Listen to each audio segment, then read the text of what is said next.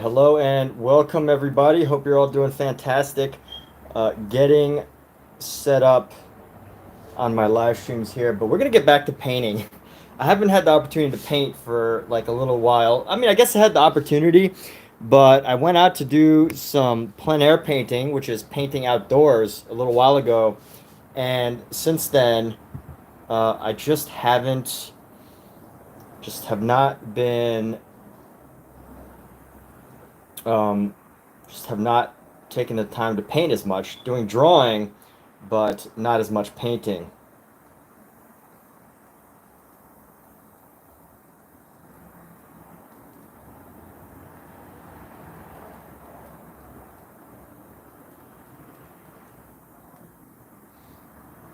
So here we go. I'm gonna set up my other camera here.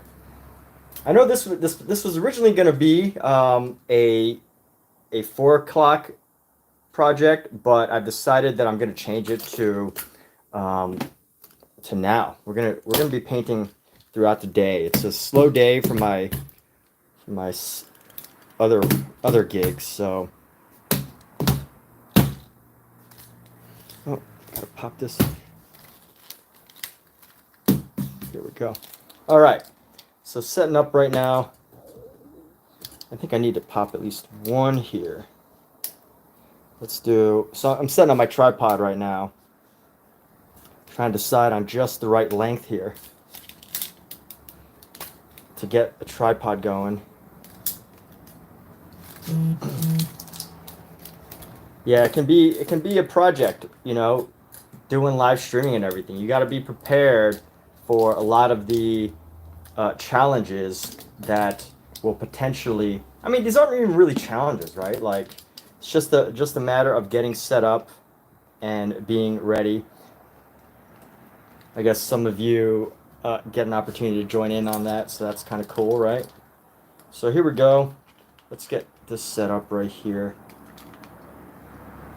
How are we gonna do this? This is gonna pop in right over here, and on the TikTok, let's see. Let's go right like this. Why did that pop down like that?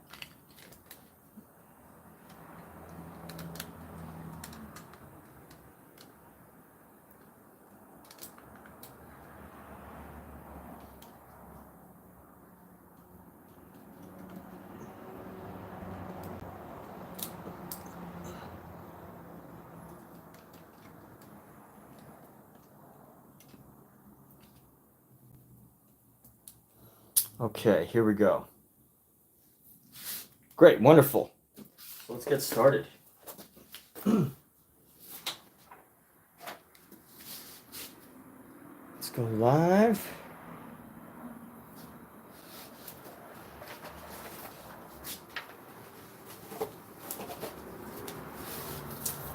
And I hope you're all doing fantastic today. Feel free to say hello, ask questions, discuss. But what we're working on today is a continuation of this series of just drawing various body parts.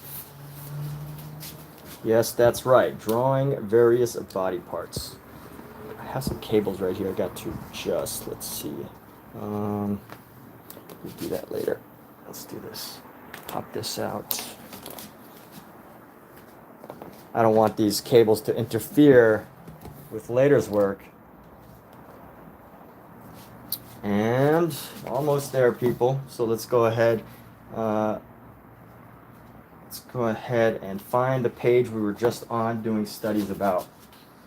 So we were on this upper arm right here with the knuckles before we move into the legs. We have one more or two more of these arms, and then we get to experiment. So we did that, and then we did the small arm, and now we're going to go into this bigger arm here.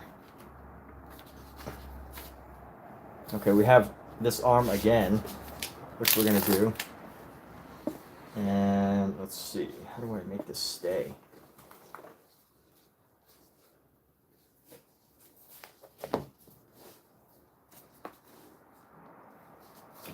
And Shannon has joined. What's up, Shannon? How you doing today? Hope you're all doing fantastic. Yes, that's right. Fantastic, wonderful. All right, I gotta get some of my supplies ready. So this is a palette that I use. This is actually a sealable palette, so it can keep your paint fresh for a little bit, like maybe a week or two. But beyond like a week or two, you'll be pushing it. The only catch with this freshener is you can't. It's hard for you to experience this, but once I pop this open, there's just this whole waft of paint smell. So I like to try to describe the experience that I'm having. And you know, the first thing that comes to mind is this massive smell. And what I usually have to do is I have to air out the room as I start to open the supplies. Part of the reason why I don't paint as much during the summer because it gets really hot.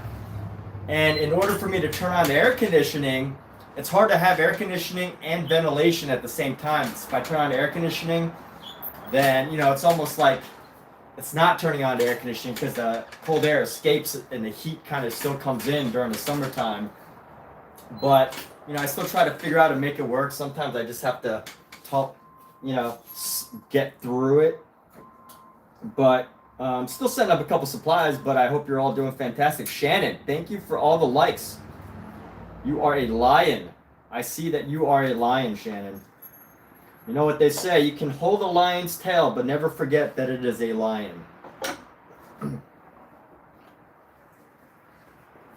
So here we go.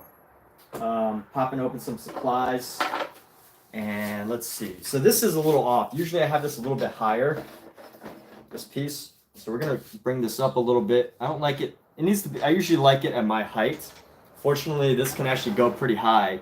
I probably should have thought of that like that before I set up the camera because now I have to adjust the camera again. But I usually like to paint standing.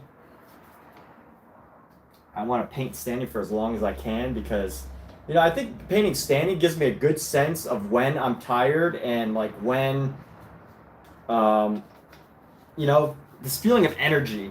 When I sit, I just feel like so kind of like bogged down with sitting that, you know, I'm confined to this piece, this area, and it just doesn't feel, I don't enjoy sitting painting as much as I enjoy standing painting. I think it's like an energy thing, you know? But all right, so Shannon, wonderful. My goodness, all of those likes are super darn helpful. Super darn helpful. Maybe you know, but I just want to say this. You probably know, but I just want to say you don't even know. That's how helpful your likes are. By the way, before I get started, I do want to share a couple paintings that I made the other day. So let's start with this piece. I don't actually know if it's dry yet. Oh, yeah, it's dry. So this is a piece I did the other day. It's a plein air painting. Made it outside in Malibu. One of my favorite places to paint. So this was done in Malibu. Just a really simple, like, kind of sketch. You know what? I do want to put cafe on this and then paint the words lifeguard on here. And then we'll go do something else. But I do have a little thing to touch up on this. Northern Falcon, admins here. Northern Falcon here to help support the channel. Wonderful, thank you. Good to see you, dude. Good to see you. If there's anyone that I'm happy to see, it is you, as well as many of the other people that come here regularly. But yes, good to see a familiar brand. I call you a brand because I think that's what you're building as an artist, right? Is that brand, a familiar brand, the brand of Northern Falcon. Where does that name even come from, Northern Falcon? How did you come up with that? So organizing some supplies here, and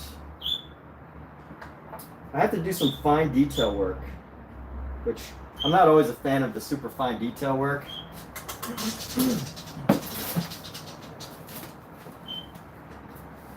But if it must be done, it must be done. So let's see if this paint is still wet. Okay, I can pop the paint and give it, so the paint is still poppable. So what happens is like this shell forms on top of the paint in here, and you have like a week or two before it totally dries on the inside. But if you can like keep it sealed, you can still get some use out of it before it totally dries. So I'm gonna use a steady hand here and just paint the word cafe. Actually, I should probably use something, but never mind. I'm just gonna paint the word cafe. Ooh, this is like a black color that I used. Hopefully I can capture that color again.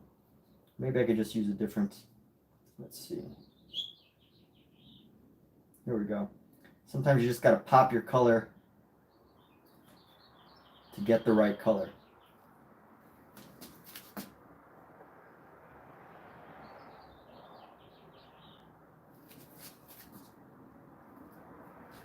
Here we go.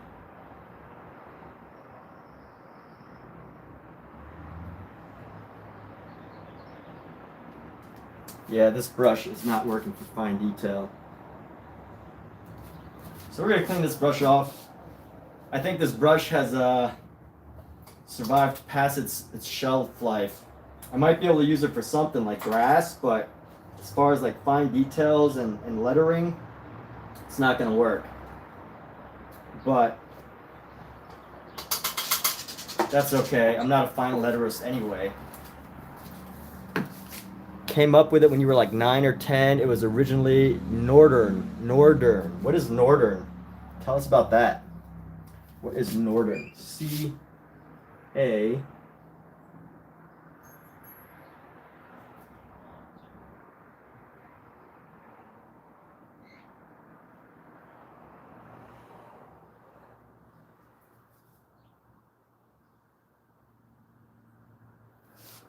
Cafe.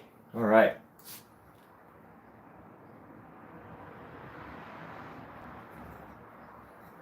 So actually, I'm going back through this again. And let's like go through this again and see. Let's push this a little bit. Originally, I was gonna do this painting that's on the back, but you know what? I feel like working this a little bit before I move into the next piece again. So let's kind of just work this a little bit and just see where this takes us. We're gonna go on with some of our blues. Use up some of the leftover paint we had from the other day.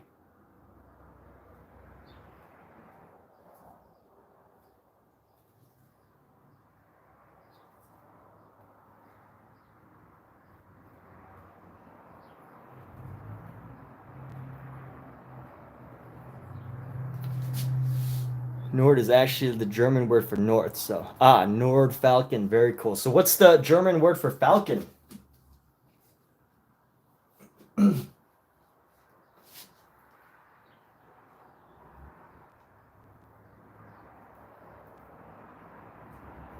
I'm going to be mixing up a bit of our blue and our, like, we got like this teal color. We're going to find a good place to place this. So I think right up here.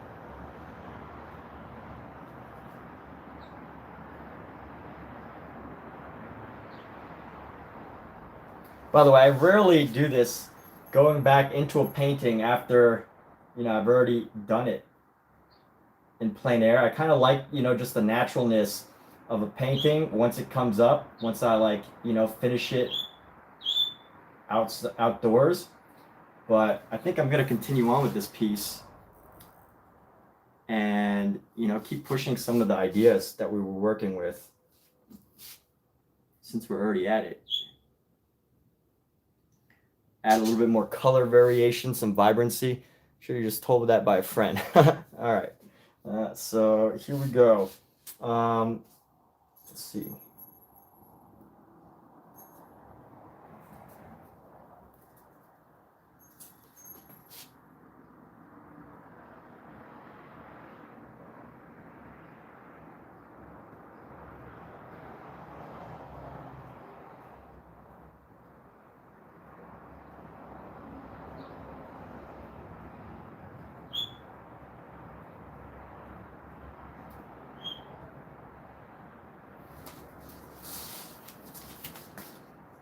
Let's continue on with this color here.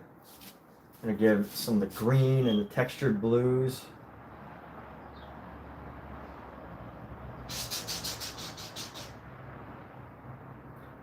The bird wants to say something. I really want to create this sense of movement.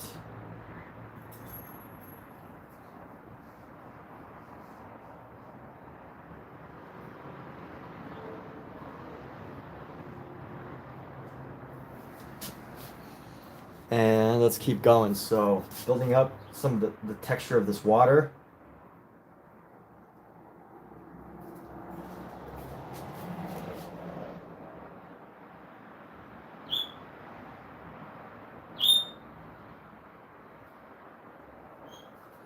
Just bit by bit. I'm gonna do this where I put down smaller strokes in the back and then kind of go with like bigger strokes as we move forward and closer.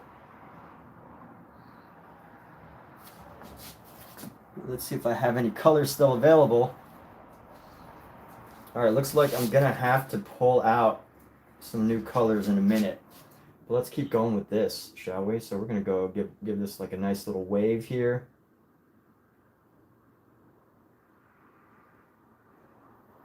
Let's give the movement, the motion of the ocean, people. Let's do that. Let's give some motion to this ocean here.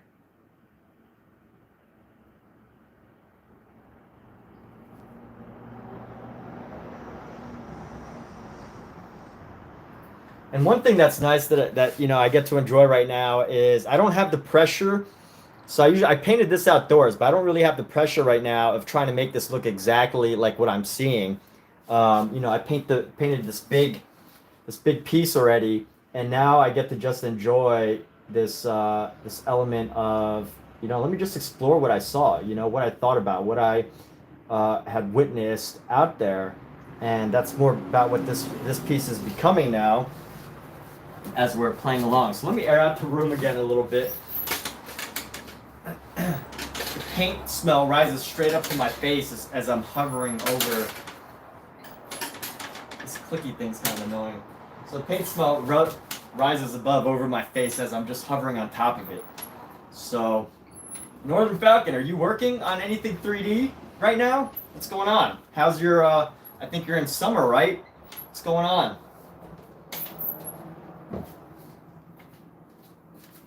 You have any friends that are holding you accountable for your artwork?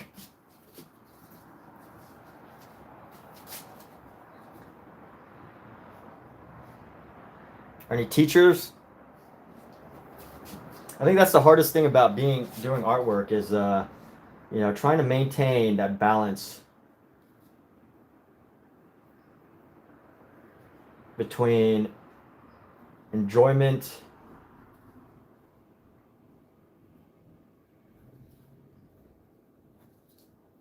I wonder if I could just use this brush the whole time. Friends learning a coding language, and you've been working on the texturing for the Japanese street view. Hey, awesome. Marianne Sorensen, hello, you're from Norway. I didn't know that. So thank you for finally letting me know. I've actually been wondering, Marianne Sorensen, by the way, am I saying that right? Is it Marianne or is it Marianne or Marian? I have lots of friends that, you know, have various spellings of your names similar to yours. So, you know, I have to ask the question. But let me pop some color onto this so I'm not like, you know, so precious and delicate with my painting. I'm like trying to conserve paint for no reason other than the fact that I haven't laid down any paint. And that's not good.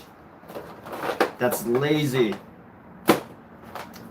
It's being too precious with your paints, which, you know, can be good or bad depending on, you know, how you feel about paint.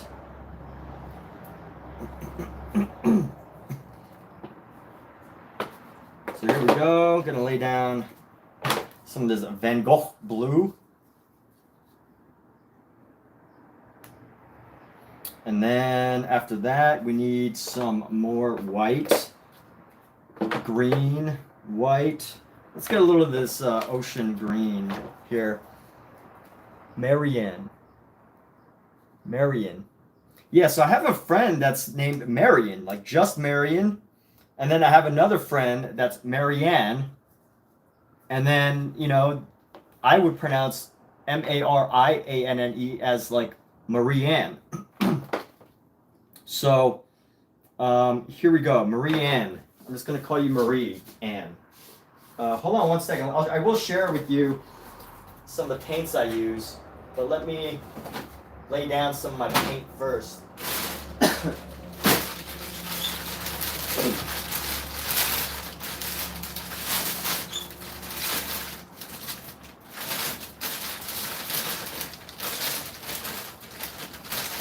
So I use a variety of paints.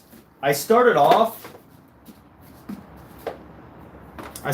with these little tubes of, I don't really have many of them, but I started off with like some of these smaller tubes of I don't even know, Artscape. But the only thing with these is I don't think the colors really stay vibrant for that long. So you have to, so you know, it's a good starter kit, and you can make the colors look good if you're not mixing. But overall, I would say that this is a great like starter paint. So you really gotta put down a lot of paint in order to get this to kind of maintain its color.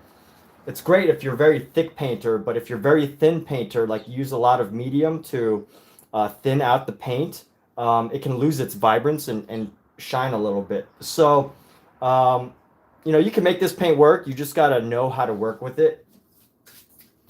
Another step up that I use a lot is these Van Gogh paints. This is by Royal Talents. So let's see. Royal Talents is the brand right here. Royal Talents. They're made in Netherlands. Made in the Netherlands. So good old Van Gogh. Good old Van Gogh.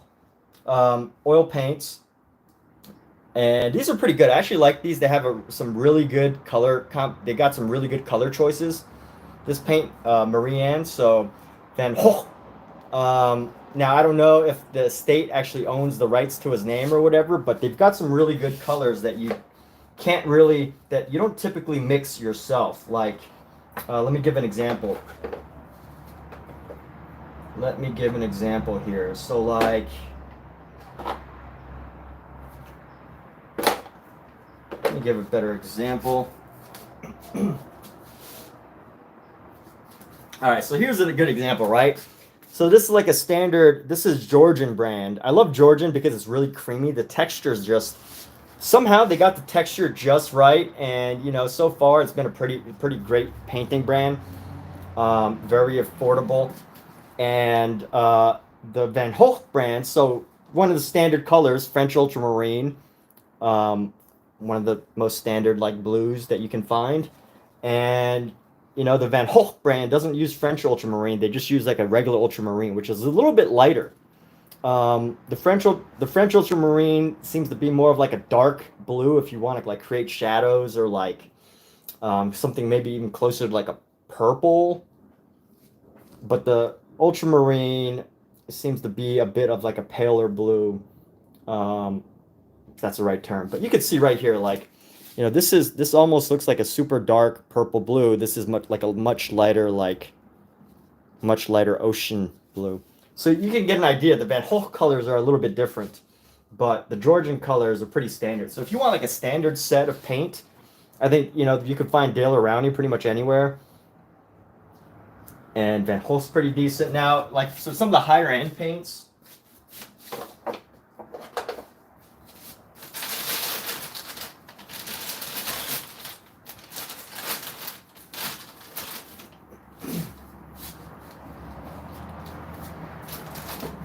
so it depends on what I'm going for. I have like 10 different types of paints.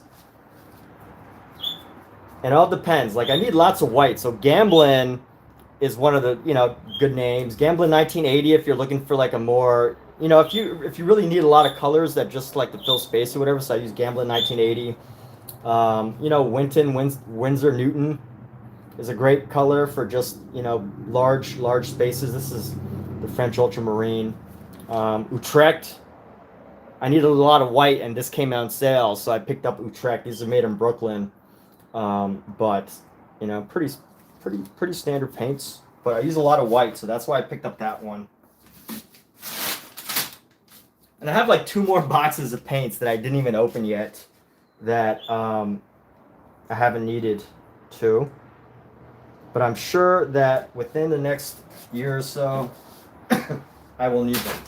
Yeah, I have like tons and tons of paint. Like, it's a problem because anytime I see like paint on sale, or like especially ones with the unique colors, or like kits that can save me time in mixing and things like that, I'm in. I am in. So here we go.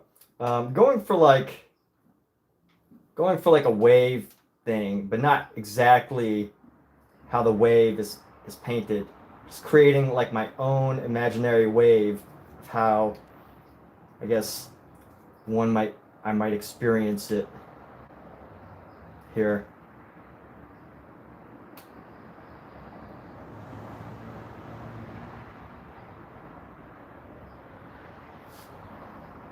And let's get some more white here. I hope those answers your questions, Marianne.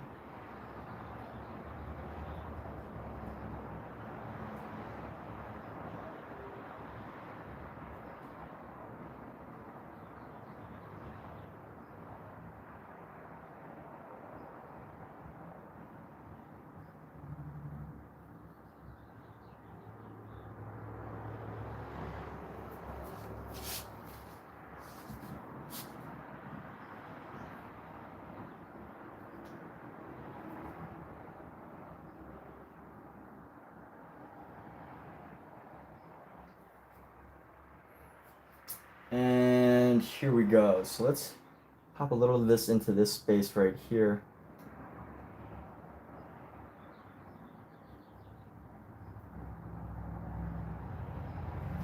And Northern says, does the color of my paint in use not change when I rub it against the board full of colors?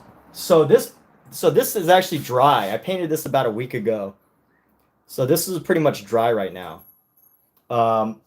On a usual day though, on a regular day, yes. So when I was painting this, oh yeah, it is oil.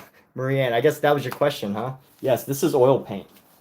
So on a typical situation, yes, this paint would all be like popping up and like mixing all over the place and stuff.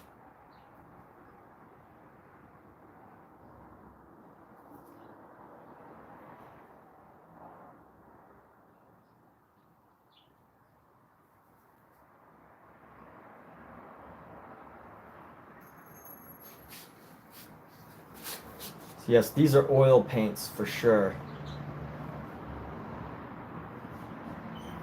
And let me bring in some of this green here.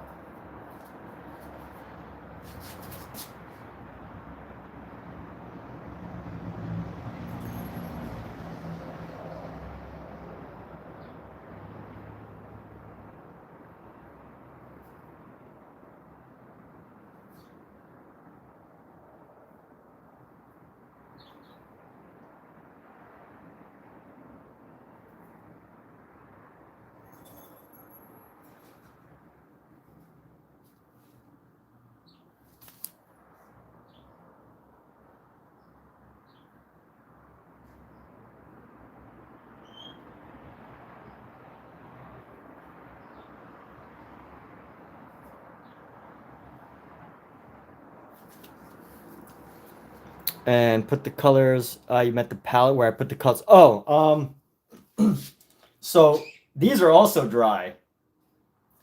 A lot of this paint has already dried up, and you know I'm a bit of a I don't organize my colors. Like you know some people put red and they only put red in the section, and I kind of like just look for dry areas and kind of just place the paint down whenever I feel the need to. Excuse me. So let's see. I'm finding a green. I just want to capture like the emeraldness of this ocean that I was painting at the other day, and it's hard to find the right shade of green. So I'm probably gonna need to bring in a yellow here. I think these colors need some yellow, so I'm gonna bring in this yellow and put this in. Let's go ahead and mix these two. So yeah, the colors definitely mix. I don't have any, you know, magical hands that somehow creates a non-mixing color.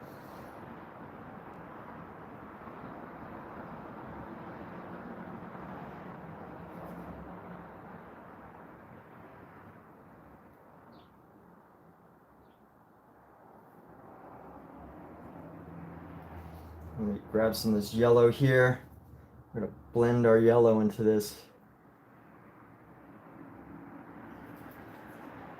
You know what? Earlier I said that I would make this section a little bit smaller as far as their waves go.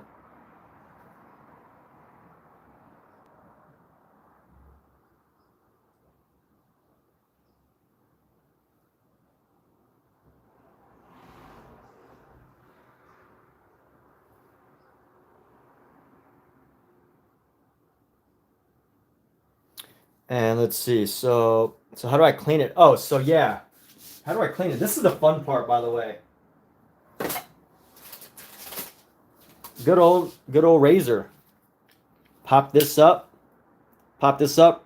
Safety first, always, right? So I pop this up and just start scraping, and it comes right off. Here, I'll show you. Let's see. What can you actually see? You can see up there in this little corner right here. So some of this paint's pretty dry right now. So all I need to do, pop the razor up. Safety, of course. Your gloves are not for this for this safety, but the gloves are for the other stuff. And usually, you should always scrape away from you, but I feel like I have this plastic guard that's going to keep my hand safe, so I don't mind scraping that way. But I'm not putting that much pressure, just a little bit of pressure. Just a little bit of pressure, and it comes right off. So there's a little paint chip right there. And then you want to dispose of it, you know, safely in a place where, you know, it won't harm anybody. But that's it. I'm not going to clean the whole thing, but I just wanted to show you because you asked. So yeah, pretty easy. Yeah, it is really satisfying to watch, even to do. Watching it is one thing, but you know, if you take some time to like, kind of like just do it, it's one of my like fun parts of painting is just doing that, you know. Just being able to experience the joy of cleaning your palette here.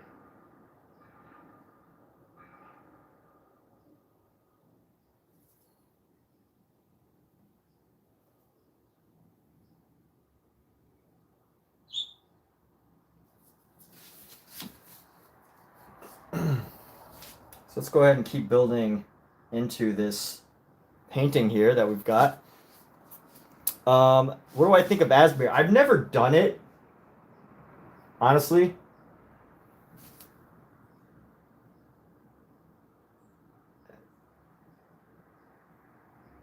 I've never gotten into Asmere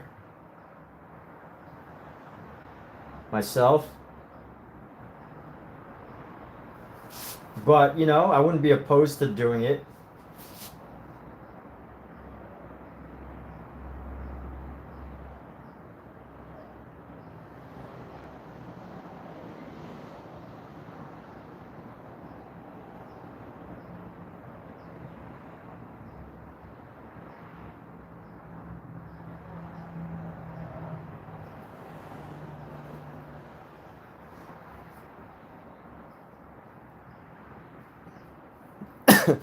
Build it in Minecraft. You want to build this in Minecraft? That's funny.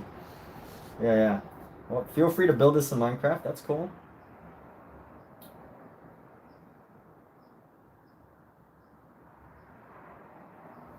Wait, well, how do you pronounce Asmere? I thought that's how you pronounced it.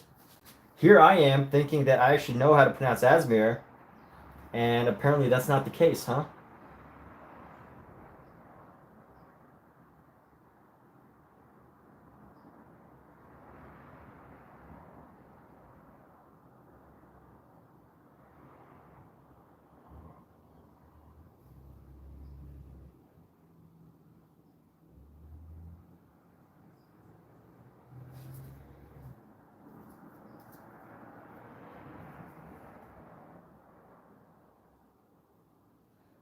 So I'm laying down to paint a bit thicker here on this palette. You know, the thing that really separates Van Gogh is his like ability to just go at it. He would just like, you know, attack the canvas without worrying about what people thought. And that's like something that's so admirable about that artist. I mean, I guess he cared what people thought, but at the same time, it was as much of a, it seemed like it was as much of a, I care about what people think, but, you know, my career is struggling. So he kind of like just eventually got into his own funk. Personal interpretation of his life.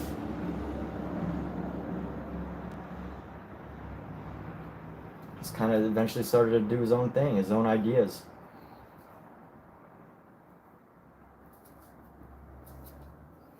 And here we go. I'm just building up in these colors. I'm going to change up my stroke a little bit. We're going to go like that. So I was going from left to right, but I think I want to create a different feel now.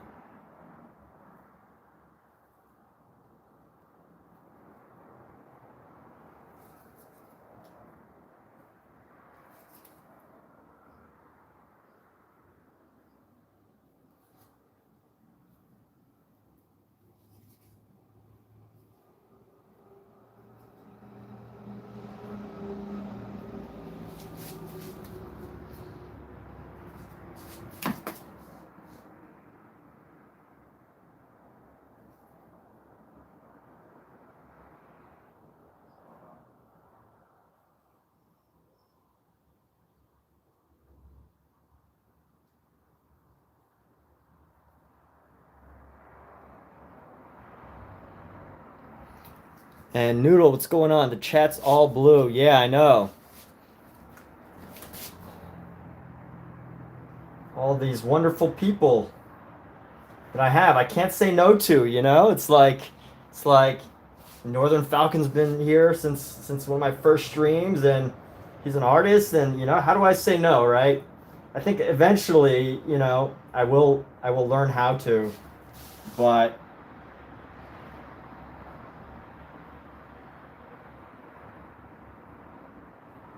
at the same time, the other day I had to make someone not a mod, right? Like the other day I had to literally take someone off being a moderator because they were, you know, getting involved in some debates that were not necessarily helpful to to you know, the channel. So I'm working out, you know, figuring out. I'm still figuring this stuff out. I'm not, you know, a live streaming expert in the way that in a way a full-on live streamer would be, but you know, I think I'm learning. Learning.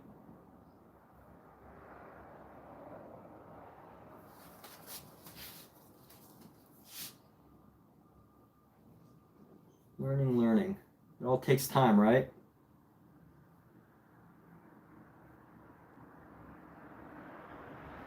And honestly, like I don't even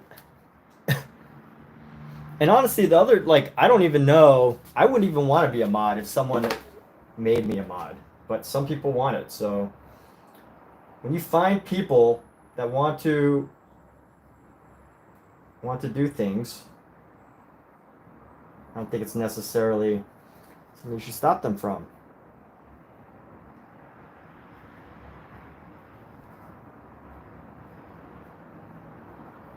All right.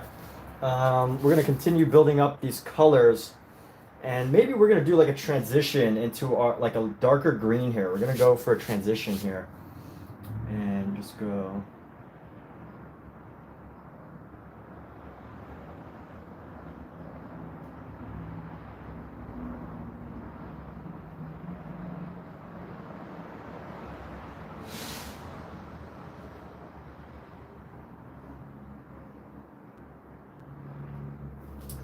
So I think I want to capture like the changing colors of the ocean. And there's always like sections that are just different colors. So you're gonna bring in a bit of white and just kind of pop in these reflections of light on this white. Let's maybe create a section of white that kind of just goes down here.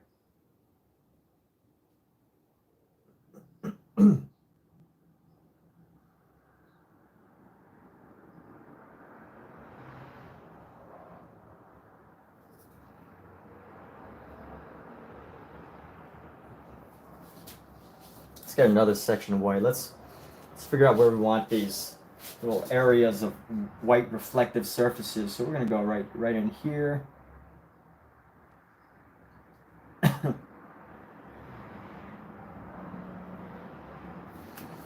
And King Master Lord, what's up, Jake? All right, so we're on first name basis now, Jake. I think you should give moderator to people you've known for a while, really trust on channel.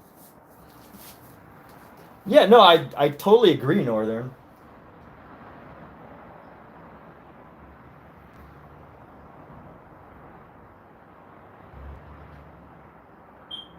Yeah, I totally agree.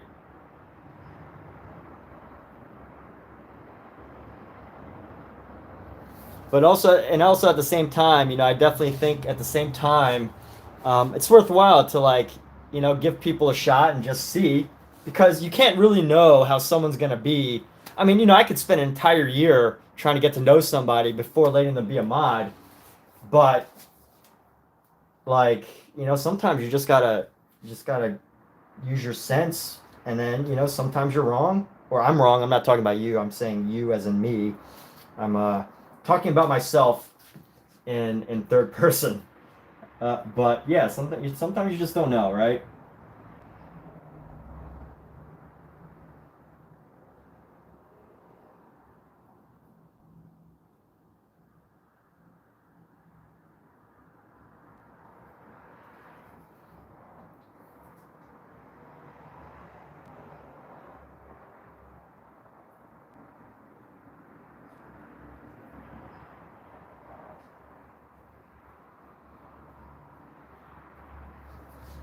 Let's bring back this like viridian blue.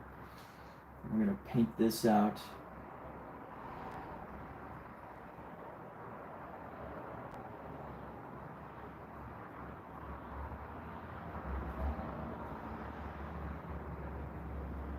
And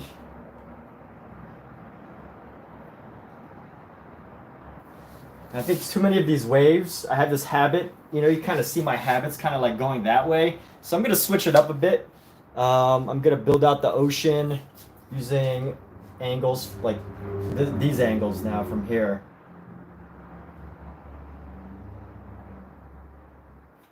Let's see how this goes.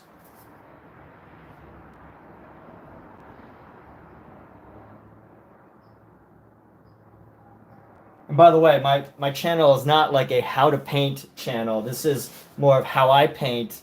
And, thank you for being here. I can share some of my thoughts and ideas and things like that. But this is all something that I do my own way. Where's this place located? So this is actually in Malibu, Malibu, California. There's a beach cafe that's on a pier, and I was fortunate enough to just be able to sit there during the afternoon and just watch and observe the pier.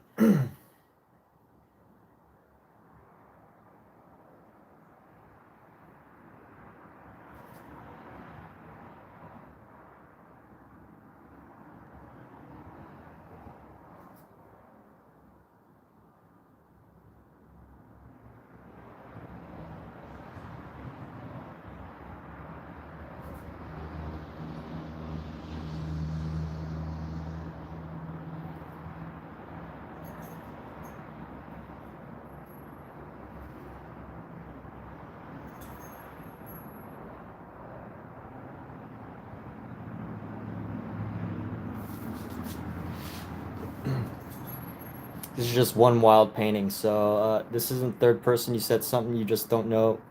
Oh, all right. Well, second person, third person. Good to know the the correct syntax or grammatical situation there.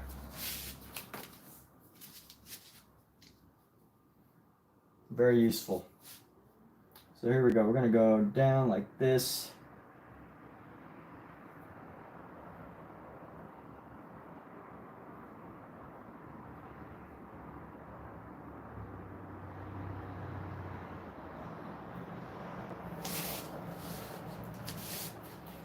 And let's go some more. I feel like I'm still being kind of gentle with my paint, so Let's go a little bit more wacky here.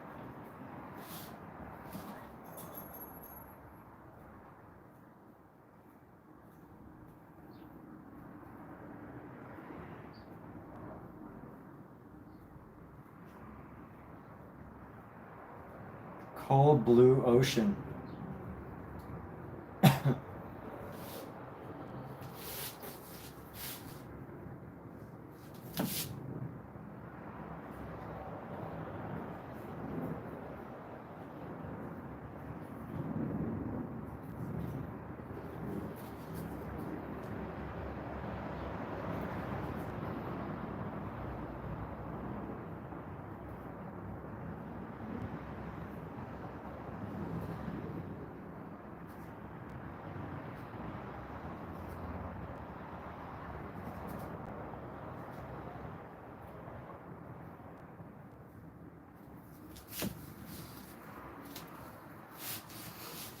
You know what I find fun about this style of painting is that when you look at it up close, it kind of looks just like whatever. But I think when I look at it like from afar, visually, it kind of has like this, like it makes you feel something.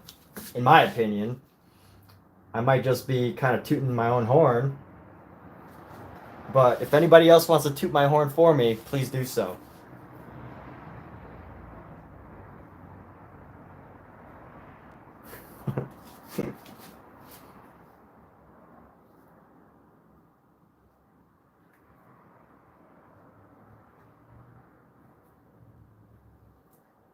So anyway, yeah, that was a joke, but anyway, let's keep going here.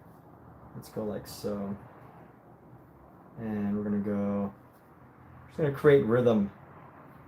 I wonder if I could create rhythm by like putting on some sort of rhythm by putting on like music. Yeah, well, definitely. You know, Northern, I have like a few of those palette cleaning videos. I mean, I'll do another one just because you asked, but I just want to say that if you don't want to wait for it, I have them already. If you just go on my channel and you look up, by the way, I'm so glad I get to pull away from the video because I think what I need to do is not stand over my oil paints. I need to not stand over and stand further away from my painting. Let's stand further away from the painting.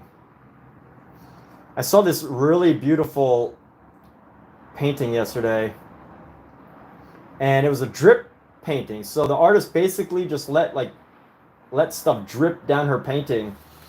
And when you saw it from close, you could see all the dripping marks, but when you looked at it from a distance, it looked like these beautiful, incredible landscapes.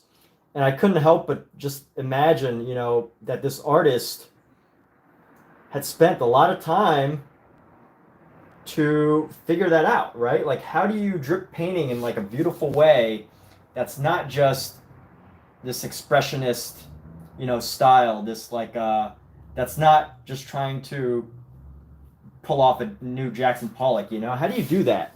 And I think that the artist did a great job of exploring that subject. So we're gonna keep going like right here. Let's go.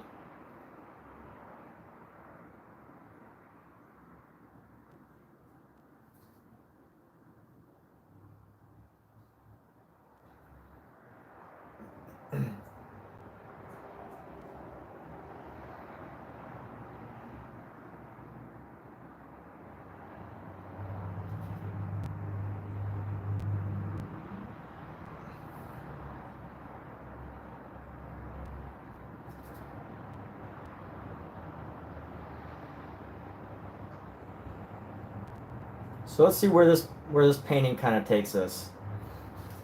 I'm getting a lot of the motion of the ocean. By the way, what was my most popular video online? What was my most popular video?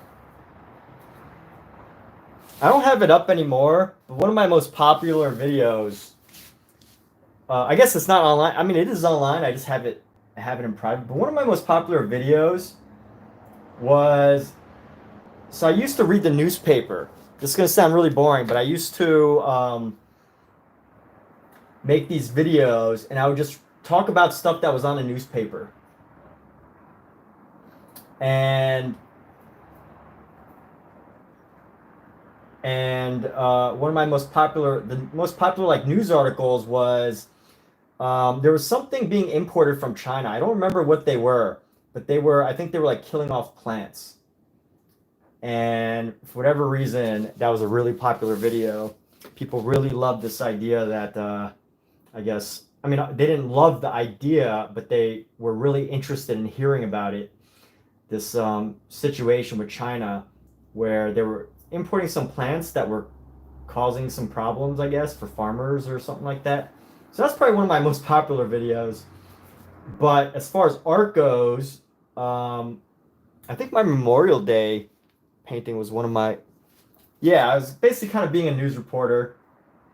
You know, I was bored. I was, you know, figuring out what I could do on YouTube that would be kind of fun. And, you know, I think at the time I was at the same time afraid of painting live. Like, I'm glad I finally figured out, like, found a thing, right? Like, I had a fear of live painting, doing art live. Like, I was actually thinking at the time, I was like, what can I do live that, you know, maybe I could paint? And, you know, the truth was, deep down, I was just a little scared of it. Like, what are people gonna think of me if they see me mess up? What if, like, I mess up and, like, you know, a future, like, these are the thoughts that would cross my mind while I was trying to come up with ideas of, like, what to stream, what to discuss. And I'd already gotten into drawing at the time, but I just hadn't fully committed to doing YouTube live paintings.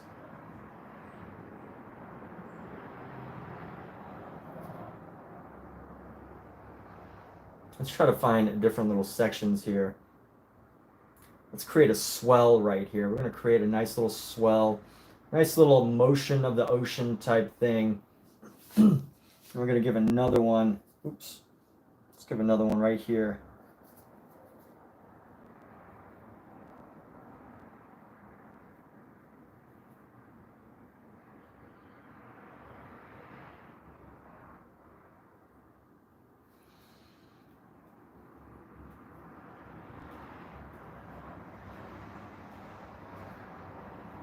Go big.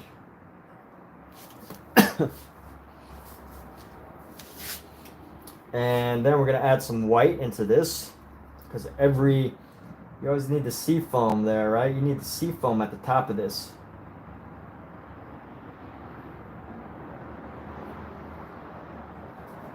There we go. We're creating waves without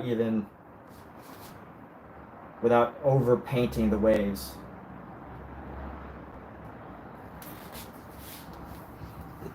Let's see if we can do that on this one. I'm gonna go.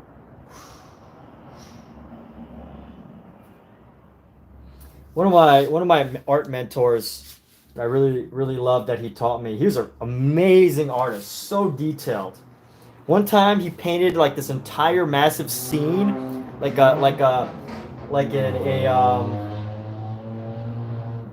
painted like this post-apocalyptic art scene. It was digital, but he painted like every single detail, every crack in the road, he literally, like, if you zoomed in really far, you could see he painted like every little groove in this like leather glove that was on it. Like, not like a leather, it was like some sort of like carbon material. So there was, like, you know, hexagons.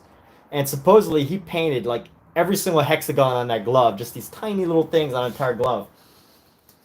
And, you know, brilliant artist, super detailed. I can't remember his name right now. I don't know why. It's probably all the paint fumes. But Hardy Fowler, brilliant artist, digital artist. And then what he said to me, like, he was like, you know, he thinks that is one of his worst projects. Like, you know, he felt like that there was no life in that painting. It was just like, you know, just detail for the sake of detail. Didn't add to the story. It didn't contribute. It didn't, you know, he just didn't like it. And that always stood out to me, that I don't want to be that type of artist. I mean, it's great that they do it. And I actually did this art project. It was a 3D art project where um, where you have to you have to make 30 pieces of grass. You have to literally 3D model 30 pieces of grass, and then you're gonna populate the entire scene with all of your grass. And that was a little too much for me. I did it, but hey, you take care, Northern. Good to see you. Thank you so much for being here. It's kind of late. Sorry. No, don't be sorry. You came in and you stopped by, so that's all good. I see people on TikTok, but nobody has joined the conversation. But I see people here, so thanks for being here. Mr. Ripa is here, but we're gonna continue painting this, and let's just go. So just bit by bit, we're going with the larger and larger pieces. And I really think this way of painting captures the ocean in a very unique way.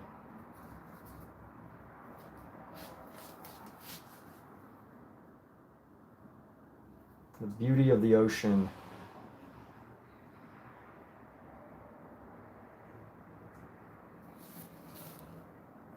So here we go. We're gonna get bigger as we go around here.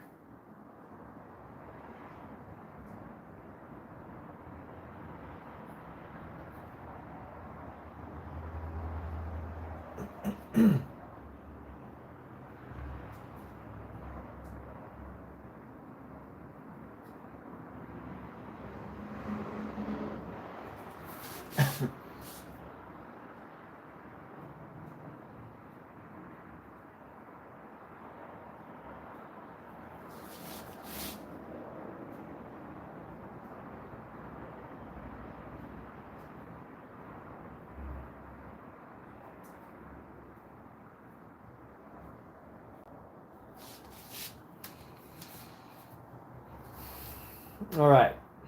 Well, Northern got me talking, and I'm glad for that. So here we go. We're gonna continue on, and I'm just building this painting up.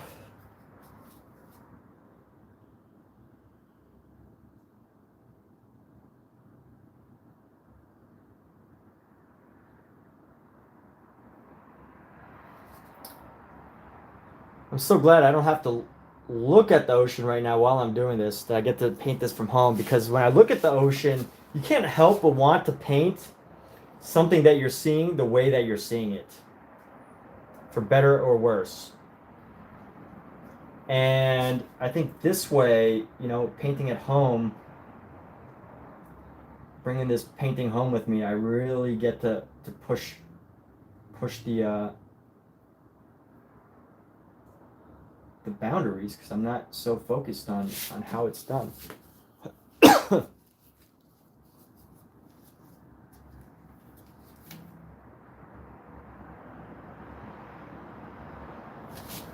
I'm gonna have to re-add some of these details later.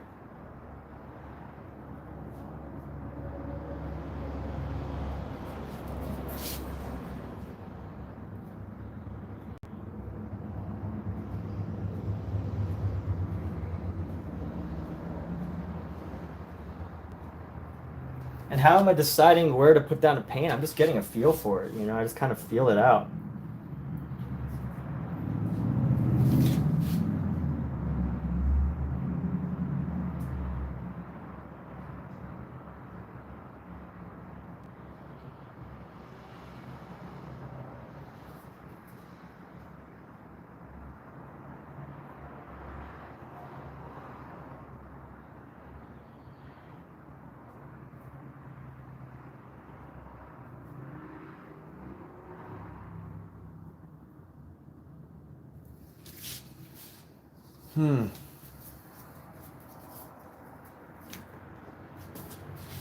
We need some yellow to emphasize some of this space. I feel like there's so much yellow here that we kind of gotta like blend it in a bit here. Blend some of our yellow into this area right here.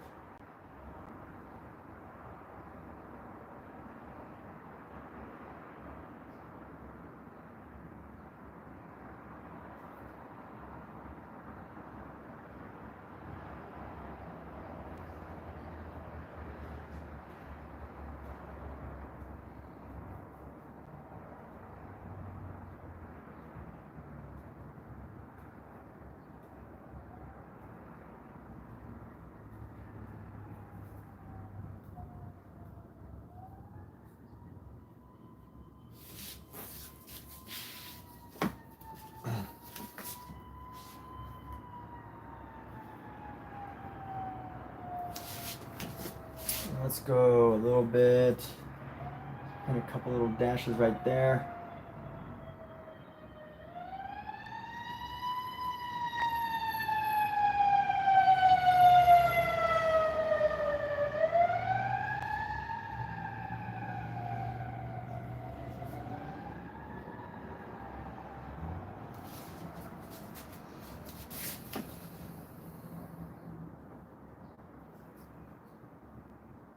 And here we go, going down and around.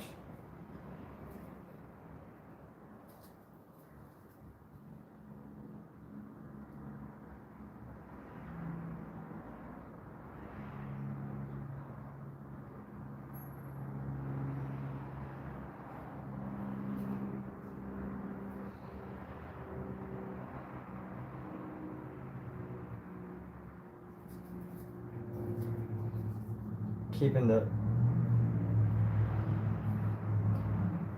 one thing that's hard about this this style of painting is just constantly keeping your brush wet with paint, because if you're not doing that, you start to get really like splotchy areas, like little gaps and stuff.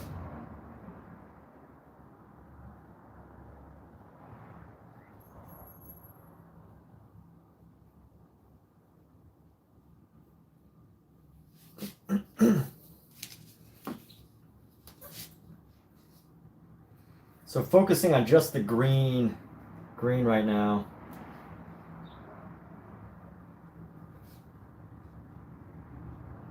The green and the blues.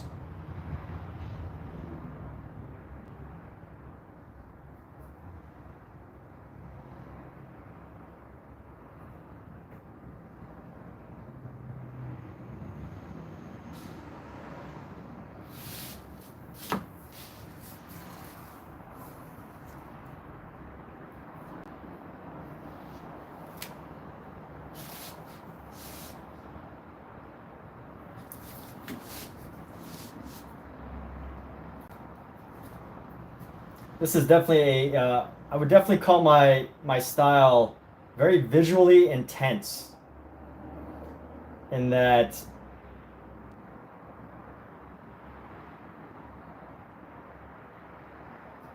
you have to have a very vivid mind to be able to relax while seeing it.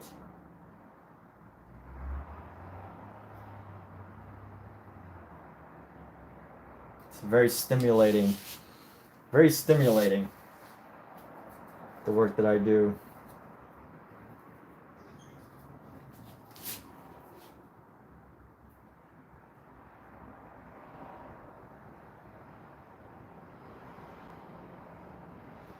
Let me pull up some of this blue here.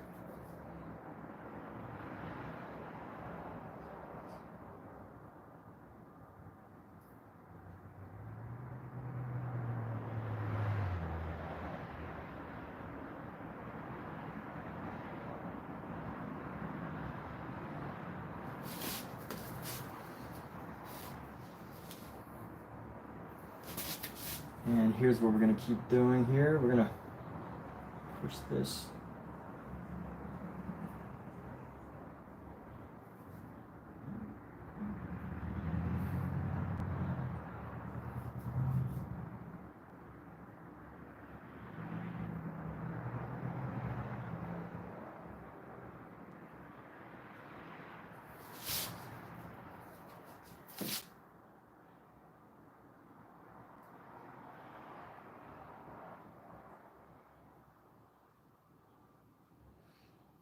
And here we go. So just a little bit more space left here. Let's make this like a calm section of the water. Let's give it some balance here.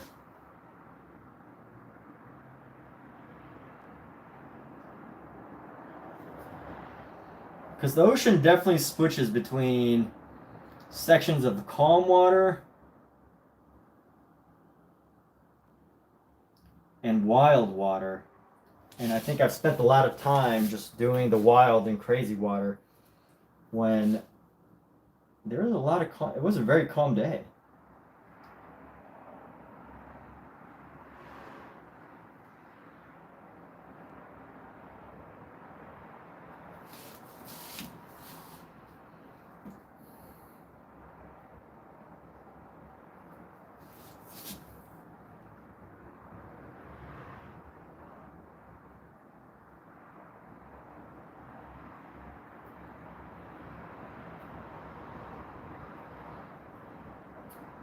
And here we go. I'm gonna add some white into this. White and our blue.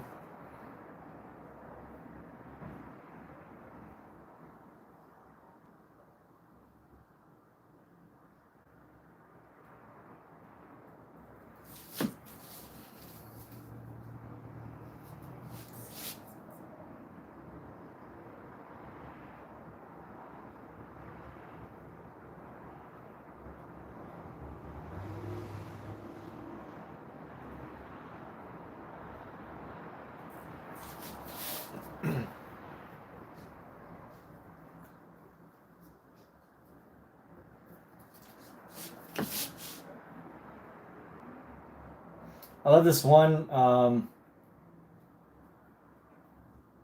description of how Vincent van Gogh used to paint, and they said that he would like,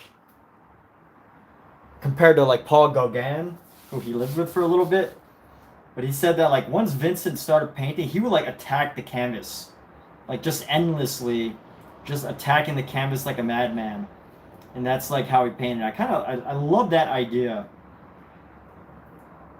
of just going after it. And just kind of building that style from that wildness, you could call it. Or maybe you don't call it wildness, you call it something else. But, let's see. Boom.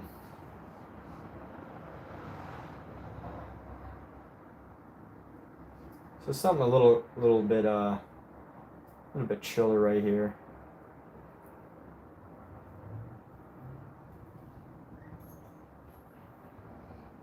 All right, and part of here, I need to mix in a lot of the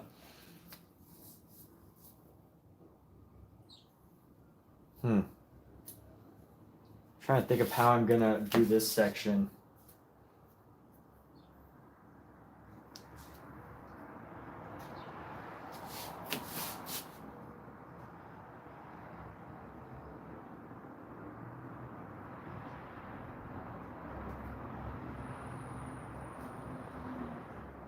Let's do this.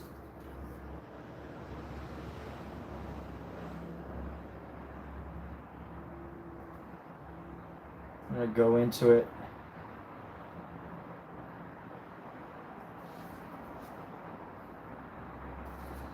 I'm gonna carve this part out.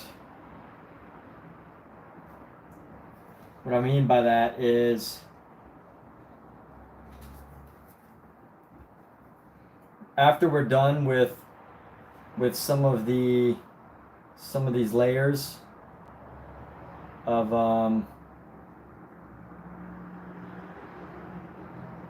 some of these layers of these stilts and stuff, we're gonna play with it.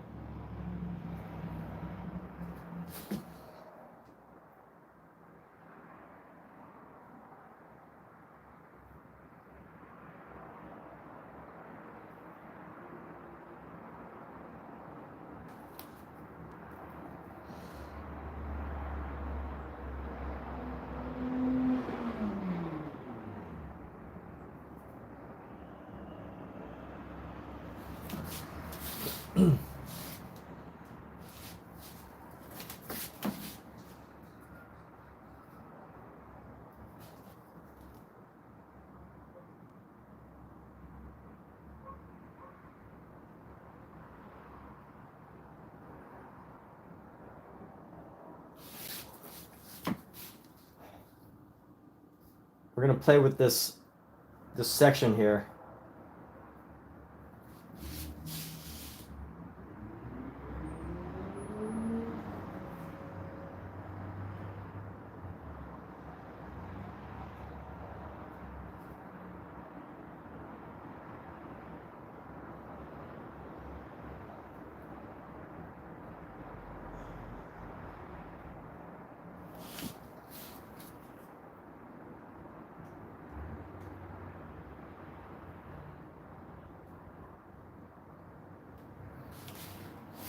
Now we're gonna go with a lot of this dark blue. Let's see what happens when we get, there we go.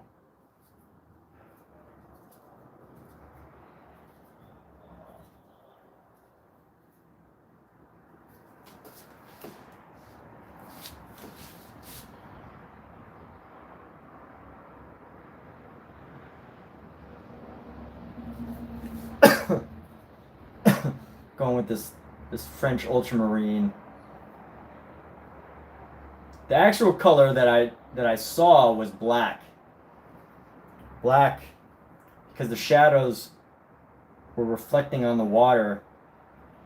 But the color that I'm going to use for this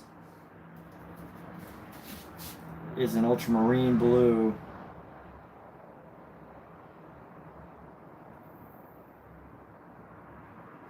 I'm going to mix it with the, different green and blue here.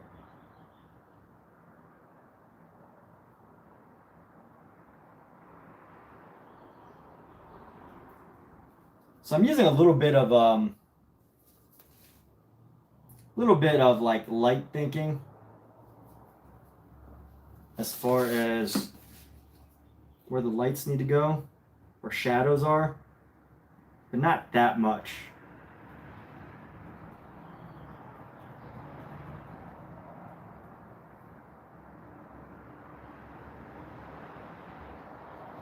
Let's pop in the whites now. Be just a little bit of a highlight every couple of moments.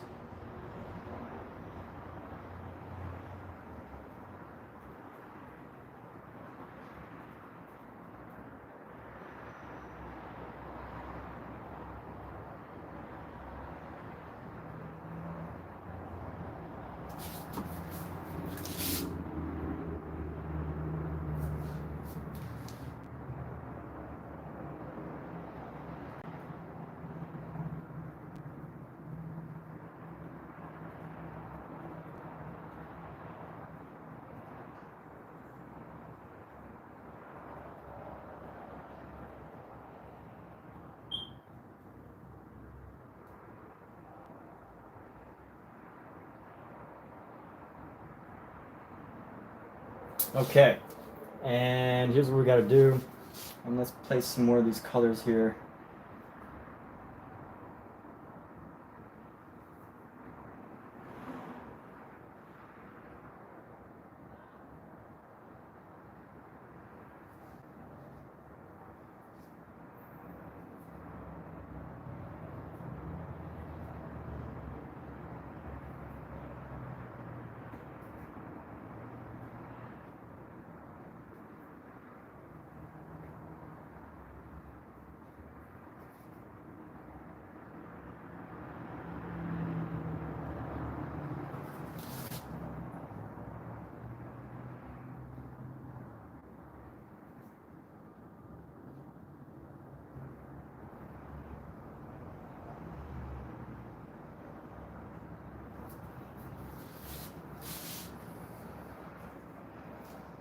And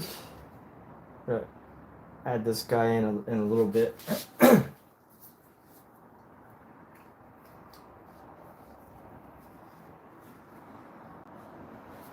Let's go.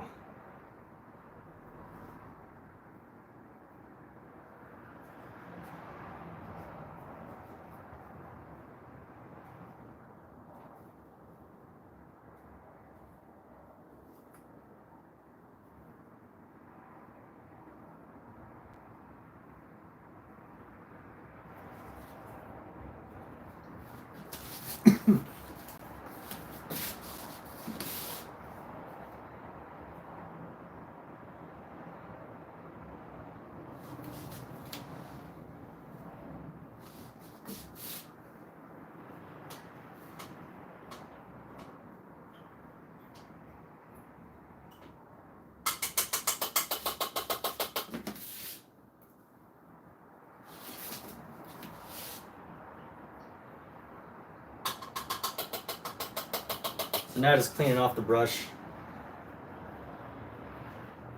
I'm going to pop a different brush. I'm going to bring in a different brush. and we're going to get a different effect from this brush.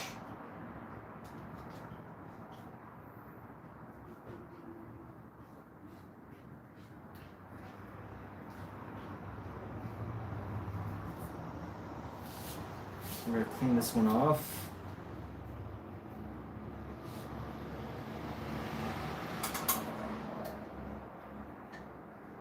And those of you tuning in, this was a painting I did the other day.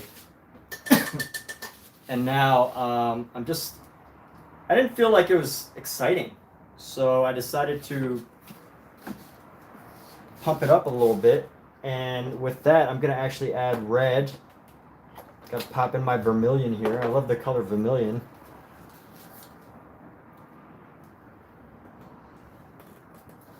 Nice bright vermilion color.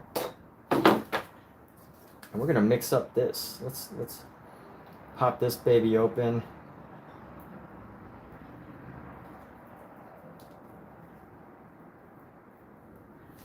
I'm gonna go bring this down.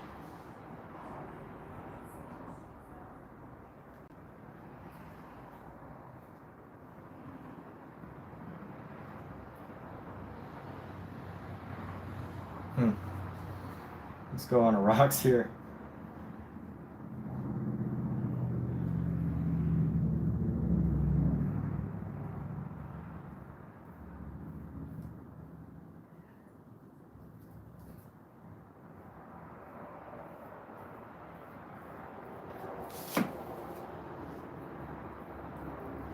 I'm gonna focus on building some of the rocks in the foreground.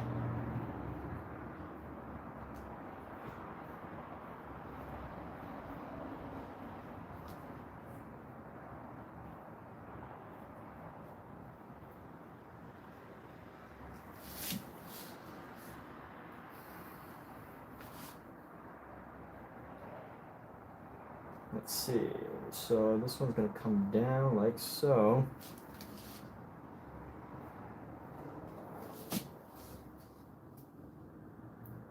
Now let's bring a little bit of our brown or our white into this.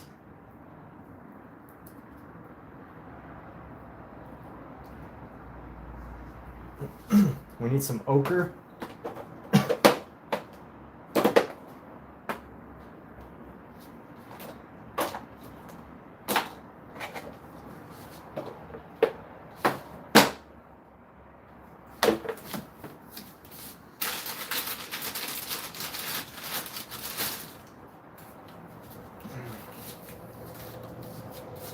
Pop out a nice big ochre color here on the side.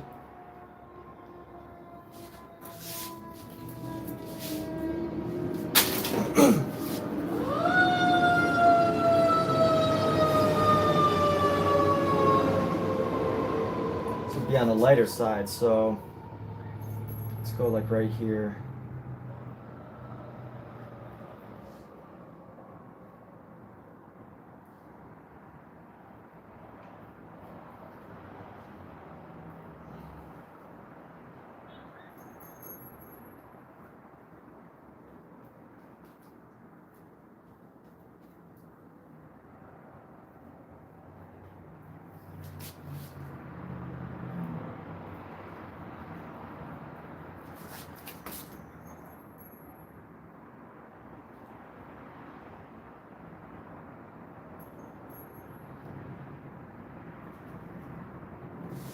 Let's go like this. So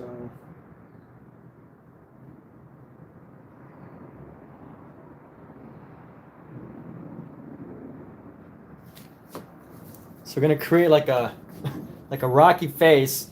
I didn't take a photo of what I was looking at, so now I kind of have to pretty much come up with my own interpretation of what I was seeing, which I like that idea.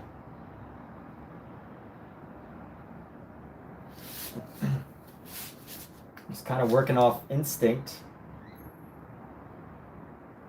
of where I feel like I would like my colors to go.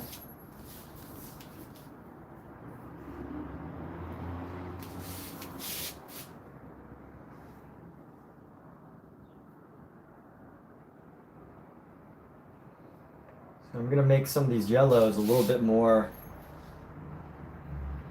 as far as the color goes.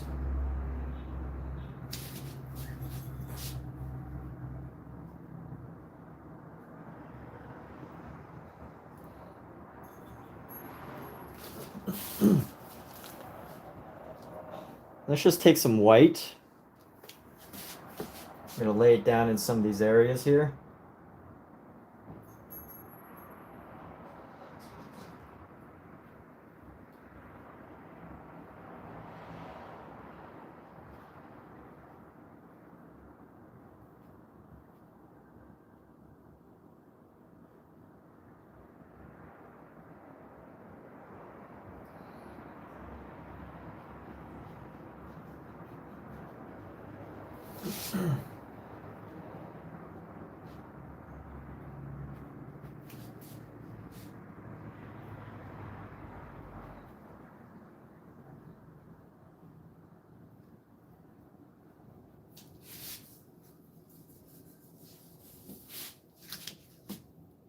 You know what? I will bring in some of this blue, mix it in with our yellow, get like a unique color here. Very rocky color.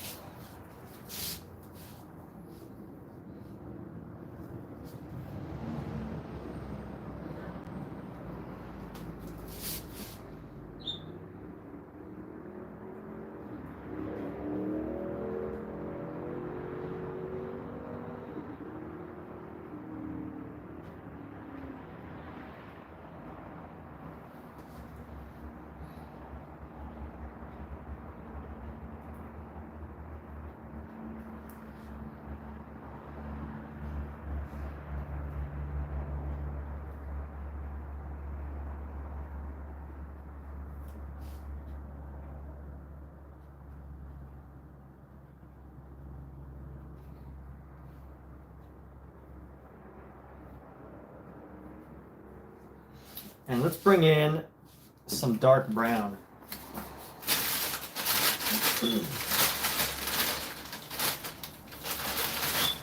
Our good old handy Van Dyke brown. Hey, what's going on? Thibaut. C'est magnifique. C'est magnifique. Ah. Merci beaucoup. Mon ami. Merci beaucoup, mon ami Thibaut.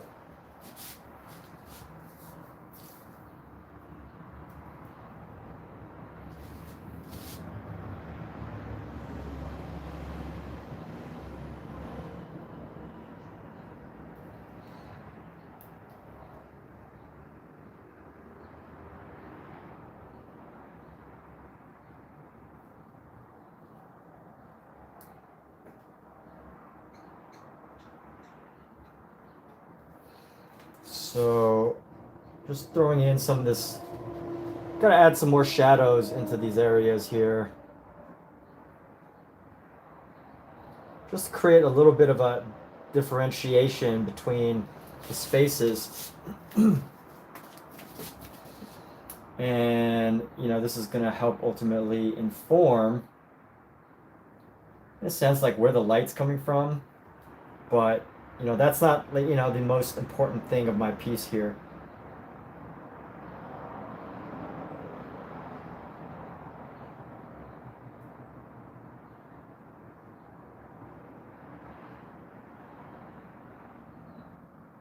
This is really just to create some shape.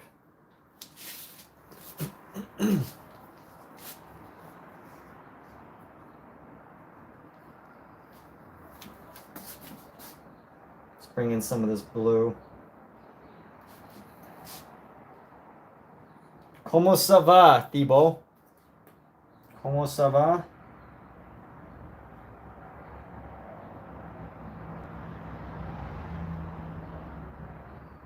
bon. No, no parlez-vous français? Magnifique.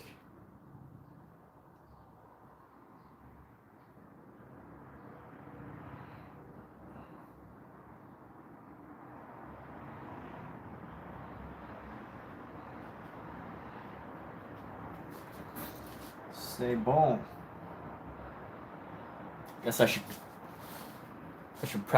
practice my French. Okay, so here we go. We're gonna go pop this down.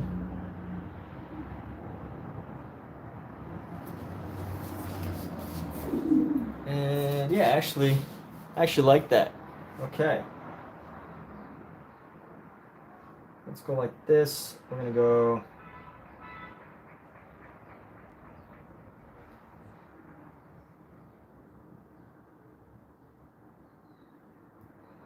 Call this painting a lot of paint.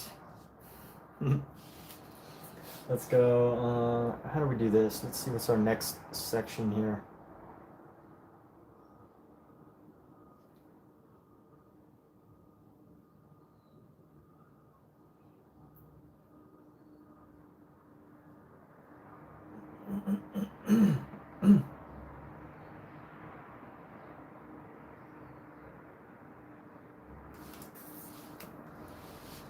All right, so we've found the most use out of this brush.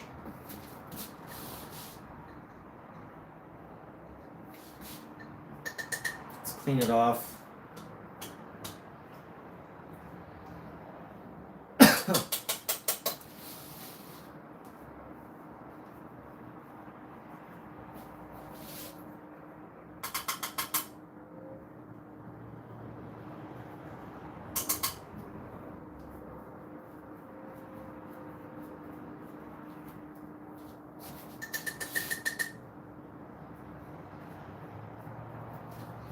Okay, and let's find a good brush to do this next section with.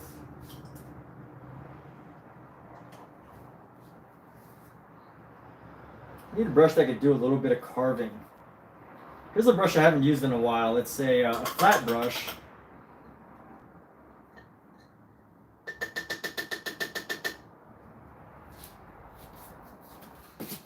And I want to use it.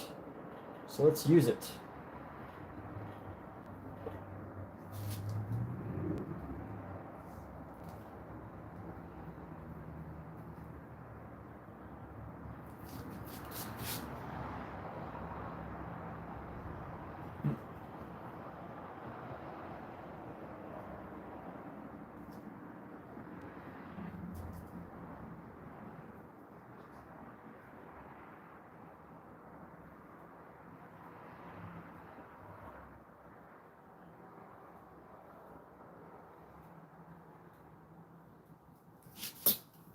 Well, not doing exactly what I was expecting, but I guess we're gonna have to go a new direction with this.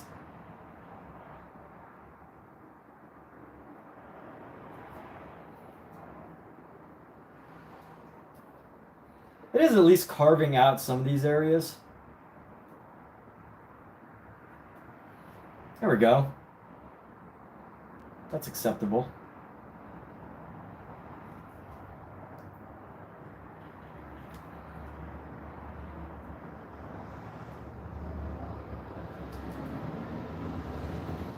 This is what I wanted, actually. So it is doing the job just as I wanted.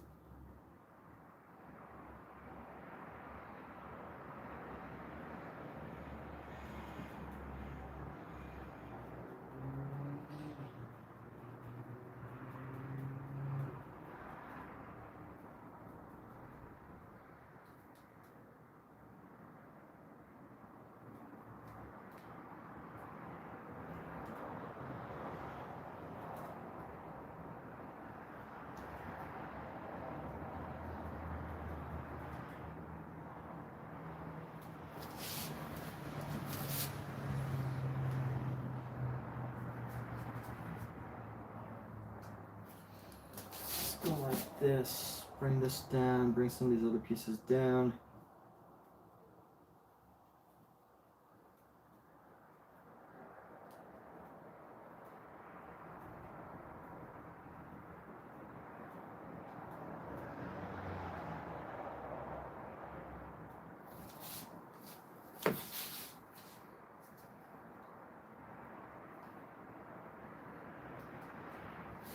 And here we go. So we're gonna keep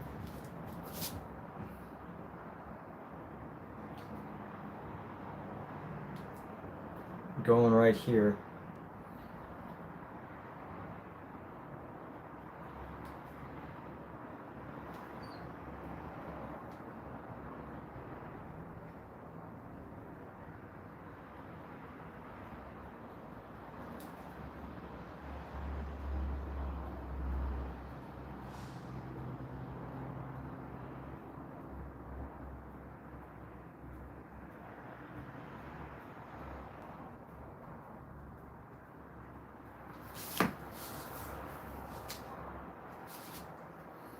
Let's actually pull some of this brown here.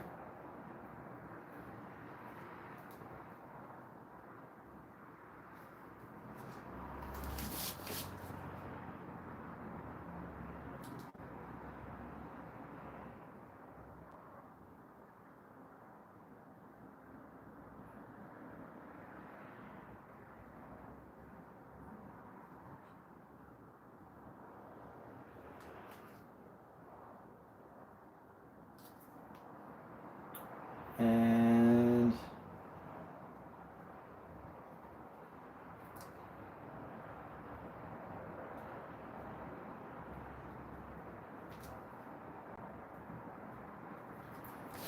adding in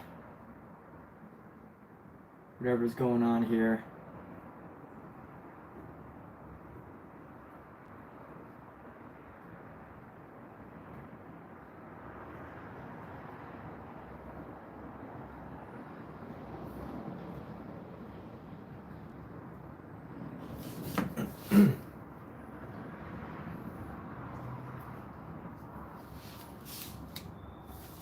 And I'm just trying to see what y'all are seeing. I think it's good to get a visual.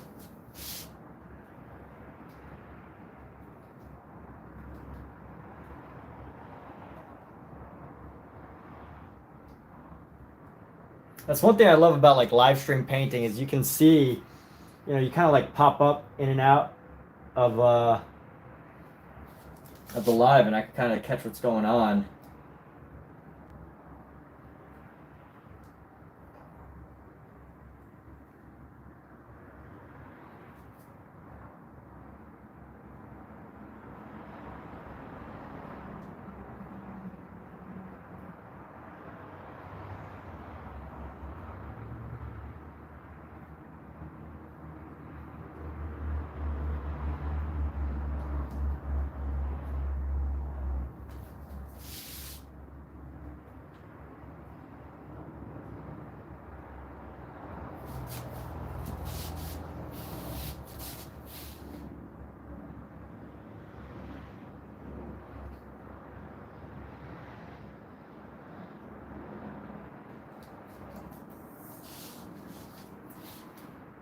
I'm going to drop this paint down,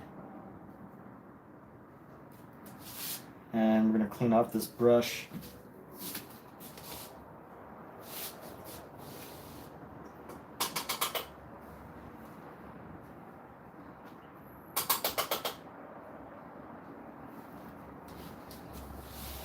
What we're going to do now is we're going to take a brush without any paint on it, and just kind of like mess around with the inside of here.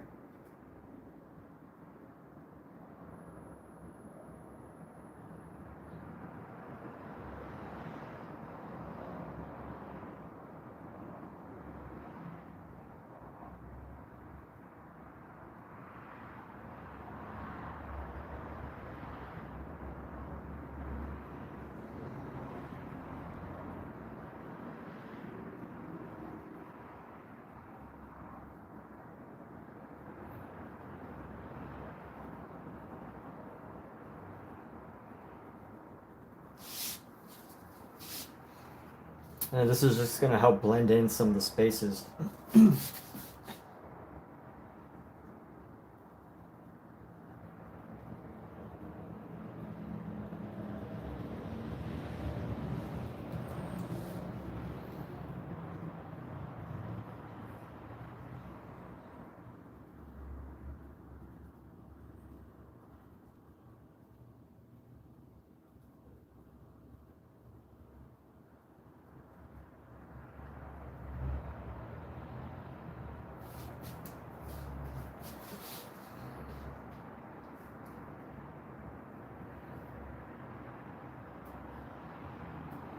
Let's see, I kind of like King Master Lord. You just did a sketch of what you're seeing.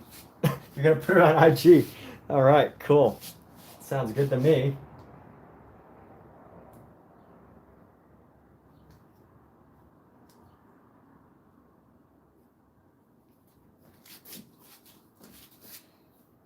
All right, and let's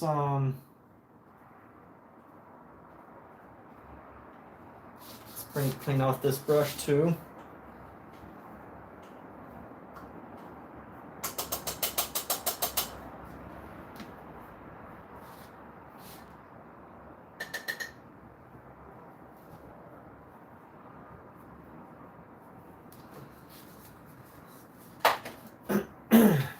You know what?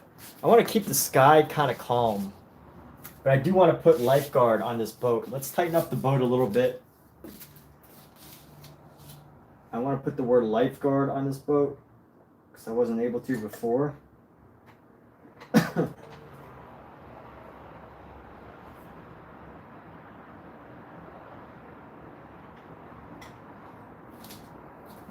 need a brush that won't scratch the lettering.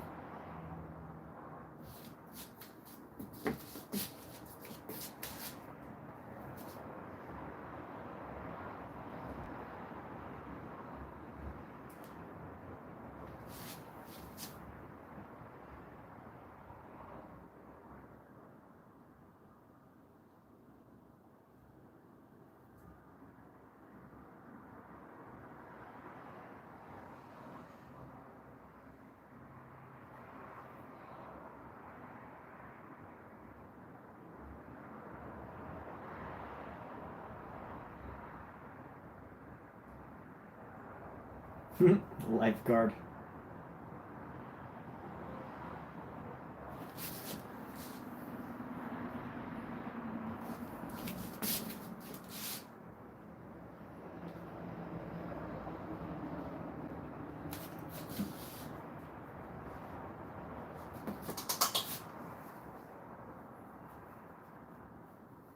You know what? That's not going to cut it.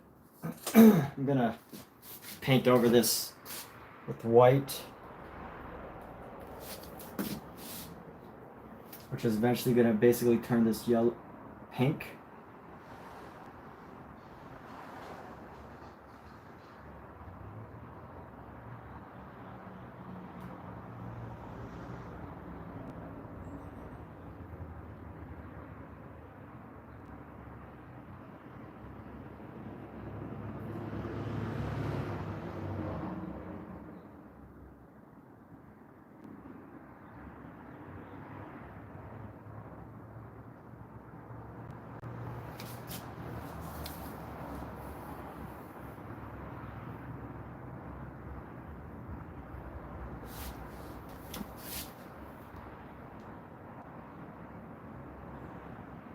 And how about this?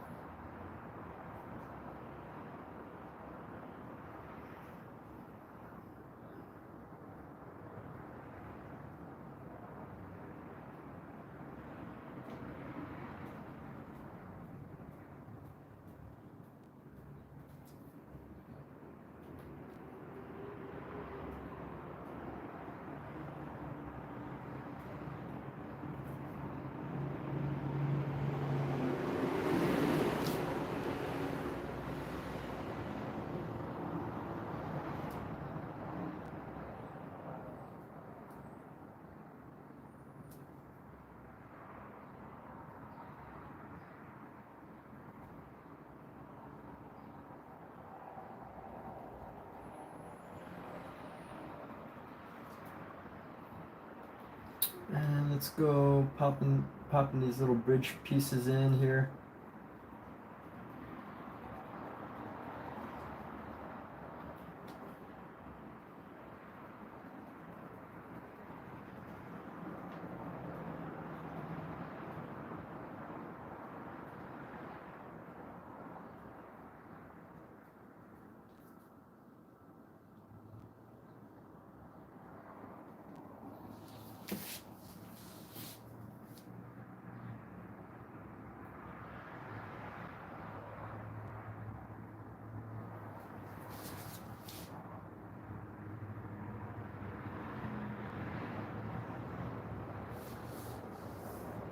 Forgot the bottom part. What do you mean you forgot the bottom part? Let's go right here. There's a boat right there. A man with a white shirt on a paddleboard.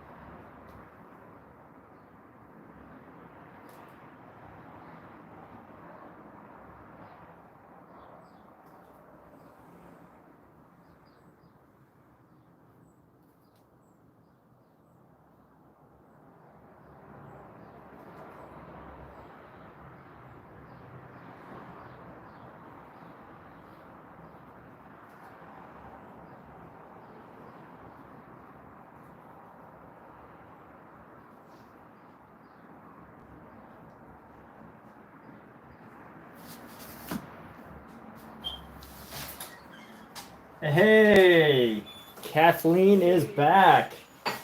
Hey, everybody, say hello to Kathleen. She's back. Hey, everybody. That's what I got. Sunscreen. Sunscreen. Whatever would the world do without sunscreen? We'd be suffering.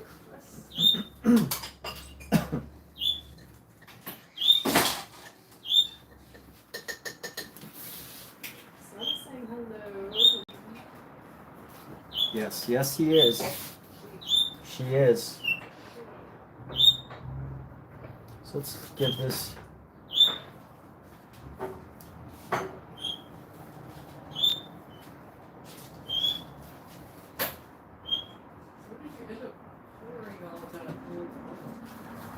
On your car. No, Huh? I have my car with me. Oh, well, no, you said there's the stuff where for all the The sink. Yeah. Yeah. Okay, you put it down that sink. Yeah, where all the washing machine stuff goes. Yeah, I was just wondering. Put it on your car. Huh?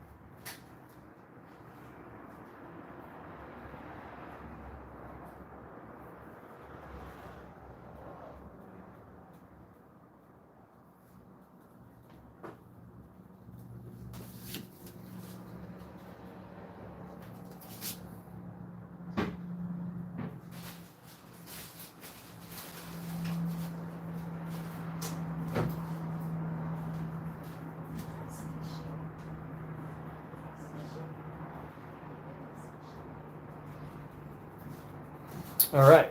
Marianne Sorensen, two are back. You had to walk the dogs. Hey, welcome back.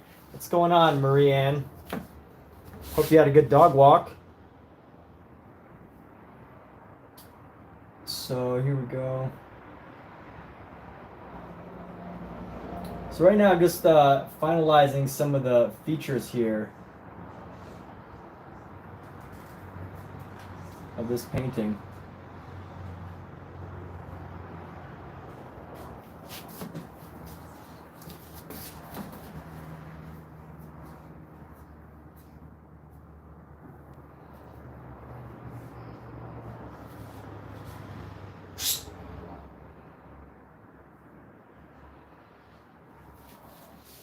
And let's go. Actually, let's put a little bit of blue.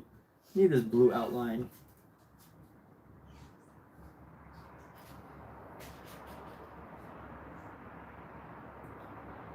You know, interesting enough, I'm actually almost done. I think we're gonna keep the clouds the way it is. It just kind of like creates this atmosphere of a crazy ocean, calm clouds, and this little boat here, and this person. So I need to add some final finishing details. But other than that, I'm gonna make this. So how's the dog walk? Did you? No, I went to the Cairo. Oh no, I was talking to Marie Ann. Oh. Do a dog walk.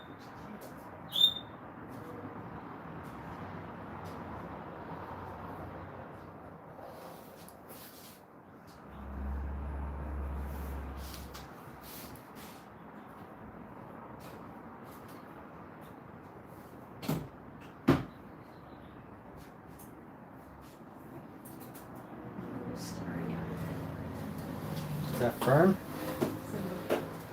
What is Simba staring at you for?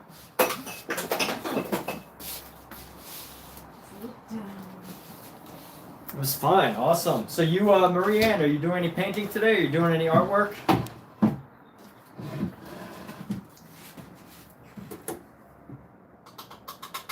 Just looking at it. Cool. It's better. Huh? It looks better. Yeah, it does look better, thank you. You added movement to the water. Huh? You added movement to the water. Yes. And made the rocks more dimensional. Thank you. Yeah, it's really good.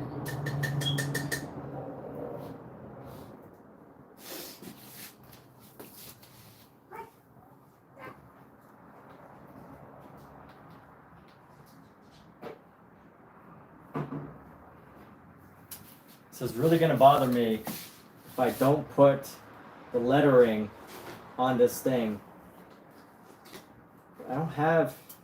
I need to get a good brush. I'm trying to find just the right brush because the size is so small. Oh, this is a good size actually. Let's see what we can do. I'm thinking of bringing the spaghetti with me to Helen's because she's got some chores for me.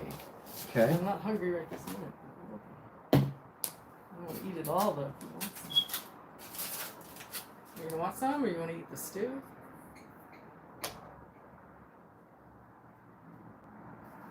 I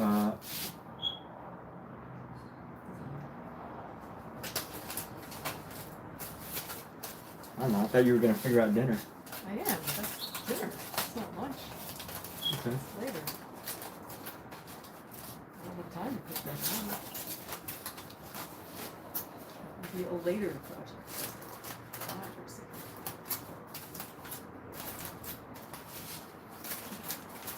Not today. Hey, that's cool, Mary Ann. Alright, where's my ruler?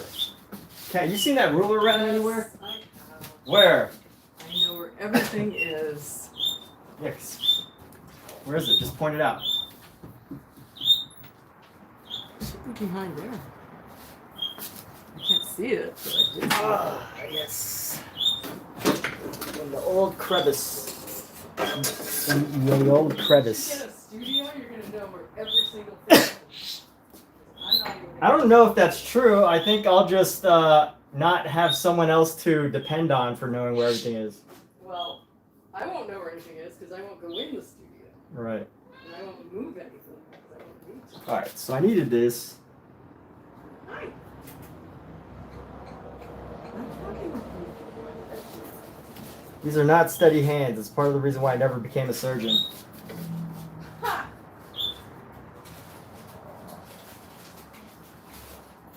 I think it was a different reason, Dave. You think so? Yes. Just don't tell anybody.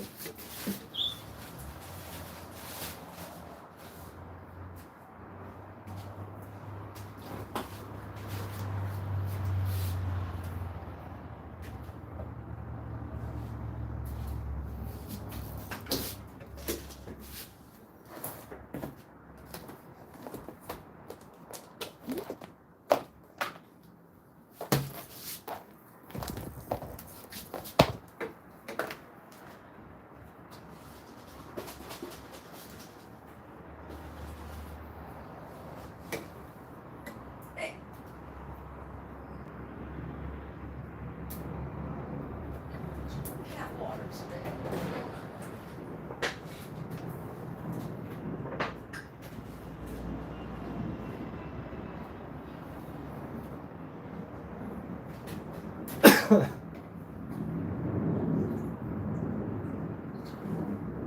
It's funny, the cat water on the cover says 30 days.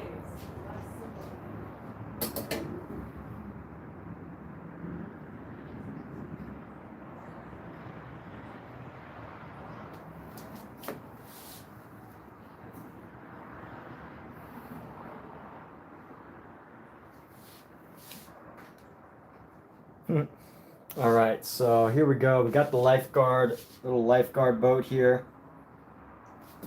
Finally got the lettering on. I'm just gonna go a little bit further.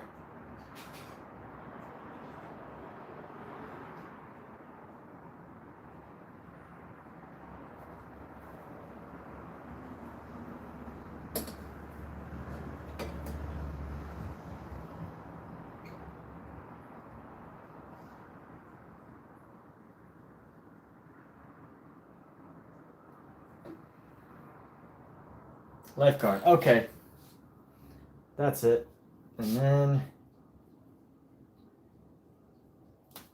let's clean off this brush here.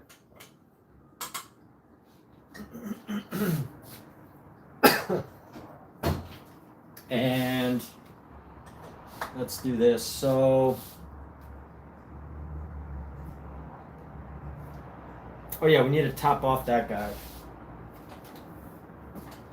So we're going to use one of our brushes to give him some detail. Find the right brush here.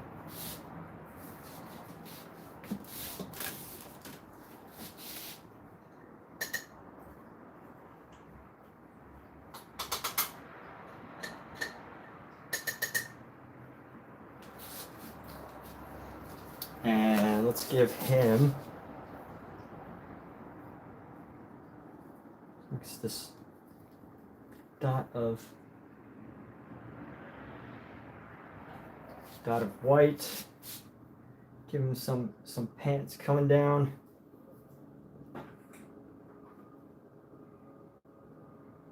Yokes.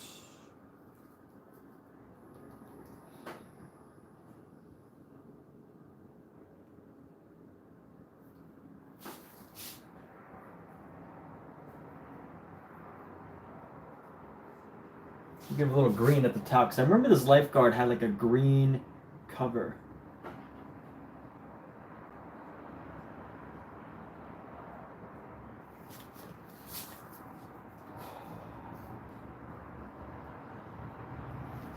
And then, so we're gonna probably pop some of this color onto here.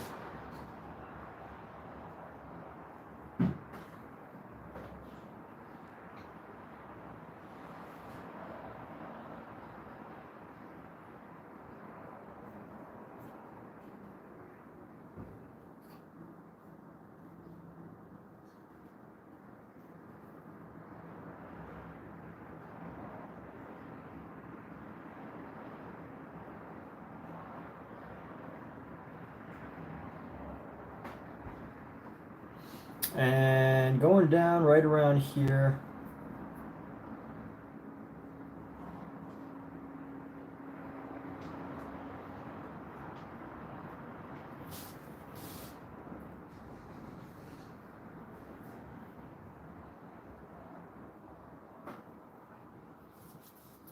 just to pop in some extra textures.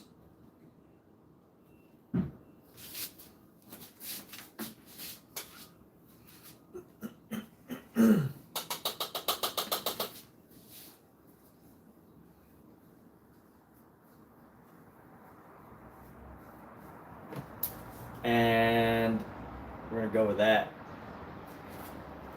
Let's see, how do I feel about this?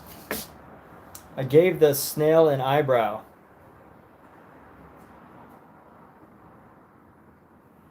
Which snail are you talking about?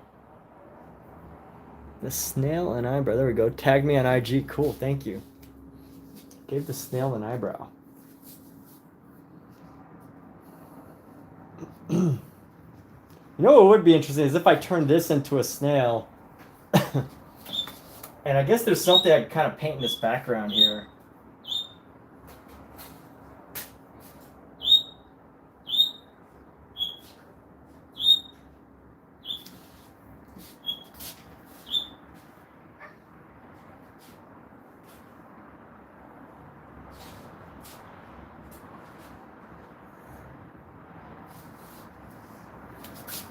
Oh, on the sketch. All right.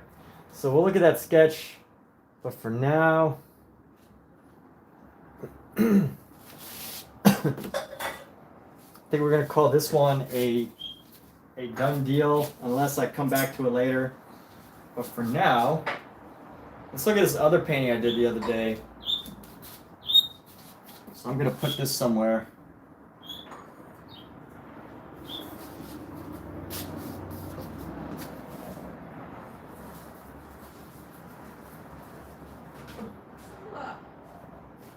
A month's worth of water in a week. It's supposed to last 30 days. It's good he drinks a lot of water. Things they advertise. Your cat will drink more water because they'll like this water. It's a fun painting I also did the other day. That was the same day? Yeah. Oh.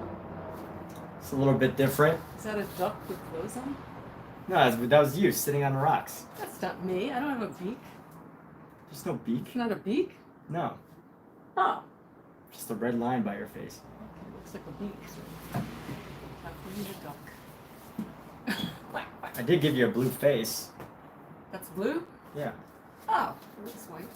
Oh, that's my hair. Okay. Here you go. See, this is an interesting. This is an abstract interpretation of that painting that I just showed. So yeah, we're gonna go ahead and wrap up these paintings and gonna move on to that other project I was working on. So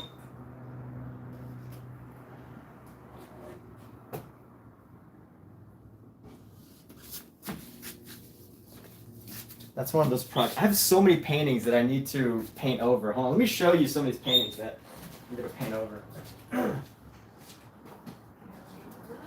Yeah, I have a lot of paintings. What? Some great artists do. What? Their own paintings. Huh? They paint over their old paintings. We could probably buy old paintings in a thrift store. Paint over those canvases. That's a good idea. Here's showing some of the paintings that I did previously. Here's an experimental project I did in my living room. It's supposed to be my couch in my living room.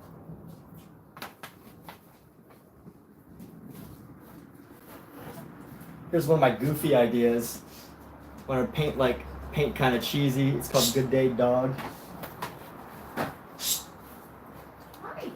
Here's an unfinished project. I was painting a ramen bag, but I didn't get finished.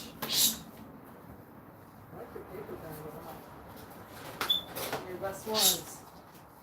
Here's one of my early seascapes, but I didn't really do a good job with the paint, and it's kind of thin, so a lot of the paint is like not as vibrant as it was. And I've got a lot more here. Here's a portrait I did. Here's a former portrait. Old portrait.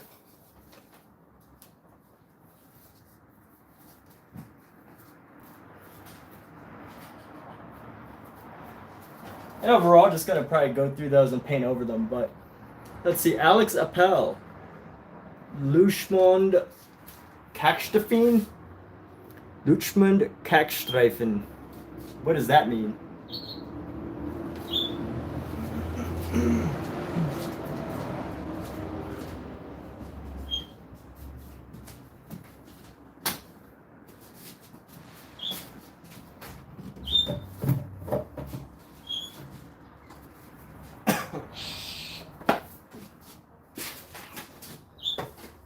Can you twist this bottle for me?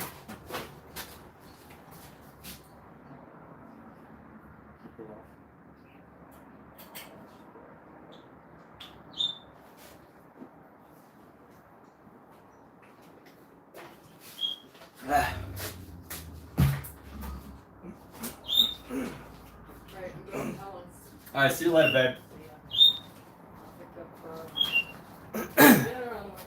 All right.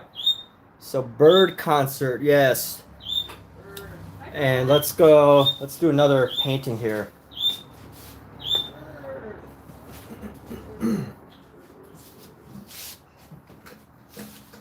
So originally I was actually gonna do this at do this video at like 4 p.m. But we're probably just gonna paint through the whole day. It was a slow day, so I didn't get to do other stuff. But let's see, Jessie, you love Little Pony. Whoopi, reminds me of Whoopi Goldberg. Yeah, I guess it does kind of look like her. What does? That painting. Oh, Marion? Yeah. She's a friend of mine. She lent me her photo so that I could paint it. Oh, sorry. What'd you do to Simba? He didn't tuck his tail in. You're supposed to watch out for it.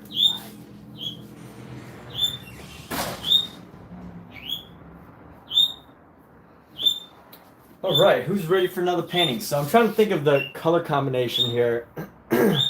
So I got green with yellow, blue, blue on red. So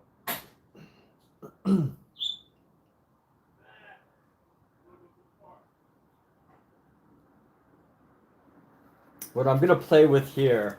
So I'm going to play with some of the red or the yellow.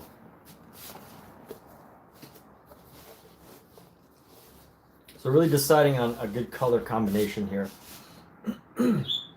And I'm going to go, I'll go with like a more natural skin color. Just for the fun of it. So get my brush a little thinner. Get some mineral spirits on here, and it's gonna help me thin the paint so that I can do my sketch easier. So this is gonna be a full part from the beginning. Let's see. So I'm gonna go. It's gonna be straight down.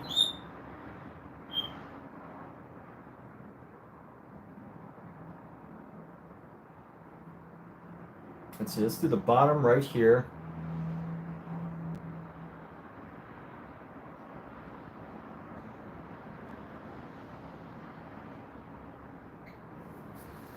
And we're gonna go down like this.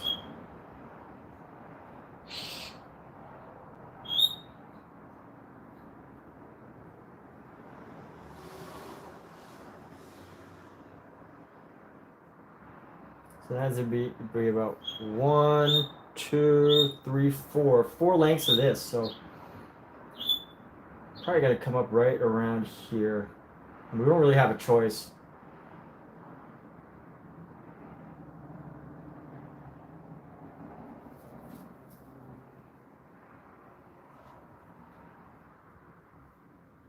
There we go. And then we're gonna bring this up, sketching it out.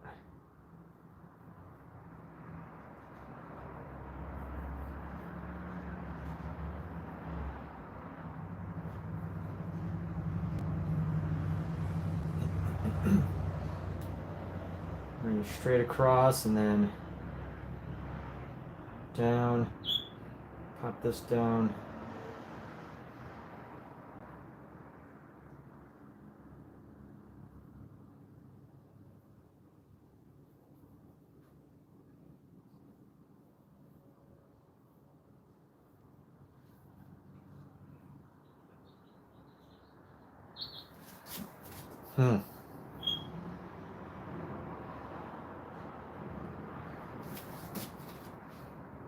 So I may have to move this around a bit. Let's go. This point's going to be about the halfway point. So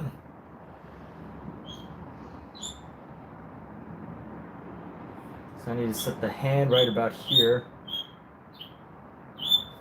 It's going to go 1, 2, 1, 2.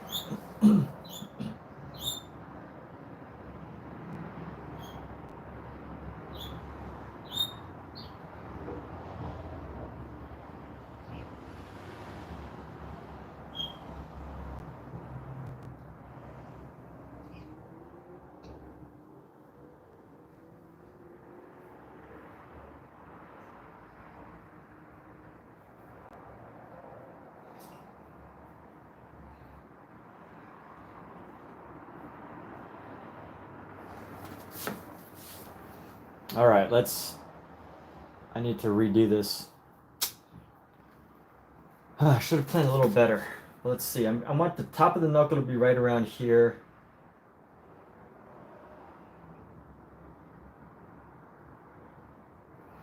And we're gonna pop this down. Let's start with the top because I have to do this section right here. It's gonna be 1, 2, 3. 1, 2, 3 right there. And then we're gonna come around. Maybe a deeper angle here.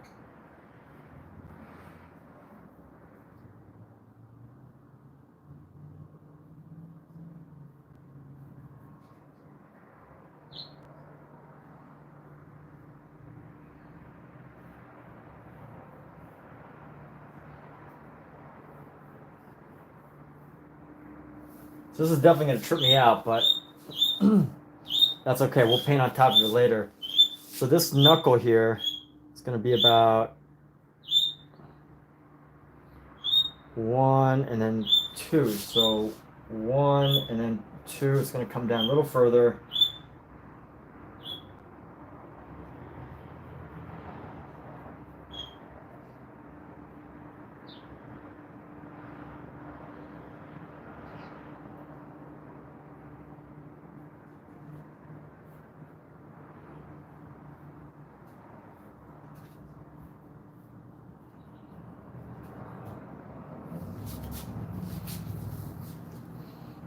Go bring this in. I'm going to bring this down. So this needs to be right down around here. I basically had to move everything over like 2 inches.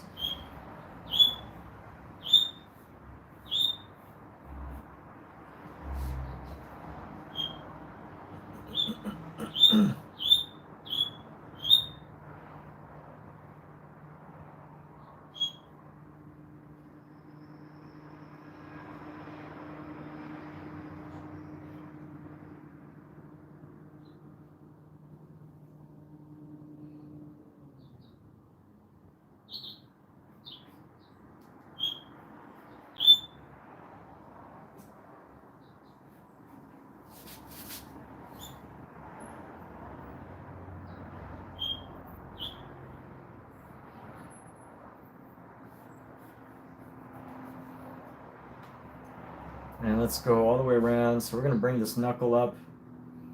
I'm going to pop it down like so. Let's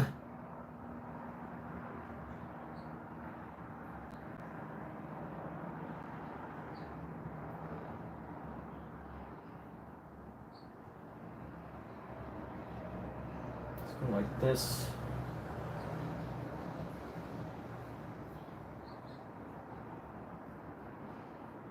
Let's go up and around.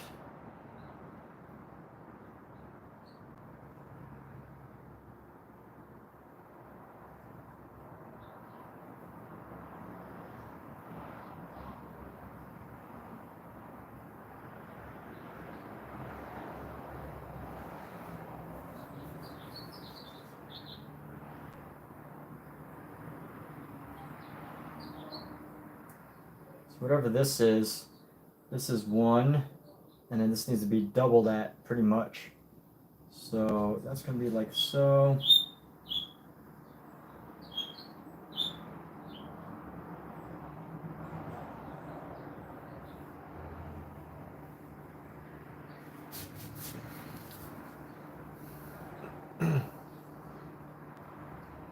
You can make this bicep a little bigger and it'll make more sense.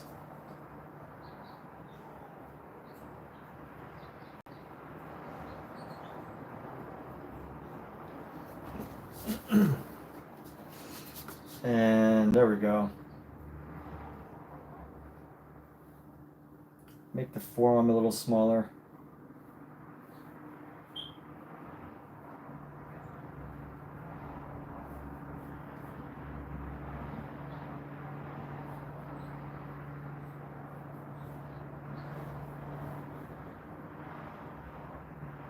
This is going to come right down around here.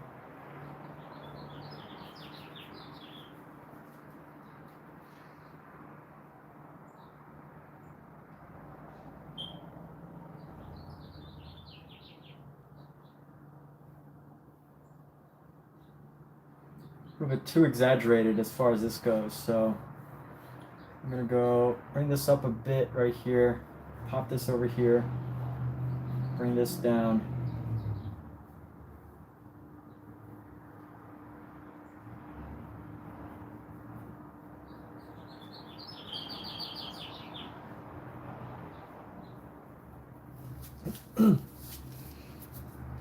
Let's start to do the shape of the inside of the hand here. So we're going to go like this, and where this comes up, this will be sure to follow.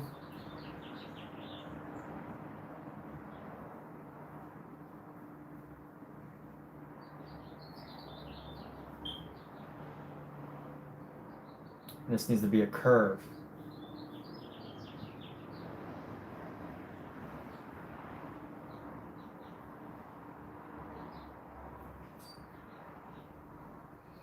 Here we go, bring this down here. There we go, bring that down there. Again, a curve. Bring this up. And let's start to craft out some of the shadow. I already got some of the shadow here, some of the shadow here. So let's go like this. I'm gonna bring this down to the bottom here.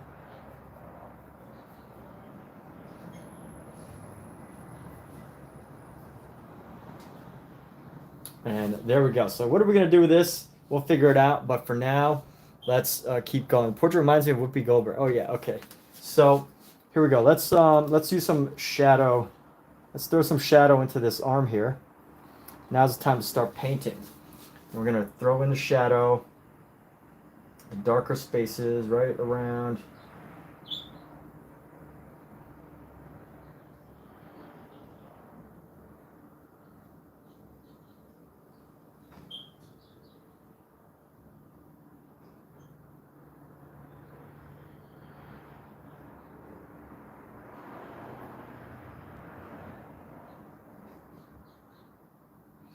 It's really interesting. That's the one thing I love about painting is once you start putting the shadows into a painting, everything really just starts to come right together. It's like magic. So this piece right here, come up a bit, bring in this elbow.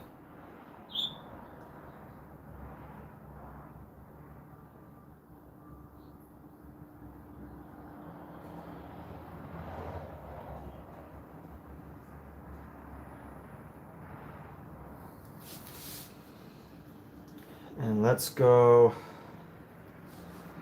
a little deeper here. So we're going to go right around this elbow.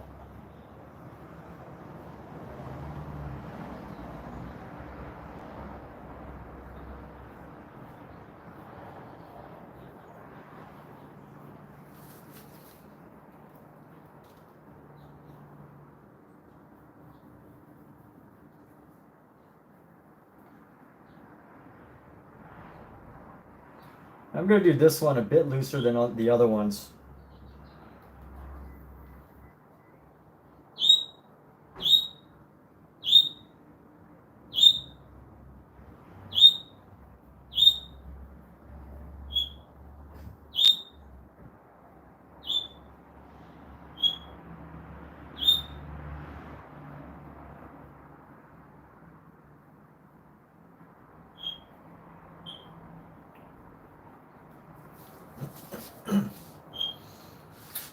here we go. So let's go like this.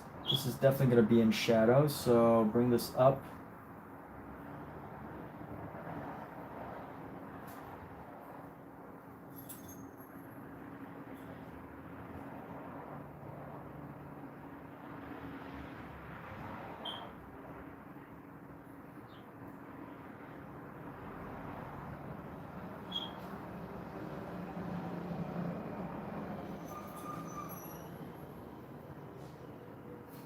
One thing about just painting, starting with either like a literally just shadows, is this idea that you can quickly start to get the form of something, especially if it's on white. Obviously, if you're painting on a black surface, the rules change a little bit. Hey, take care, Marianne. Thanks for tuning in. Hope you get to do something fun and exciting that makes your spirit go woohoo today or tomorrow. So let's go like this. We're gonna go paint this down here.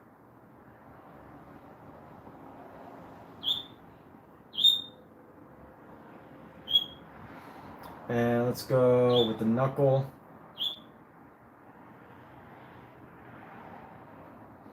Give some shadow to the knuckle, and then a flatter part of the knuckle here.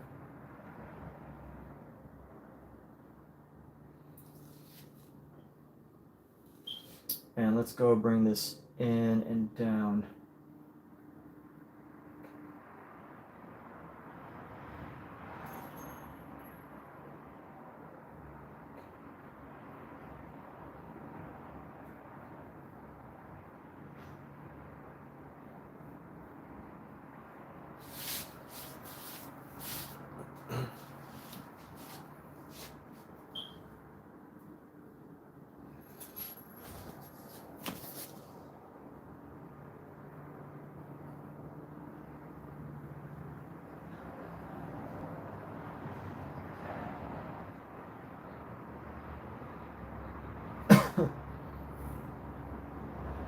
And let's go like this. This is going to be the shadow.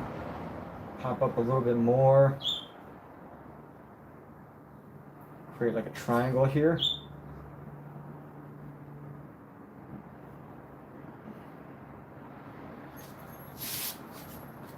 And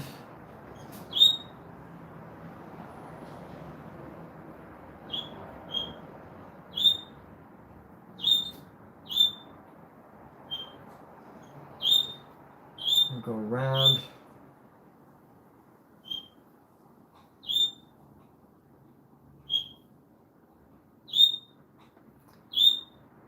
See who gets tired faster, my bird or me?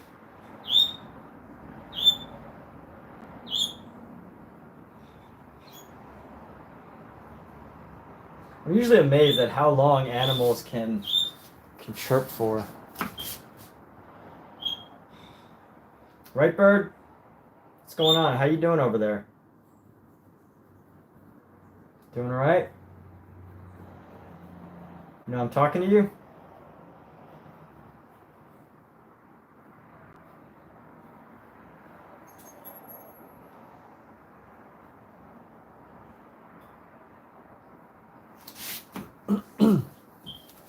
All right. And got this knuckle. Got that. So let's go in and let's see what we can do. Actually, we should work on this part a little bit better.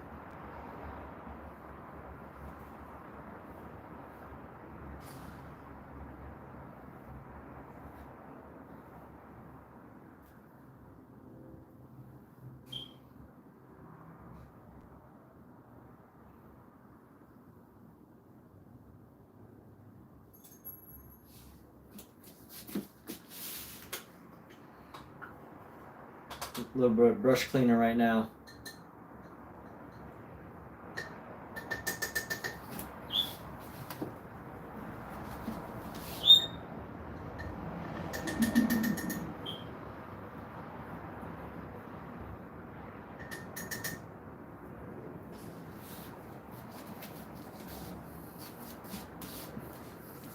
Let's figure out the right color to go right here. We're gonna go.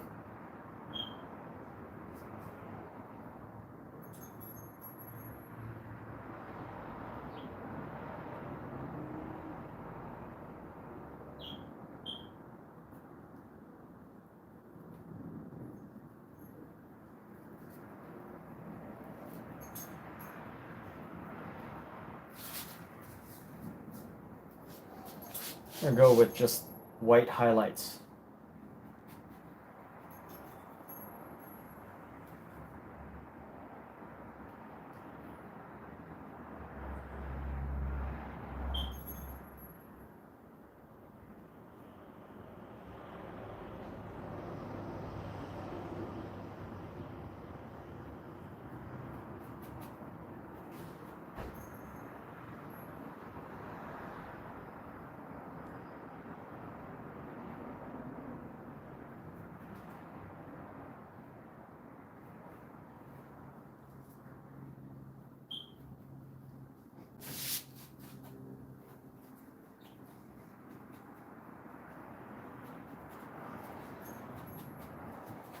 And I think I need a bigger brush.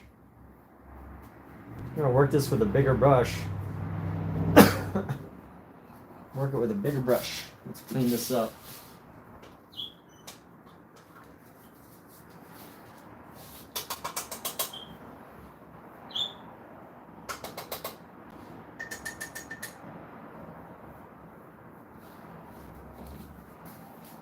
Let's see, which brush would be a good brush? You need attention, bird? You not been getting enough attention lately?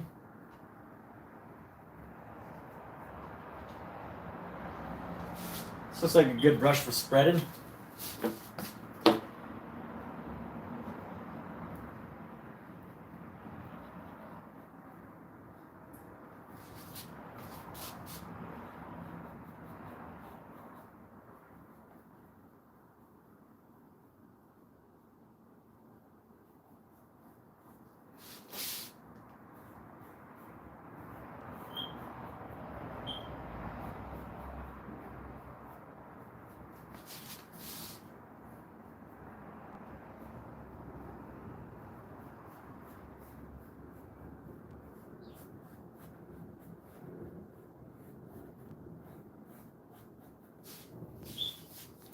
And I think it needs a hint of red.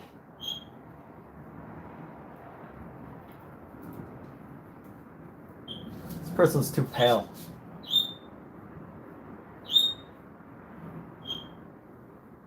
Or this arm is a little too pale. I feel like it feels too unnatural.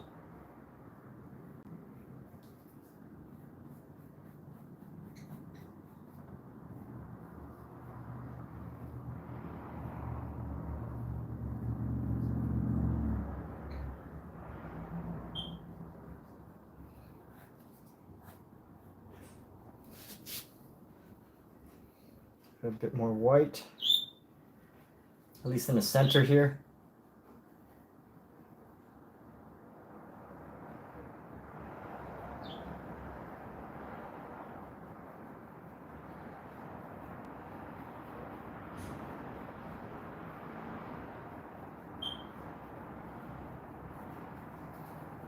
You know what? I guess with this flesh tone, what can really happen is, you know, just moving around with a variety of different colors,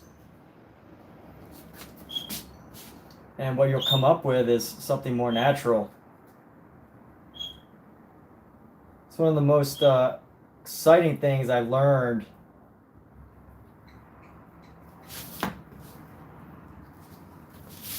while painting is just how much variety of color there is across everything that we see and assume, from the sky to the color of our skin to our hair. It's really an amazing thing.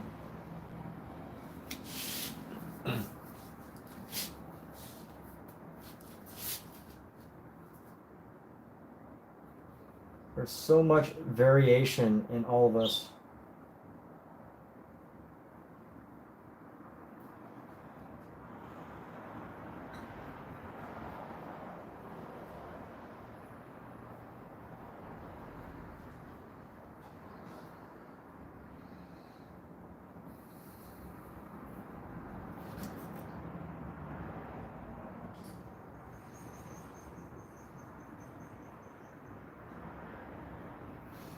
And you can see that just starting to come along a little bit. At some point I'll have to like round out this bicep or like improve the form, but for now,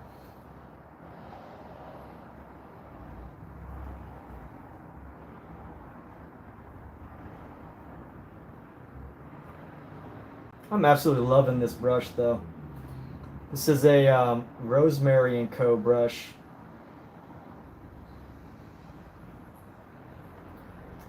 And you know they make some of the best brushes, and like you know, definitely standard, conveying important news, excellent low battery, smoke detector, and pressure as well. Yeah, yes she does. Hey Bird, you hear that?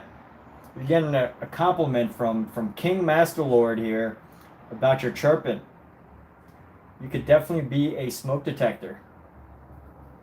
Maybe you have to be. Maybe you have a career as a smoke detector.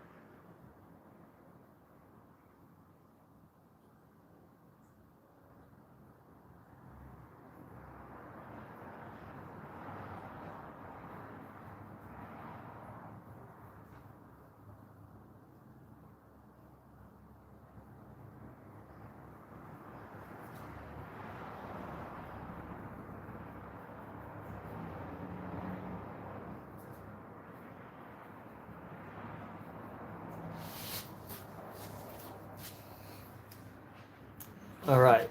So some of the form is coming along. And let's see if we can darken this. I'm going to darken this area with a little bit of this red here. And give this some red skin.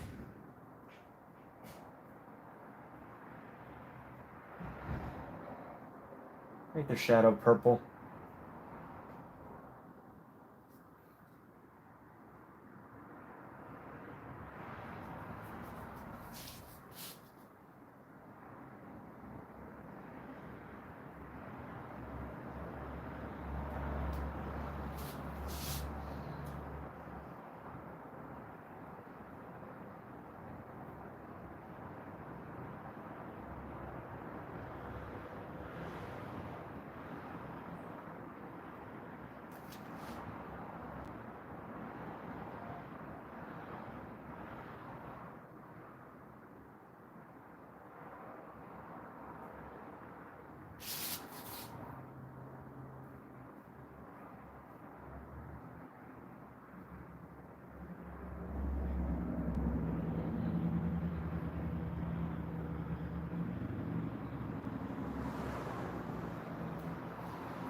And let's go down here.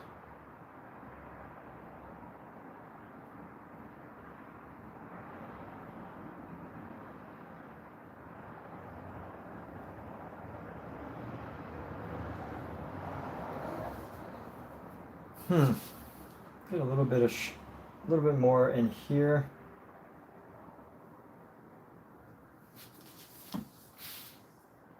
And now we just gotta figure out, work through some of these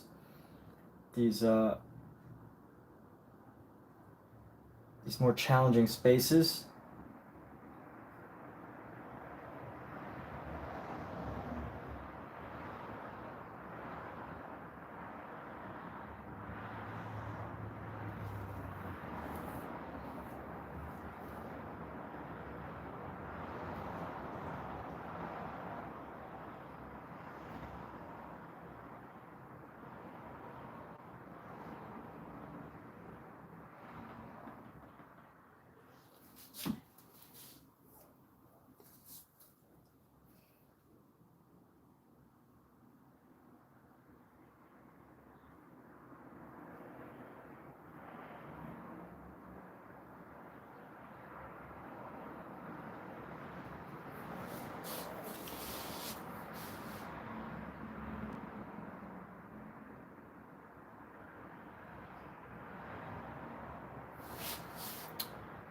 And let's do this little squeaker serenade. Yes. Okay. And I need to form this hand right here.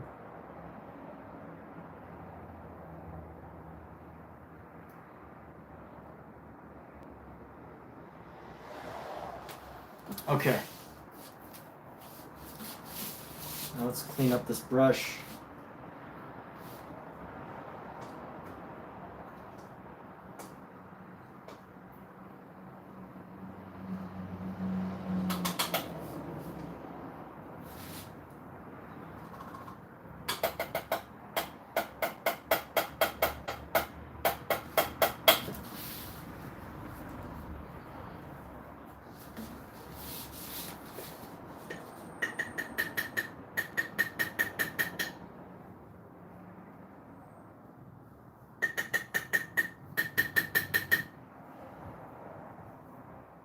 Can I have your attention, please? So I heard there's a new Eminem album out. I wonder how that's doing. All right, and let's see. We got the red and blue, green. We got the skin tone. I guess it's always good to put skin tone against a dark black brown, right? Can't go with that. Go wrong with that. So we're gonna mix some burnt umber, and we're gonna mix some black. Here we go, ivory black with brown and burnt umber. Let's go ahead and surround, not too much black, just enough to make it a little bit darker.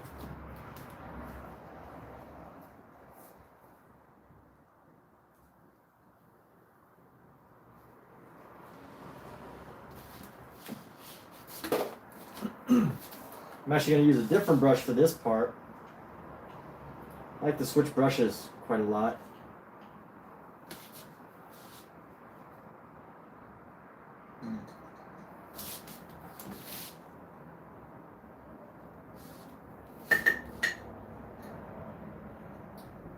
Yeah, I haven't really seen any news about the new Eminem stuff, except that it wasn't exactly the most. It's too old school for modern tastes. I'm probably gonna have to mute this entire. I actually want to listen to it right now. I'm sure I can listen to it, but so I'm gonna have to probably mute this entire section of the video because I'm gonna play it. Alexa, what's the name of Eminem's new album? Eminem's most recent album was Curtain Call 2, which was released in 2022. Is that really it? I thought he came up with a new album this year.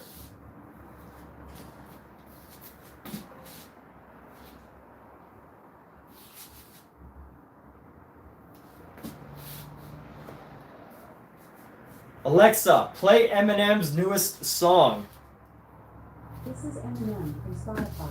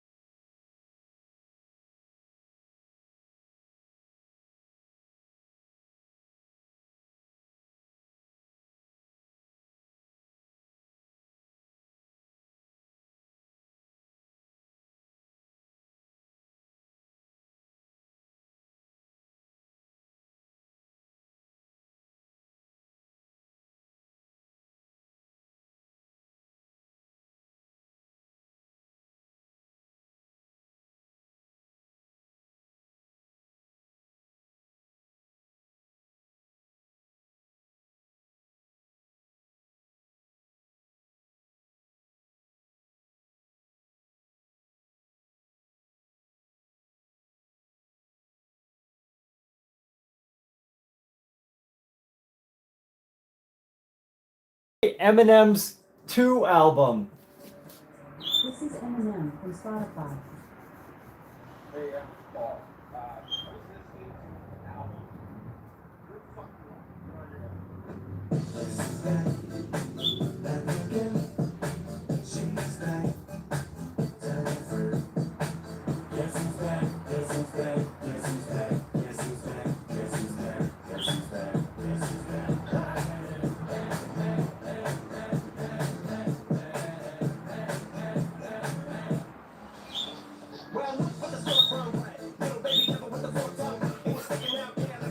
Alexa, name all the songs from Eminem's newest album. From BeatsRhymeslist.com. The most recent song by Eminem is Kings Never Die, released on August 5th, 2022, and has achieved 146.2 M streams to date, followed by Phenomenal, August 5th, 2022, and Is This Love, August 5th, 2022. Alexa, play Phenomena by Eminem. Phenomenal by Eminem from Spotify.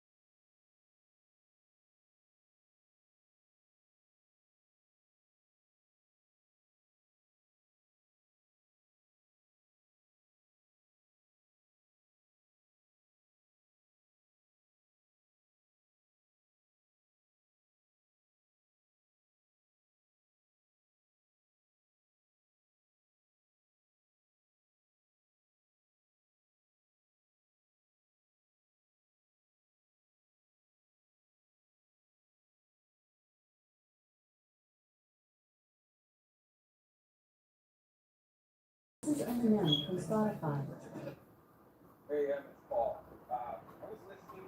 Alexa, next song. Alexa, next song.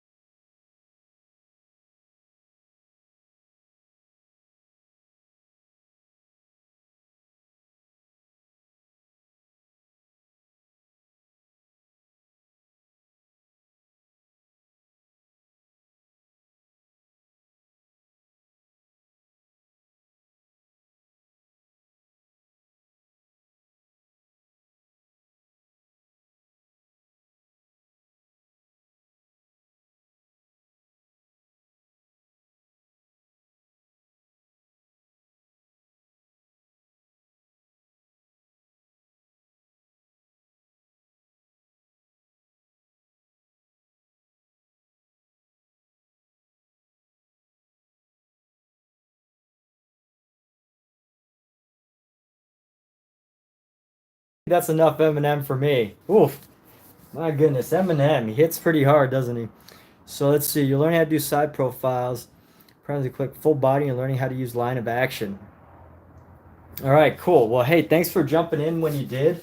It's good timing. You know, I just turned on some Eminem, but my goodness. Eminem definitely was quite the artist. Still is. And let's see how we can start to blend in some of these sections here.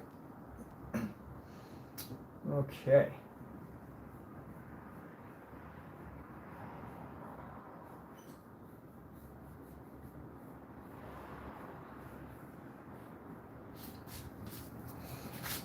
And this is starting to come along. I think this crease right here is a little bit too harsh. So we gotta pop that off a little bit. There we go.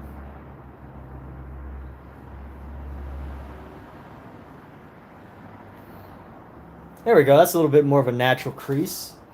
And, you know, that's so good, someone new, that you are finally spending a lot of time doing arts. It's a great way to spend your time, and, you know, it really gets you to, like, look at stuff, to like, observe the world. And, you know, that is a wonderful thing. So, props to you for that. And here we go. So, anyway.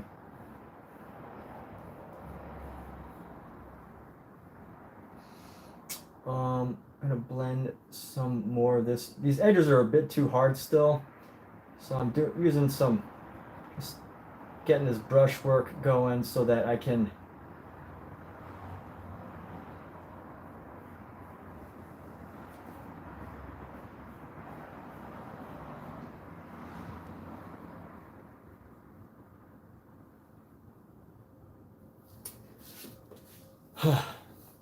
okay. And there we go, just like a very light skin color. I would say, you know, almost my skin color. What do you think? Mine's definitely a little bit darker. But I think with the lighting on this side, you know, mine's a little darker, except on the light areas. I probably made the light area a bit too bright. We can probably go. Also, the lighting changes so much between between the shadow and the light spots. But it's not supposed to be my arm. I was just giving a reference here. And you know what I can do, actually, is I can go in and make the dark areas even darker. So let's do that. Let's take some of this red, a bit of this brown.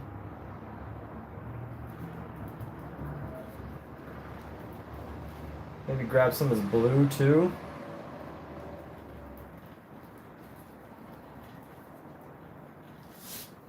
And we're gonna go really deep into Shaz. What's up, Shaz Bear? How's it going, my friend?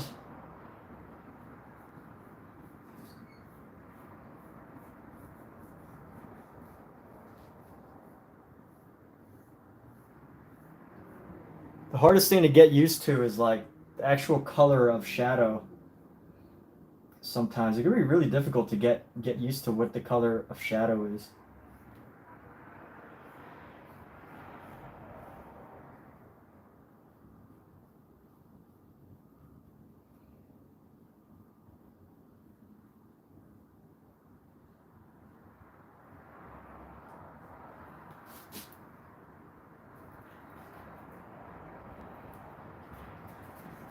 Because part of you wants to make the shadow look beautiful, but also you also want to, like, you know, kind of make it look good.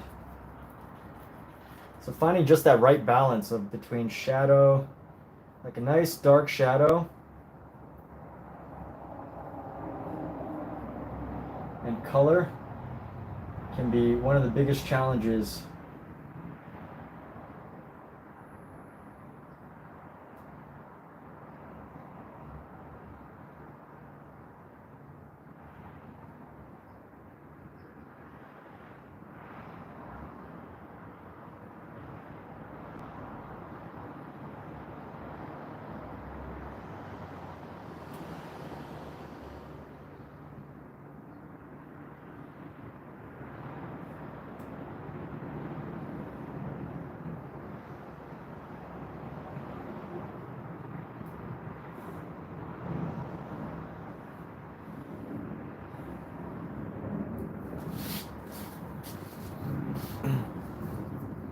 Let's see, what's up, Shazbear? How are you doing?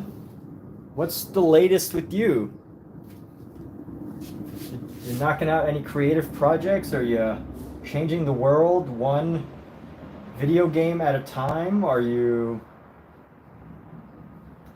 making your parents proud?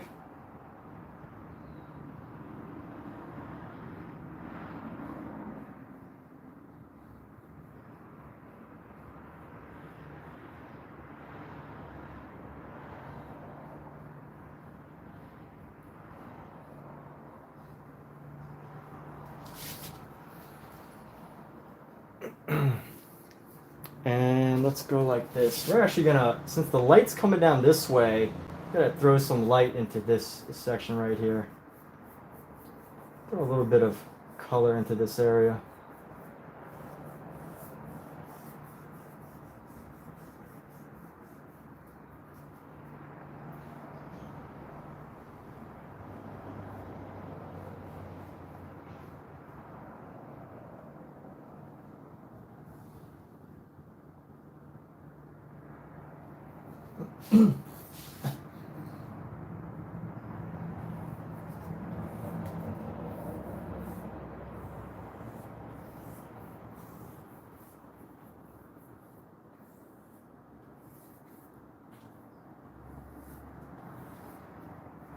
All right, so Shazbear, you kind of like tuned in and then tuned out. Left me hanging there, huh?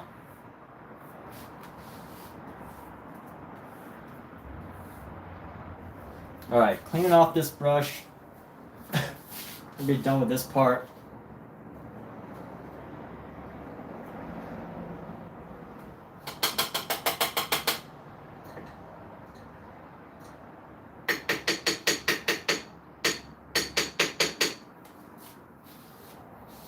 I saw this very beautiful scene in my bathroom the other day. It was in my bathtub. And I have these yellow, these like very bright yellow materials, like floor stuff. And it was reflecting off of my bathroom. It was reflecting off of my bathroom, like whatever the material is called, my bathtub. And I thought it was just amazing. It's just this beautiful yellow glow on my bathtub. And I think this part of the arm is a little bit too rough. So I'm going to take a smaller brush now. That was a big brush to just get some of the forms. And we're going to just start brushing away. We're going to start carving away at this piece little by little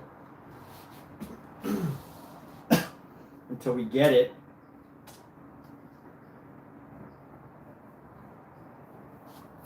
So let's do this.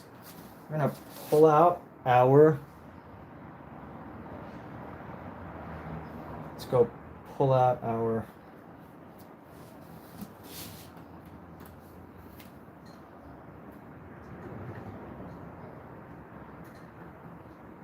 I have to reinvigorate this brush because it's a little stiff right now. So I need to dip it in some oil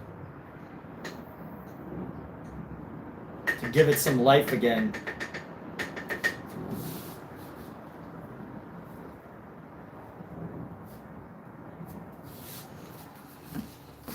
All right, so let's do this. I'm gonna go.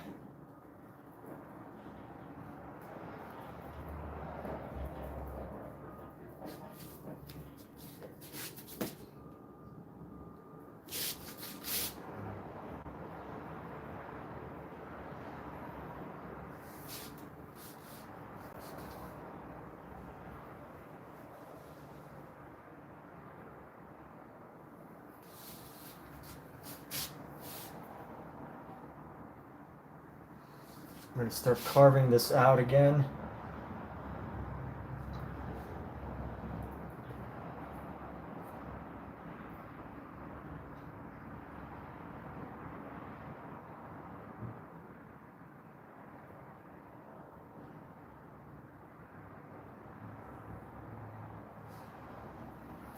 Let's get this like subtle skin transition.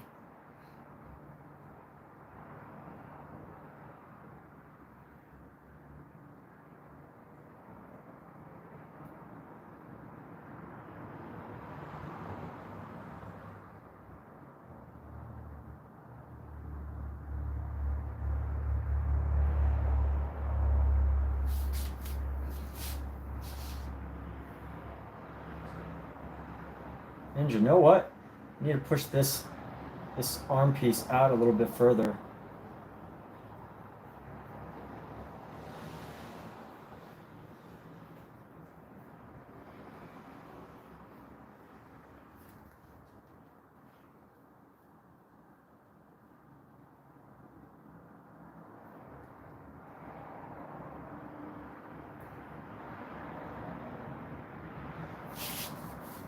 And here we go. So we're going to formulate this shadow right around here.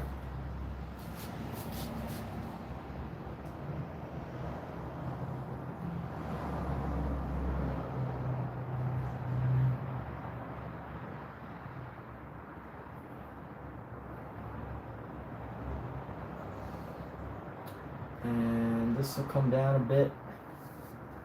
And let's see, so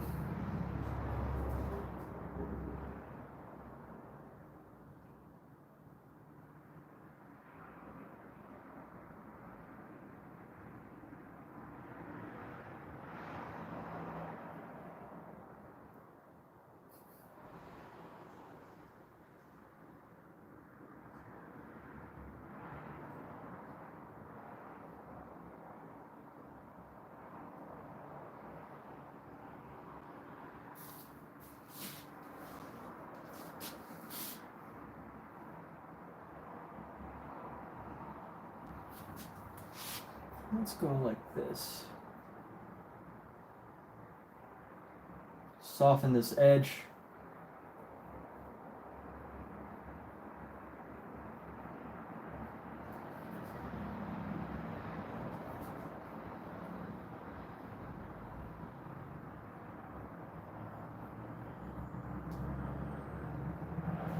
Give a little bit more of a skin tone. I don't mind darkening this a bit.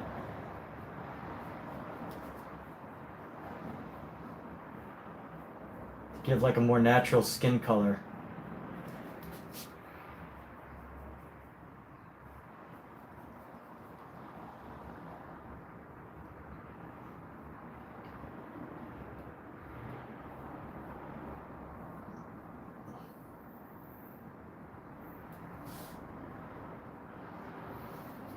Let's see where that is. Okay, cool. So it definitely feels a bit more natural now.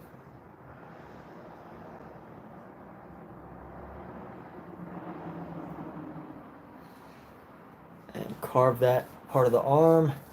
Want to fade this out a little bit. Let's see.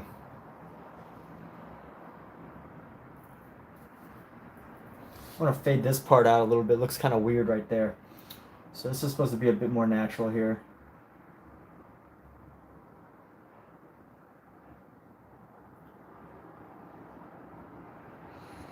And let's go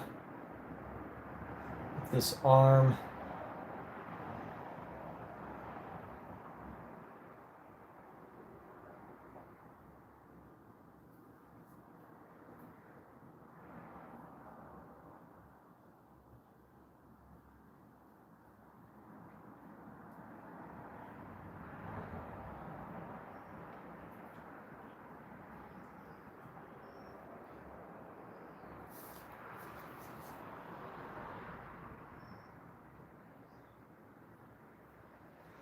Right now, I'm going to carve out a bit more of the shape here for the knuckle. It's a bit too, there we go, see? So the knuckle here I just felt was a bit too unnatural. It felt a bit too straight and like, just felt a little too straight. You know, not enough of a form. And I just got to carve that out. And let's see how the rest of this can go. What I need to do right now is tighten up some of the details, the smaller details. But I really like where this is at. You know, feels pretty natural. I really like where this is at. Got a little bit of a highlight right here. Maybe it doesn't need to be here. This highlight doesn't need to be there. A little too much highlight. It's good to, and then we're gonna leave this.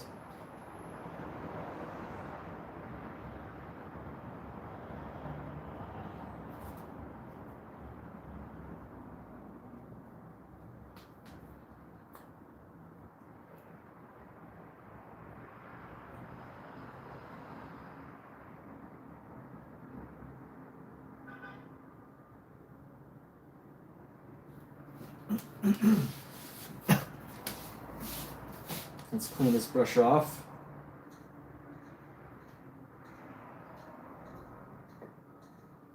I think we're ready to go with an even smaller, tighter brush.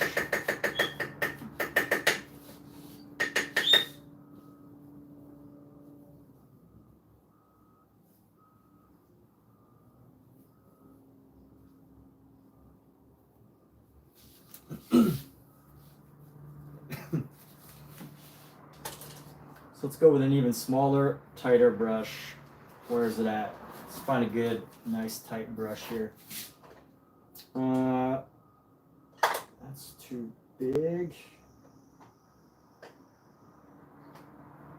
Too chunky. You know what? I should just go with one of these round brushes.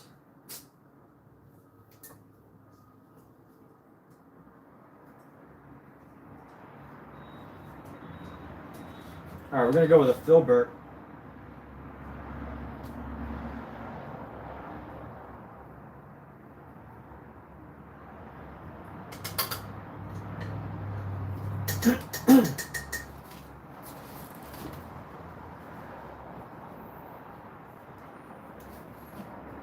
Let's do this. So, I still want to darken some of these.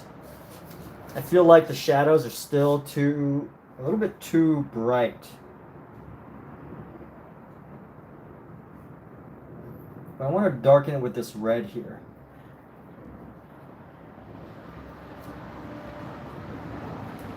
It's like red and blue. Let's see what we can do about this. So this can come down a little bit.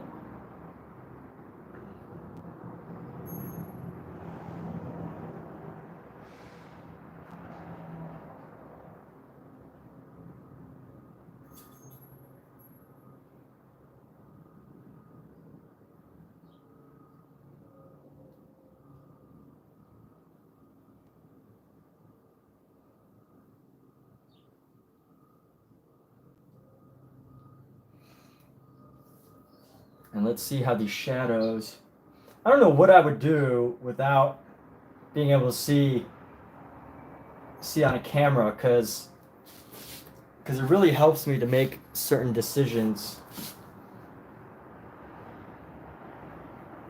as I'm looking at visually through a camera versus just by itself. So here we go. You can already see some issues right here. I need to carve that down, and then I need to carve this piece, carve that piece less out. And then we need to give more shadow into this.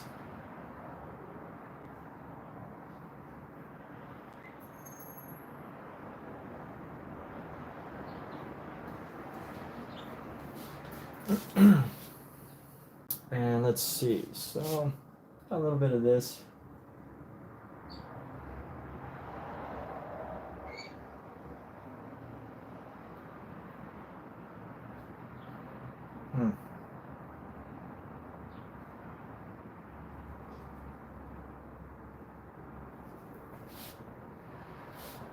Make that a little bit of a deeper shadow. Something about the knuckles are still kind of off. But we're going to be able to fix that, actually. Let's do that right now. Let's fix that right now.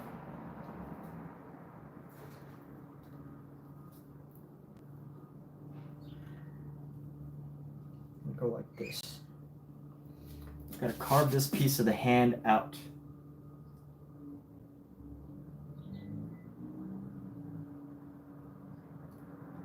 And we got to give it some shape.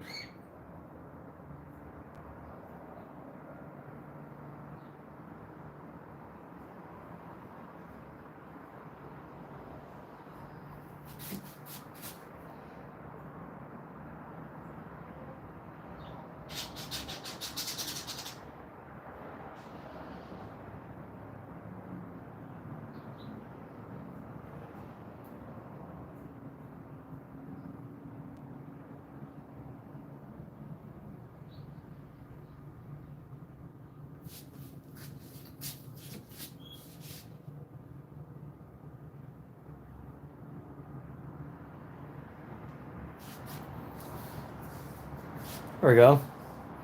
I think that arm feels a little bit more natural now. And what we can do is we can actually go into here and blend in some of the shadow.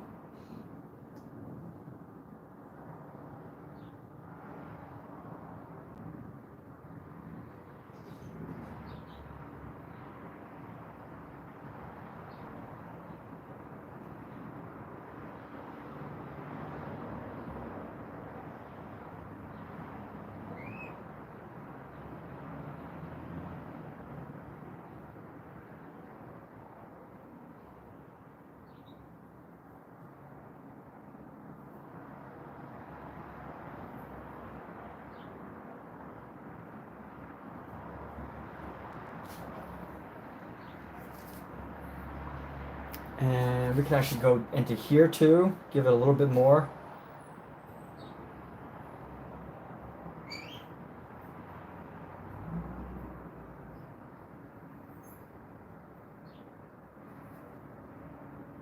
Make that a little darker.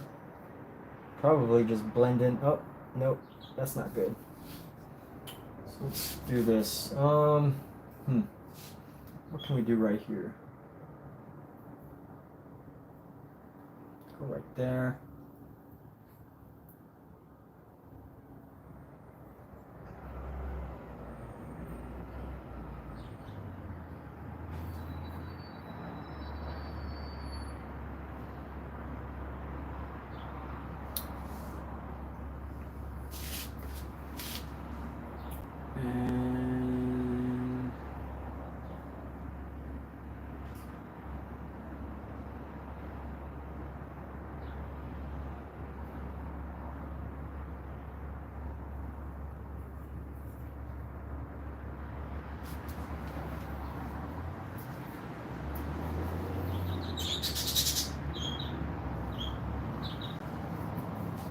And this is a section right here that we got to finalize, but let's lay down some brown.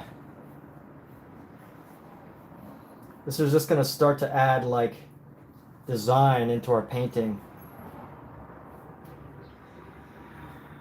Let's carve this one out a little bit, huh? So this is a little bit too harsh. So we're going to go down, carve that elbow.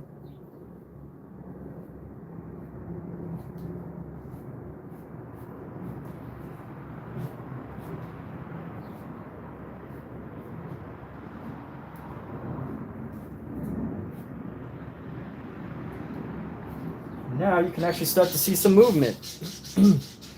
And the only part that I think, oh, let's see, keep looking. I definitely see right in here needs some more adjustment. So we're gonna tighten that area up, lighten some of the space. Let's keep using this to create design here. We're gonna merge these areas. We'll start to merge just to create this like connection between the two spaces here. Like venom. I love being able to connect areas.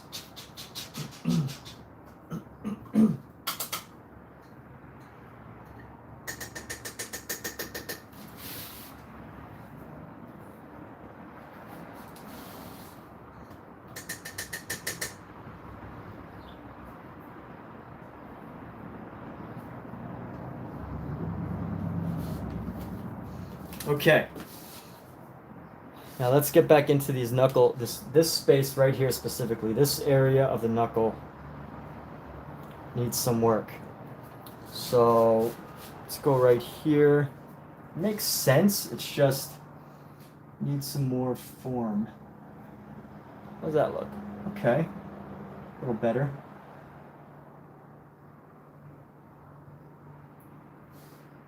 A little better there.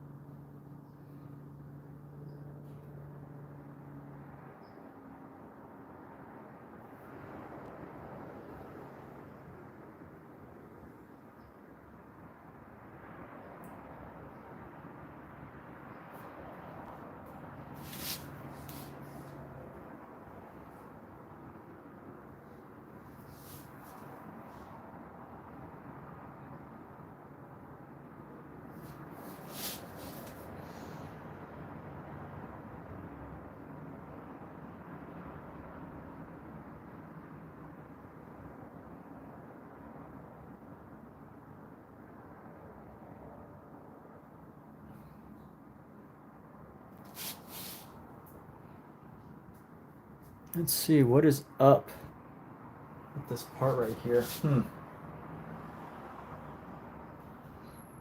Let's pop in a little bit more shadow. We're gonna go around here.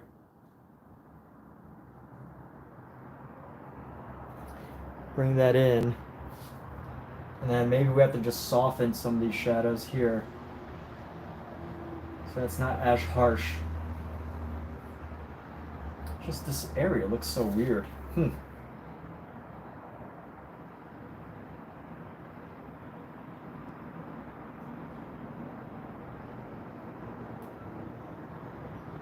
Doing some problem solving.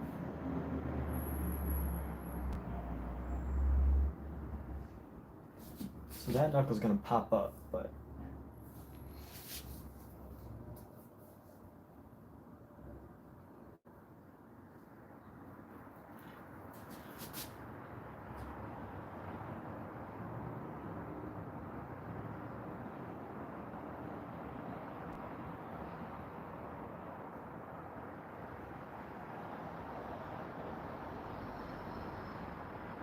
oh, I see. So you just need a little bit of just a little bit more time and just looking at things when things just don't look right.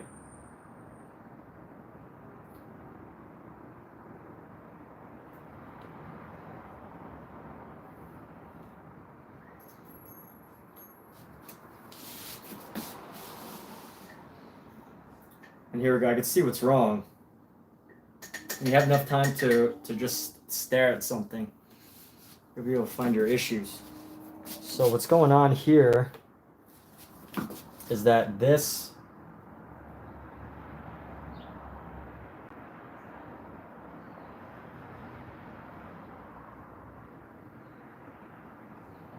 my knuckles are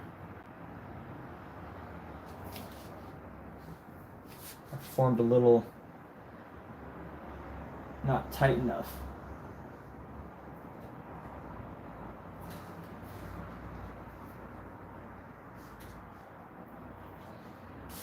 This piece actually needs to go up to match it, so I need to carve that out, carve around.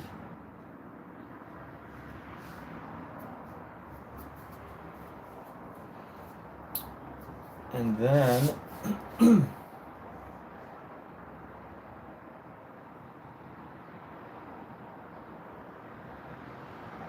that's actually much better. So then just form this right in here.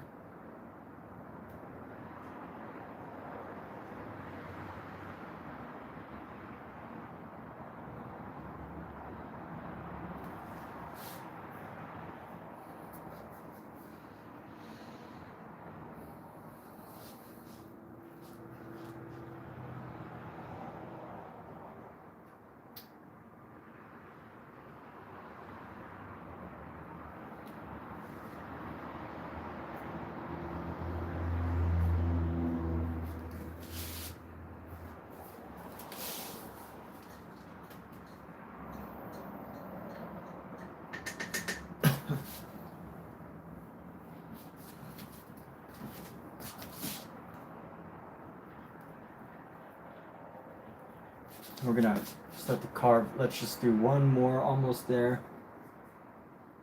like this.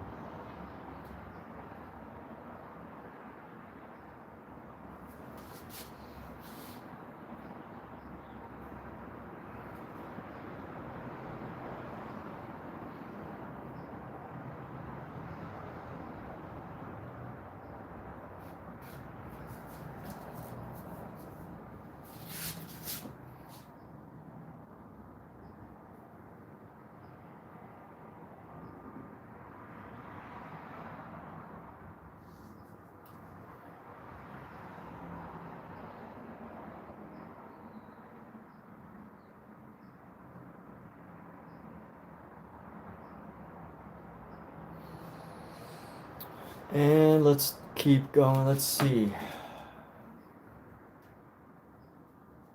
A little bit of shadow down here.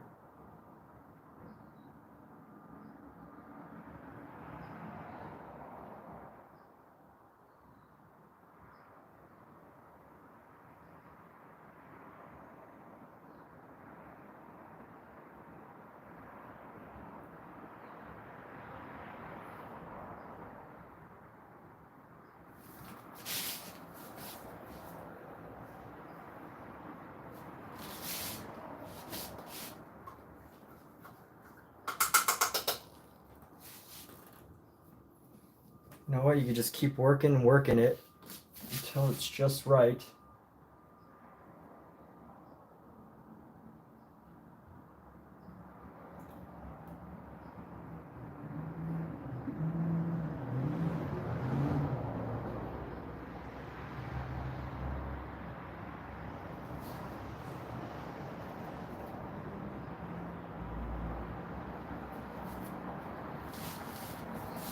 Now let's go back to this the dark areas. And we're gonna go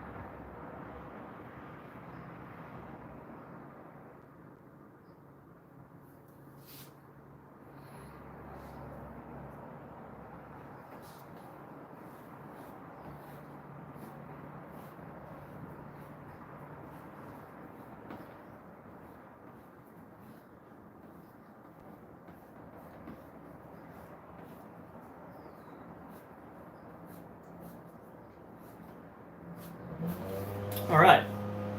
Now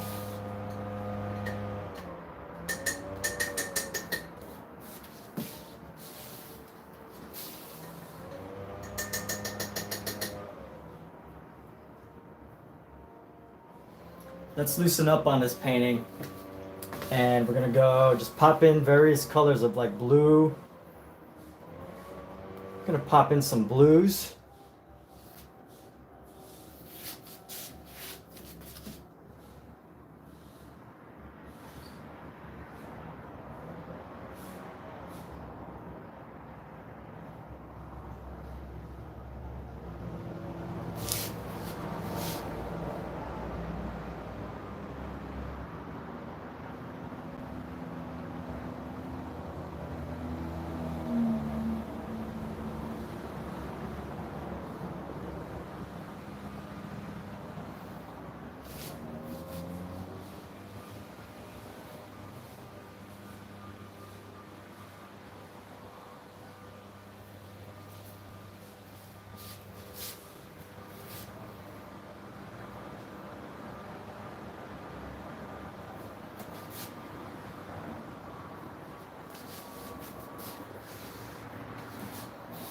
Clean off the brush again. We're gonna do some swirls of this red here.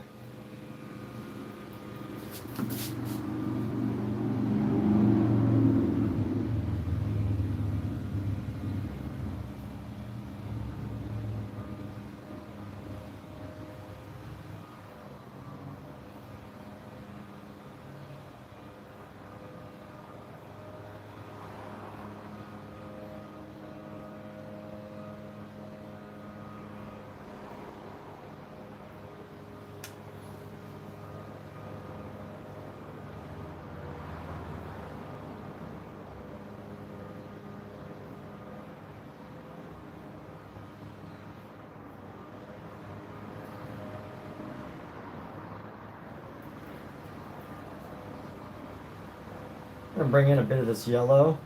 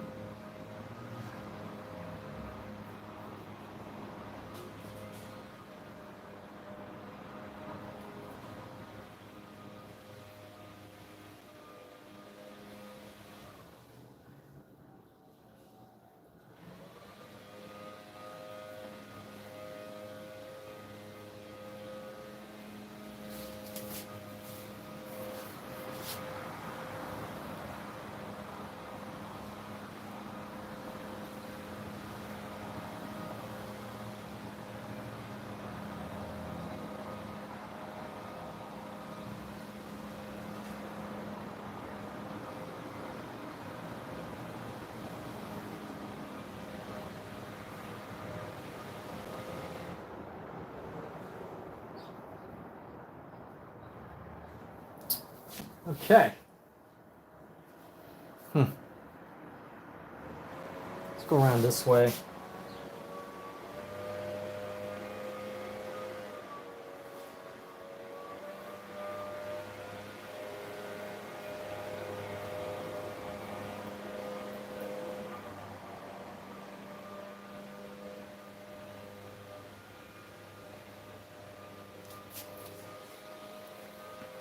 And actually, this is a little bit, I don't like this part.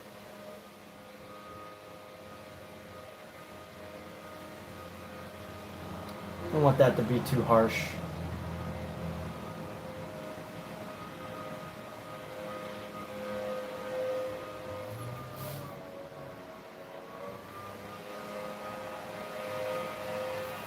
And there we go, Noodle and Funny VR. Welcome back. What's going on?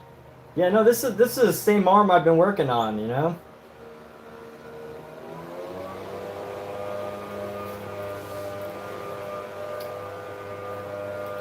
But here's what we're gonna do. We're gonna start painting around the sides, so we're gonna get really creative.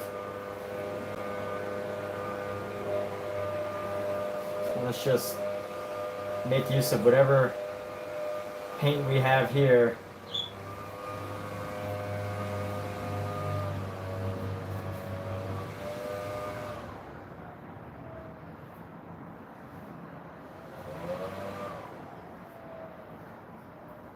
I saw this amazing color yesterday, and it's called Green Apple. But here's the thing, is the artist who did it, they basically painted green, which matched the apple color, but then they had like red in the center to capture what green apples actually look like, which they have hints of red. I just thought it was the most amazing color. So let's go.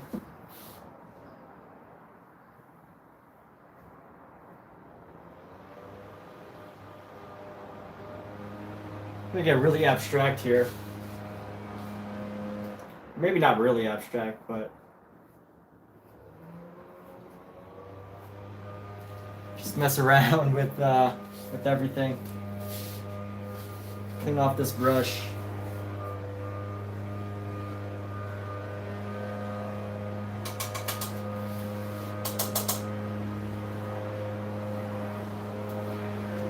And let's bring in a big guns for this next part. So Noodles, you're tired? What are you gonna go take a nap or what? You gonna go to sleep? What are you what's going on?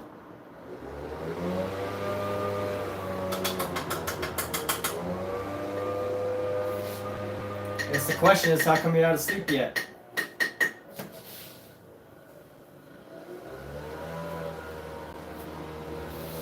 So let's go like this here. We're gonna go bring out this yellow and green. I'm gonna go boom.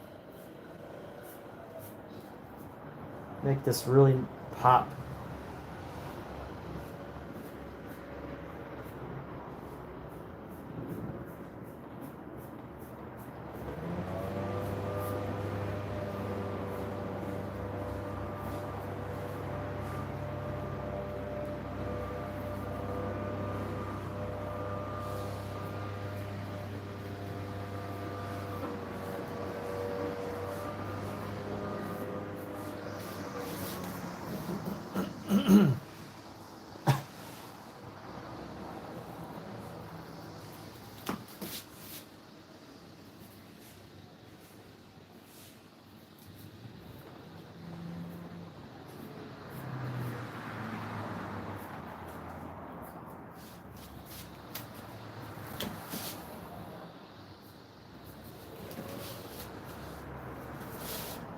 Let's clean off this brush. We're gonna pull out some red.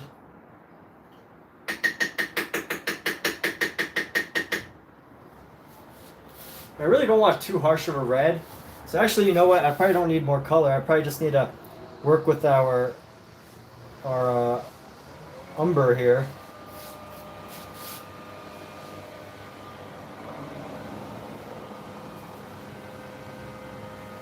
Look at that. Boom. Paint boogers.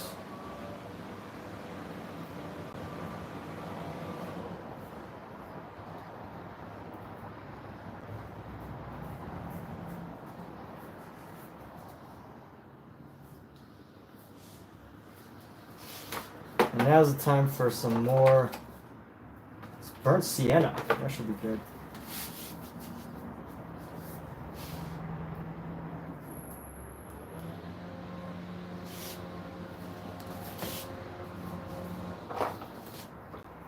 And loosen up with some of our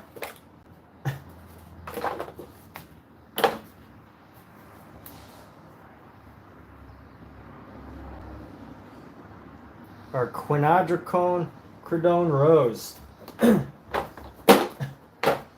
Let's paint this out. So we're gonna go right in the center of the circle and do a circle.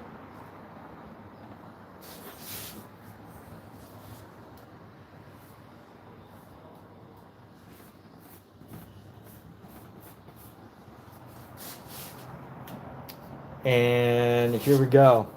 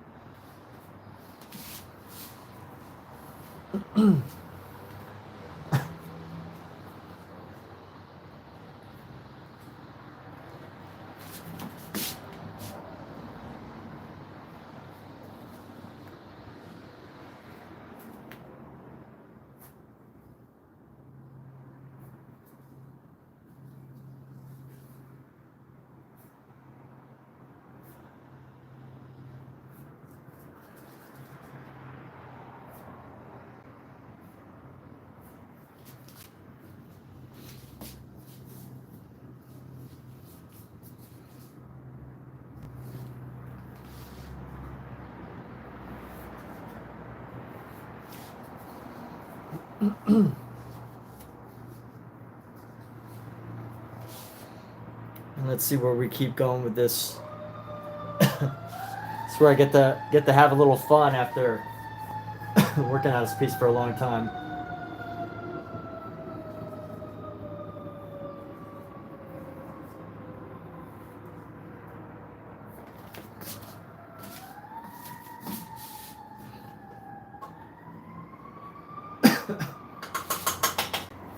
Hey, who's here right now? I need a little experiment, but I need someone to chat with. Who's here right now? Noodle? Funny? I'm gonna try to paint somebody in here based on a description in an abstract way, but if you're not here, I can't do that. So I guess I just have to make somebody up. I'm gonna make somebody up here with one of these brushes. Let's see, which brush should I do this with? Let me take this brush and let's just do something fun and abstract here. Let's do this.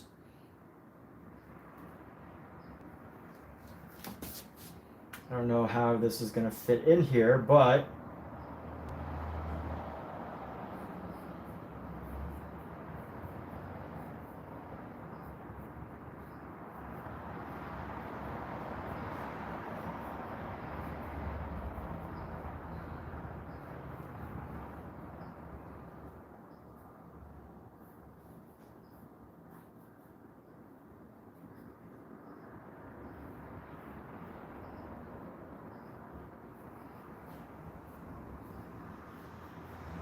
all right, well, that was pretty experimental. So throw the space in here.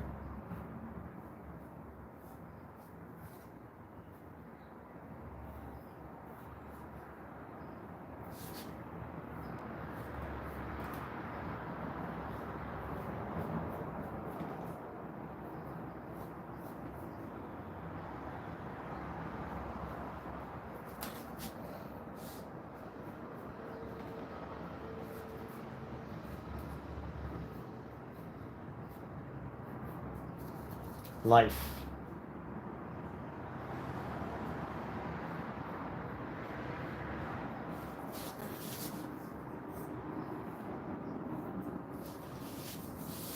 Let's do this. Let's pop more of these colors all around here. Nice and big.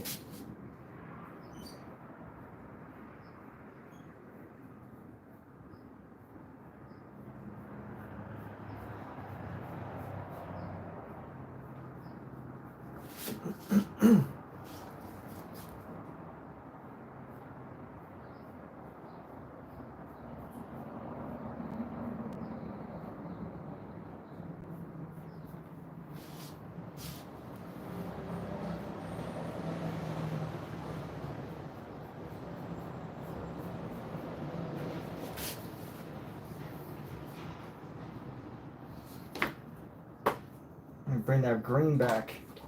Here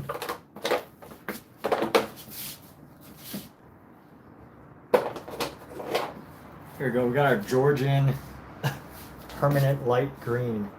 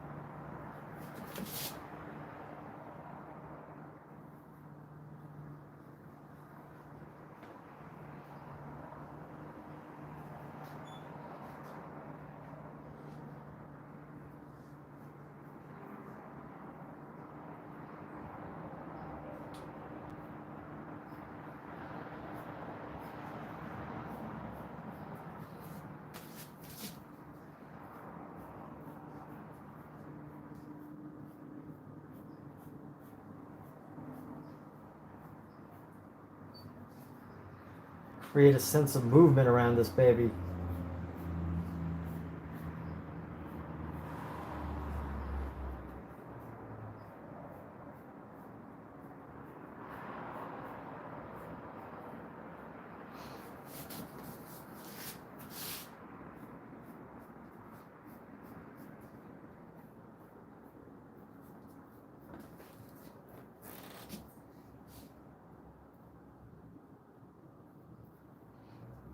So let's go like this.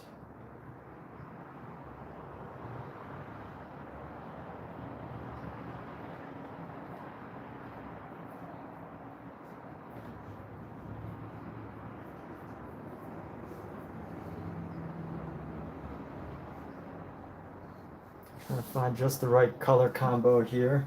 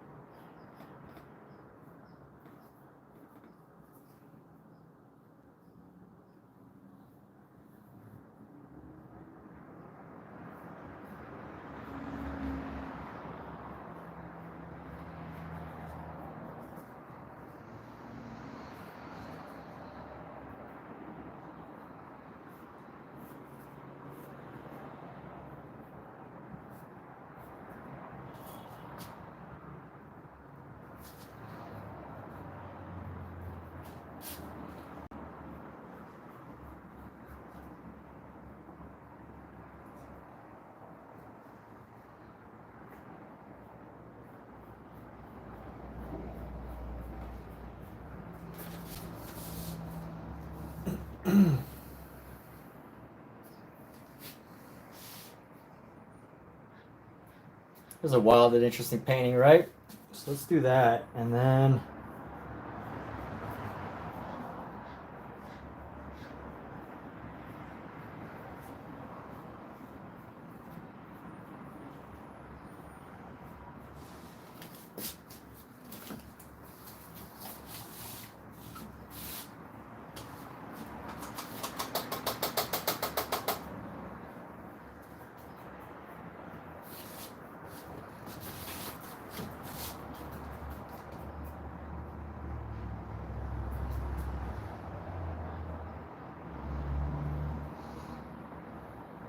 Got some yellow here.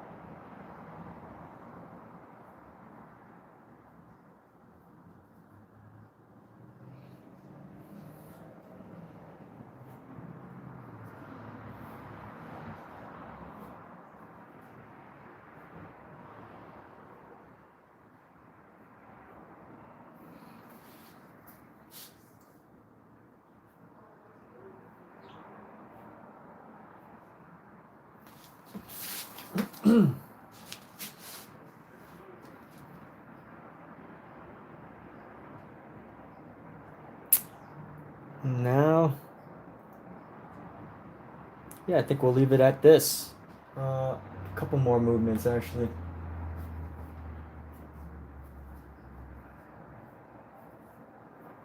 Okay, good.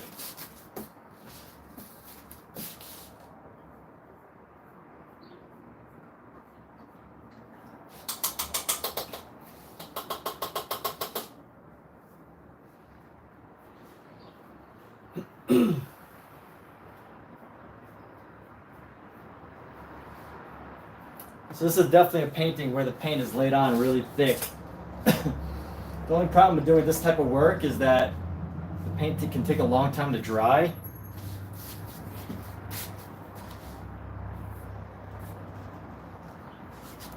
So you really have to be careful where to put it.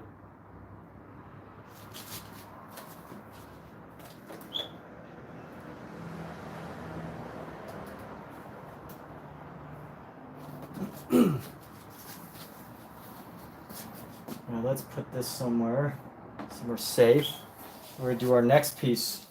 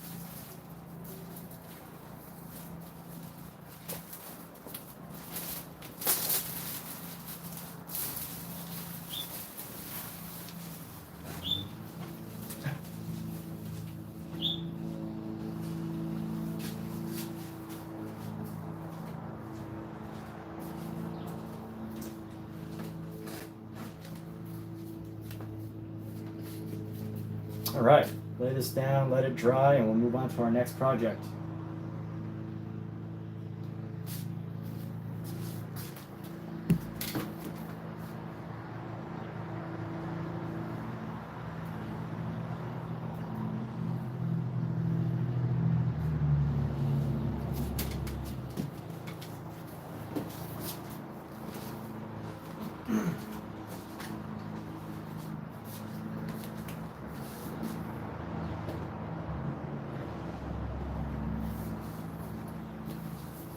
Totally starting another one, everybody. Let's see. Finally gonna move into some legs after one more arm. We've got one more arm to do.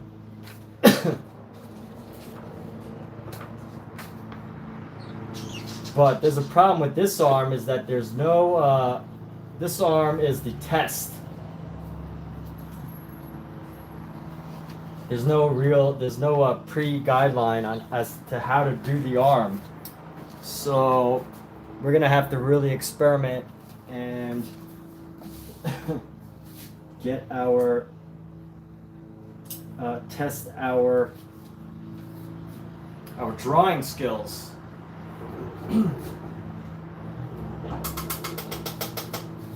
gonna get my hand nice and my brush nice and wet. We're gonna pop into this red here. I just want to keep it nice and loose as far as this goes. So just planning it out first, getting an idea of what type of space I'm gonna need. So I'm gonna start end right around down here.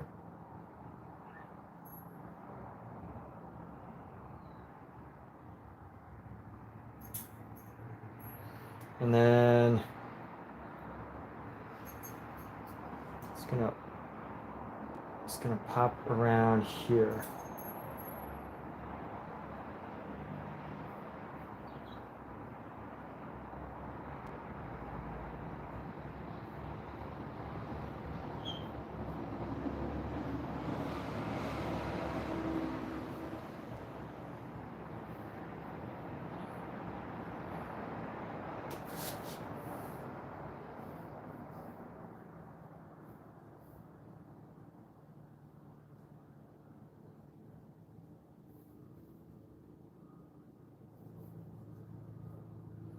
So this is a new one.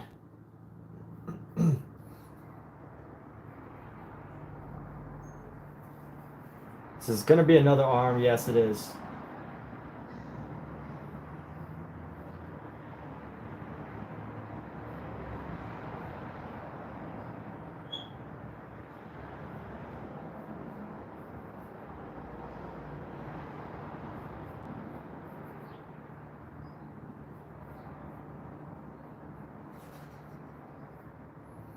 Let's go like this. So this is a very jacked arm, by the way.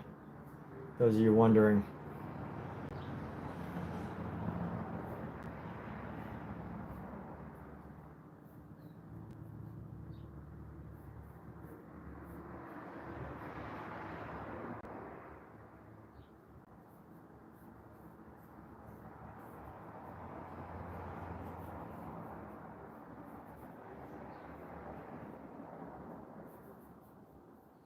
And then let's see. So in here, we're going to come around.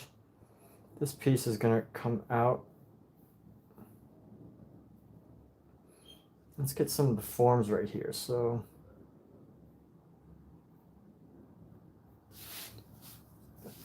starting with this red, it's just sketching out what we're going to do.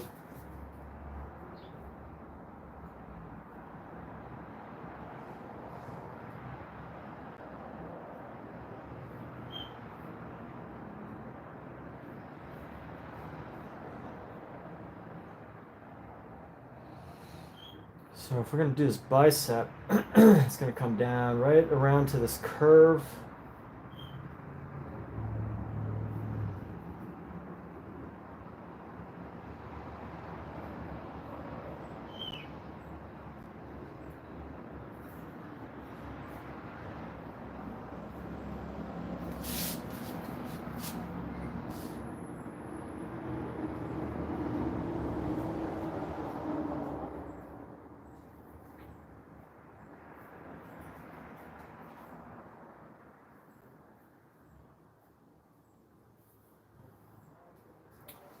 This must have been the test that you had to pass in the Berg class, the Charles Berg drawing course.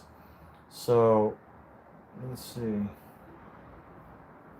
And afterwards, they would probably rip them up because that's what they did back in the day. The harsh critiques and everything. So many muscles here. My goodness, what is up with all these muscles? Jeez.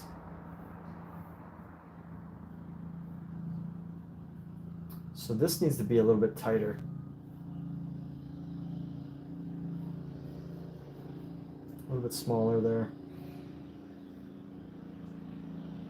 So this is going to match right around here.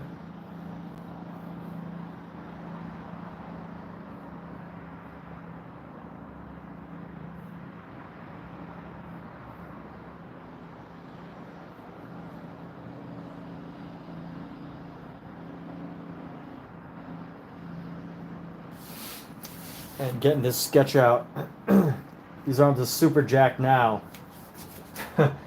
This is one super jacked arm.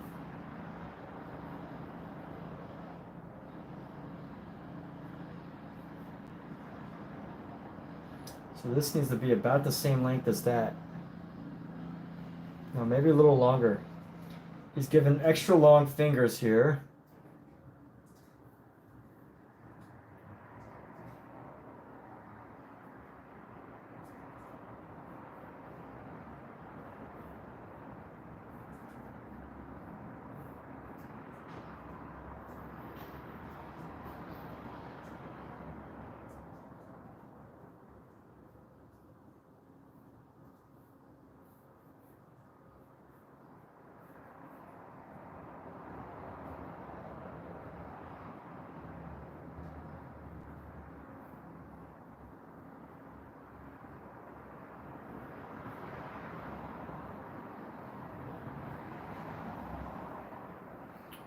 And let's see, this is going to come right about there. Knuckle's going to end. Oh yeah, the knuckle. This knuckle has to be a little bit further ahead than this knuckle. This knuckle's going to come down like that. So this one's a little too far up. I'm going to bring this down a little bit. Somewhere out right there. Bring it down.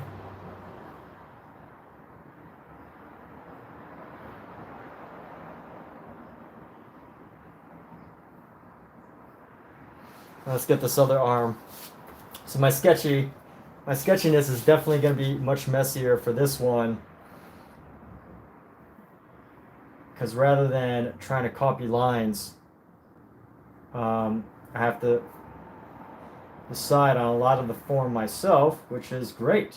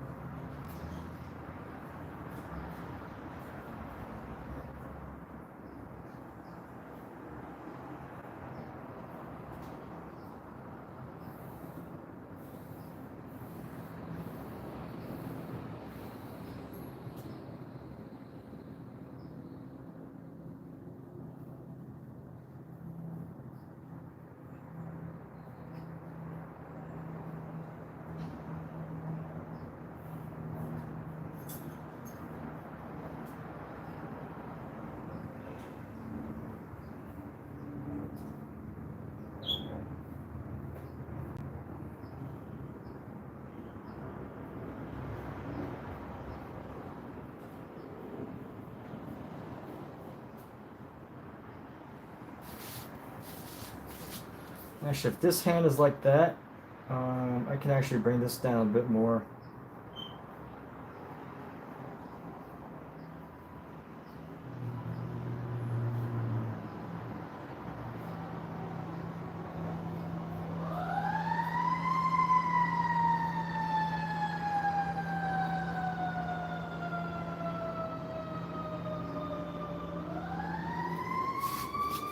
Okay, I see what's going on. So this one comes down to this. That is going to come down right. This is like right here.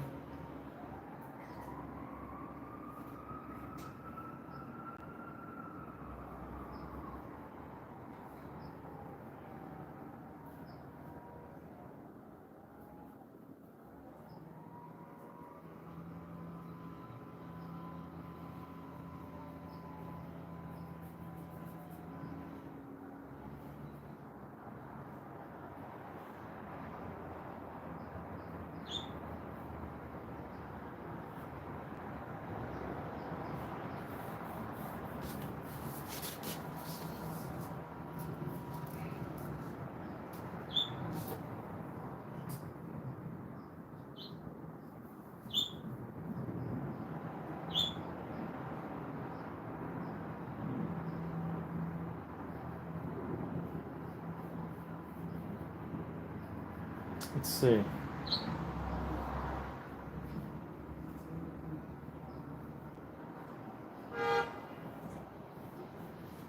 So this is going to be the main area. So let's start with the wood.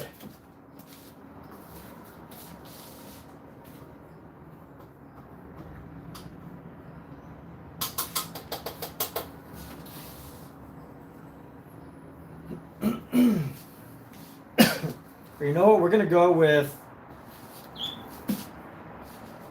Yeah, we're going to start with this wood here.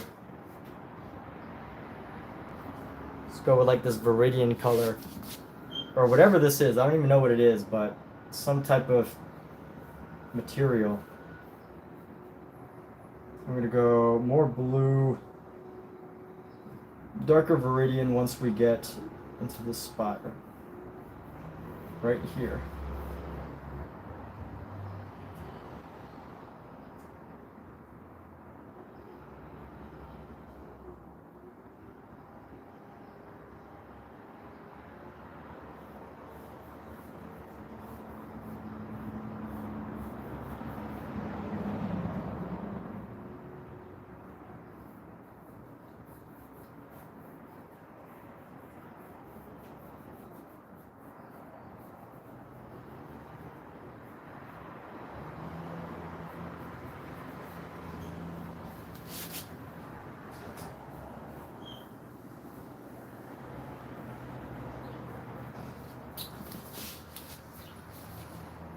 Let's go, this is going, oh.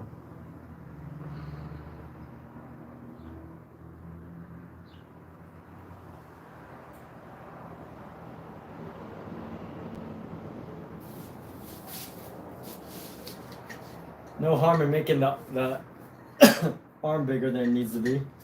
I mean the hand make it a little bigger than it's supposed to be.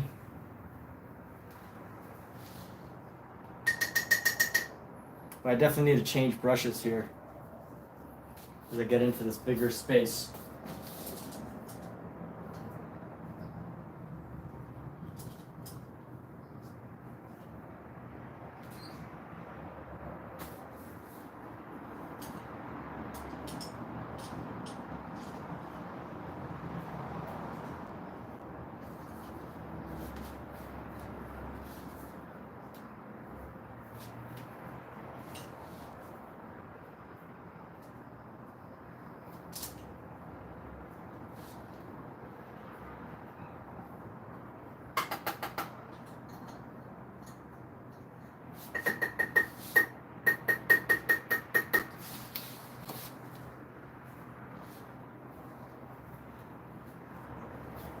So let's do this. I'm gonna go with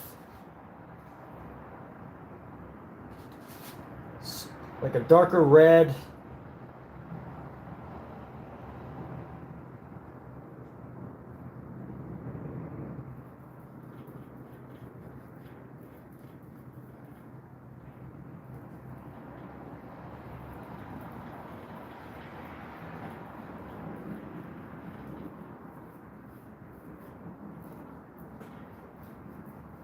Trying to find the right color that I want. Let's see. Let's go with this. We're just gonna do this. Start with the shadows here. So go down right here.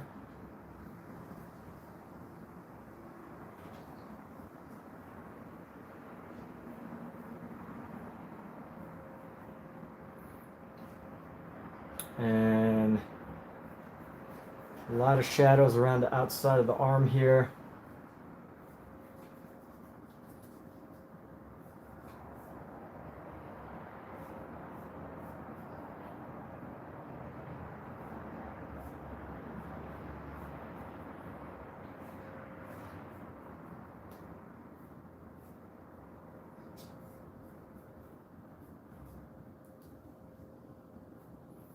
And let's see, so tons and tons of shadows on this one.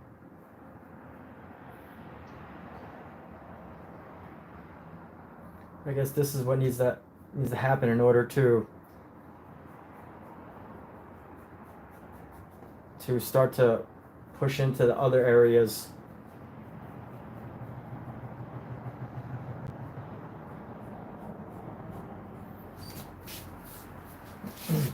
And the shadows are really hard right now, or the lines are still really hard, but you know, this will all be cleared up in a bit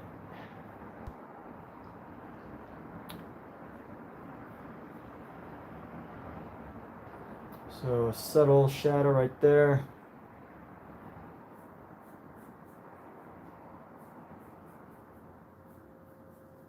I probably should have sketched out some more of the shadows, but it's one of those things where you just gotta make the choice of whether you want to get straight into the painting or whether you're gonna continue forming some of the shadow or sketching out the full every detail.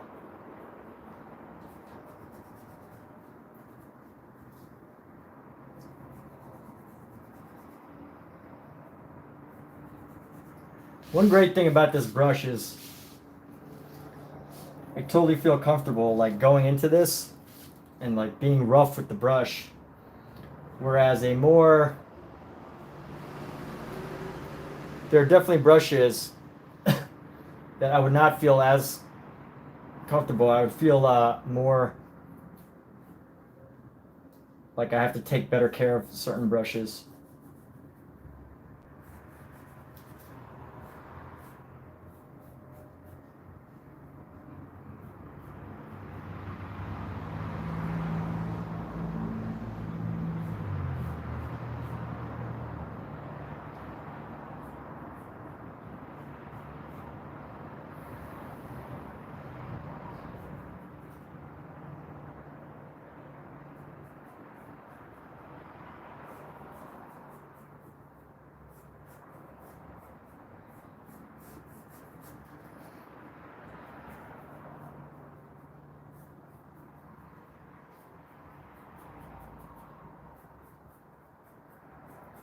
So much shadow in this area.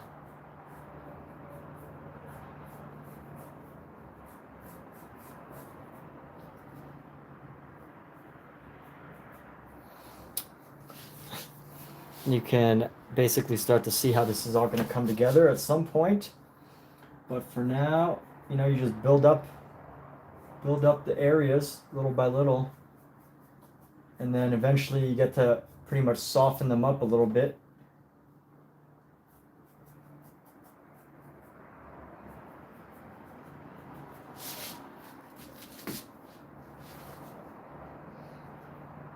And let's see right here.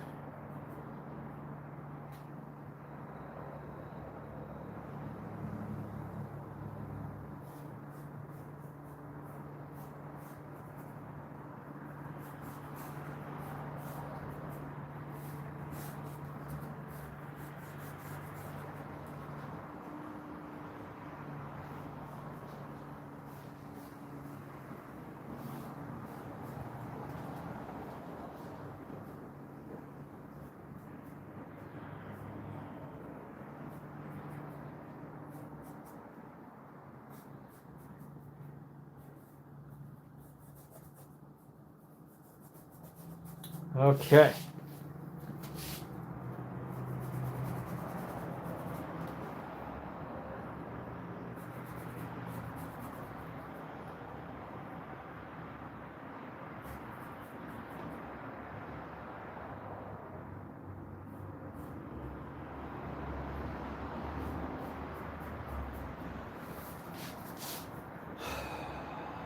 Okay, pop this down a little bit. This is going to go up and then this is going to come down. And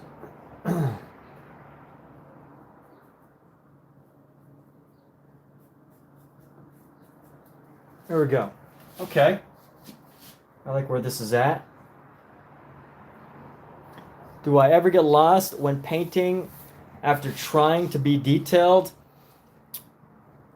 That's a really good question. This is one of those questions where, like, if you have an enemy, this is a question you should ask them, because it'll make them get in their head and they'll be like, have I ever done that? I don't know. And then the next time they're lost, they'll be thinking about that. So that's funny that you asked that. But or like, I mean, if you're in a competitive sport, right? Like if you're competing in like soccer or hockey, you just like go up to them and implant like this like question that makes them overthink what they're doing. Hey dude, when you kick the ball, when when you forget, when you lose where you are on the field, do you you know, after trying to kick the ball, when you get lost, like what do you do?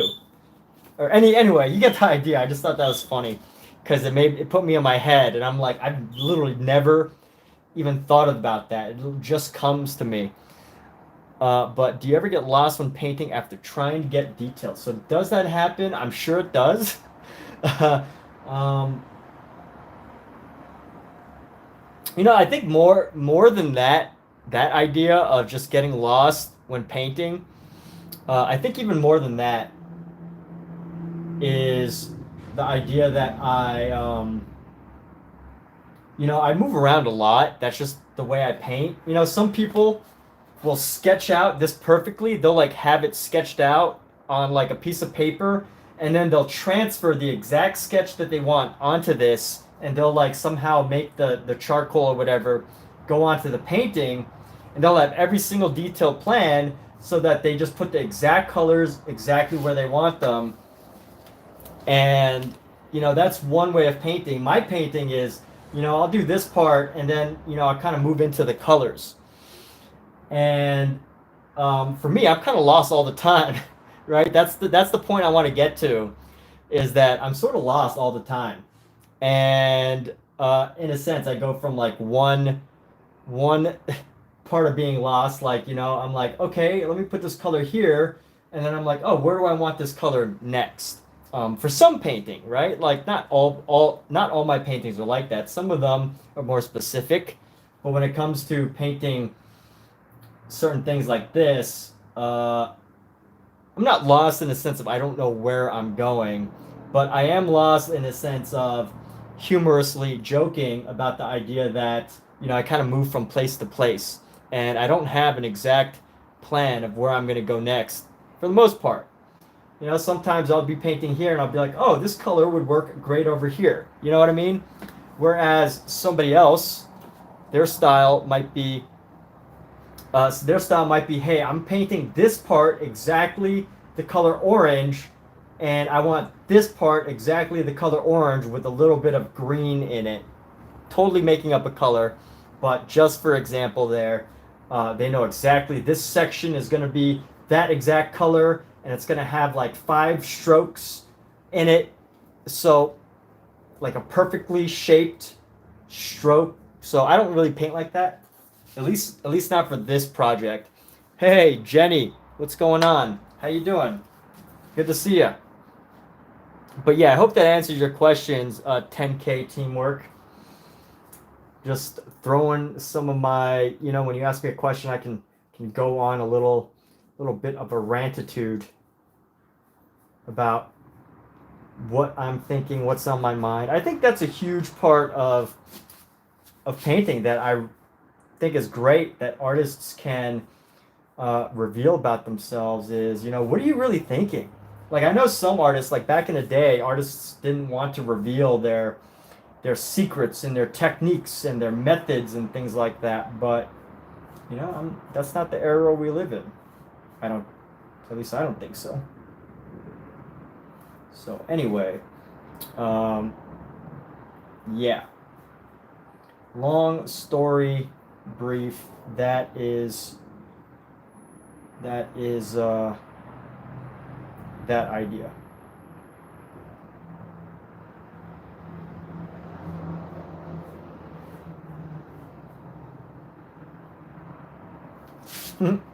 All right, so you're doing good. Thanks for asking. Just going with the flow. Yeah.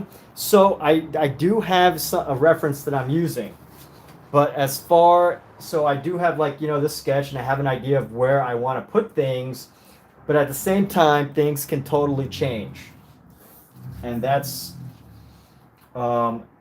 just how I do it. I just realized that things can change, and I can take it in a new direction. So going with the flow, yeah.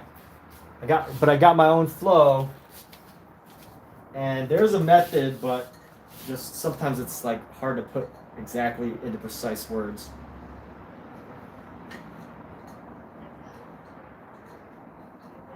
But if you watch enough of the videos, I guess, you know, you could break me down, turn me inside out,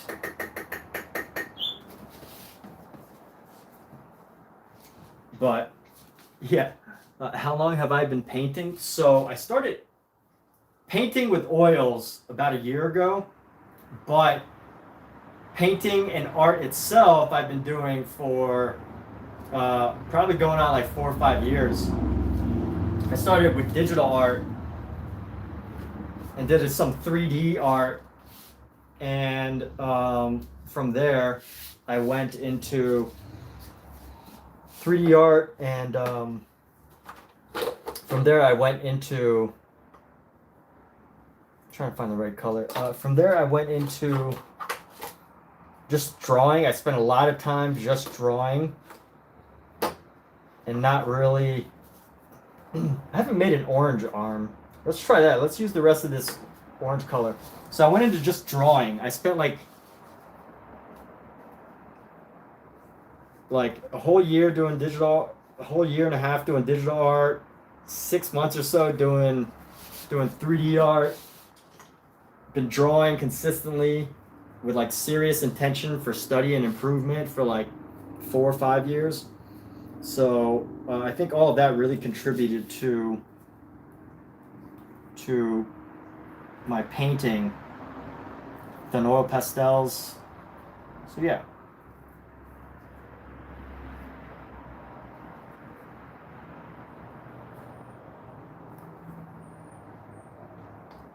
So another 2 bites of dust. So Jenny, you came out here. What brought you here? I popped up on your feed somehow. Is it summer for you? I mean, I guess it's summer for everybody who's not in the southern hemisphere, right? I think I guess some people are in winter. If you're in Australia, I guess it's winter. But if you're in Australia, you're probably sleeping right now. What did I do with the cap? Here we go.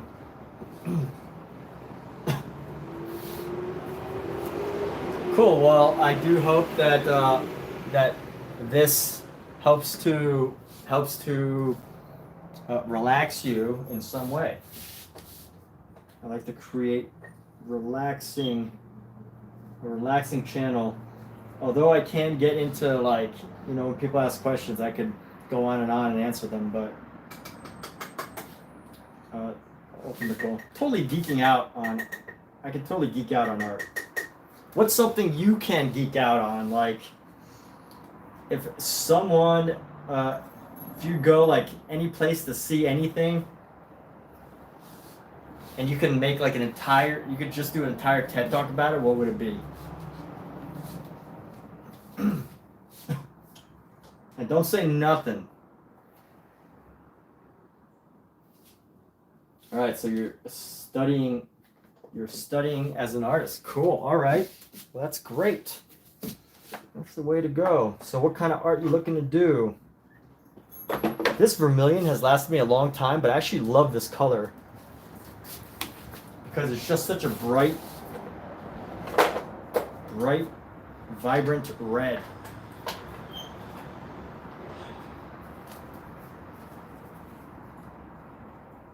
Vermilion. Super awesome color. It's a good question that you honestly don't know the answer to. Okay. Well, hey. You know what? Sometimes answers that you seek take time, and you know what? You weren't even seeking answers to that question. So, and you don't have to. But I think we can all ultimately geek out about anything. I'm going to try all of them and see which one suits you better. Wonderful. My goodness. So which ones are you starting with, Jenny? What are like the 3... What are some of the ones that you're starting with that you're just getting a feel for right now? So I'm mixing a lot of like reds and yellows, a lot of warm colors. I'm going to bring this all together to create a nice little reddish orange yellow. Red orange. Look at we're getting all this color right here. Just mixing it up. Just mixing it up, and we're gonna lay this into our arm here. It's gonna be one bright arm. Let's put this in. Oh yeah, look at that. That's beautiful. I love that color. Nice, vibrant orange here.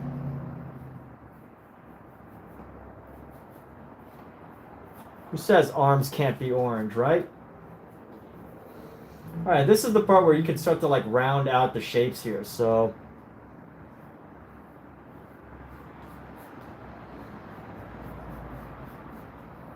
starting to round things out, and this is when things can take form. And you know, one thing that's so cool about painting is you can basically take any colors, and if you can sketch and figure out like the values, like how light or dark something is, you can like make any form basically. Like just by mixing this dark color, I can use any color in here: blue, green, red, purple, macaroni, whatever color, and as long as you know the shadows look darker pretty much than the light areas, you can pretty much make it happen, make it work. And obviously there's some more subtleties to learn, but you know, if you know the value, if you can see the difference between light and dark, you can be colorblind, and as long as you get the value right, how light or dark, or how close to white versus how close to black a color is, you can pretty much make it happen. So sketching, water painting, all right. Water paint, that's great. I still haven't gotten into water painting. I really want to get into water painting, but I've spent so much on like oil paints and oil pastels that I feel like I need to just dedicate time to this. But I love the effects of water painting. Like a good watercolor painting is just so expressive because the water just creates this natural flow of things. It just creates this like natural feel for a painting that I feel like is really difficult to achieve with other mediums. Like I could take paint thinner or mineral spirits and start to make this spread around, but and like get the colors to kind of like mush together and all that, but I'm not going to. And that's just something naturally that watercolor does. And if I'm not doing watercolor, if I want watercolor, I should use watercolor. No sense in trying to come up, trying to make watercolor effects outside of it. So anyway, we're gonna keep this nice and orange. Might be a little harsh, so I'm gonna figure out some way to kind of like balance out the brightness at some point. But so it's a little difficult with the colors mixing. Yeah, that's the one, I guess that is the one challenge of watercolors, but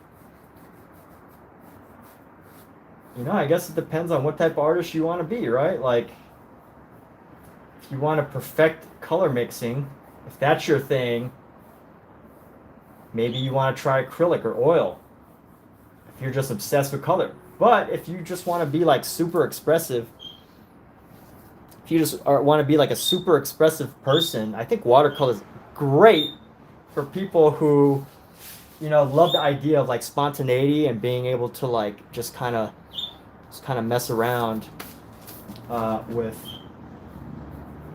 not mess around, but like kind of freestyle and let water do its work, its magic. Let nature help you create the painting. So let's see. I got a question. Am I freestyling or using a reference? So I almost always, unless I'm doing something abstract, use a reference. So this is my reference here. This is all black and white. So this is Zaku, what's going on? So this is from the Ultimate Berg drawing collection. Now what this is, I just want to go into a little detail about this. So this was originally, not this book specifically, this is a reprint, but there was a book originally written by Charles Berg in like the 1800s. And this became the official, like, one of the top books that taught drawing from like the 1800s, and I think people still use it today. But as you could tell, it's just black and white and gray. and I have to do my own thing where I'm painting them. So, you know, I'm changing it up a little bit and I'm painting them as opposed to drawing them. And that's just this project that I'm working on. But hope that answers your question. It was originally called Lessons on Drawing or something like that. So it's a little difficult with the colors mixing. Zaku, what's going on? Welcome. What time is it? It's 3:03, and I'm very grateful that people are tuning in right now. I've been going at this for about 3 hours today, so it's great to have people to do art and chat with, isn't it? I don't mind painting in like my own little silo of life and like softening up some of these edges here.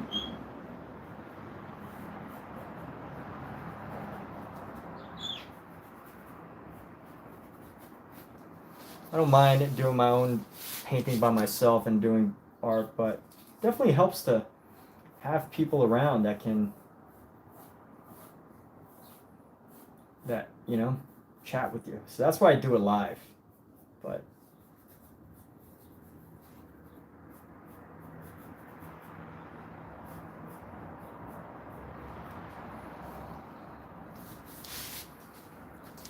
here we go. This is just one of those things where you know, it's about blending. And eventually I'm going to go in with a different color.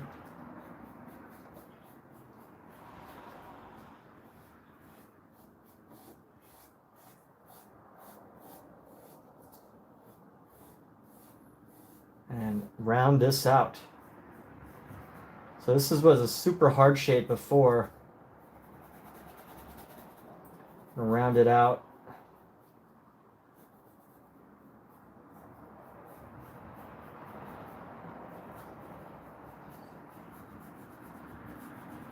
And by hard shape, I mean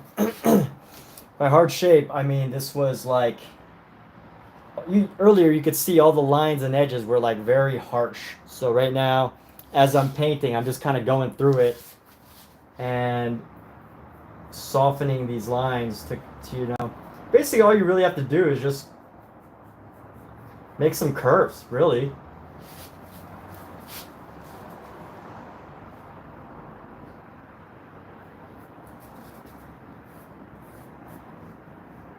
So here we go. So I painted the dark areas first because I know at some point these colors will blend together. And that helps to create like the round shape and the form and everything.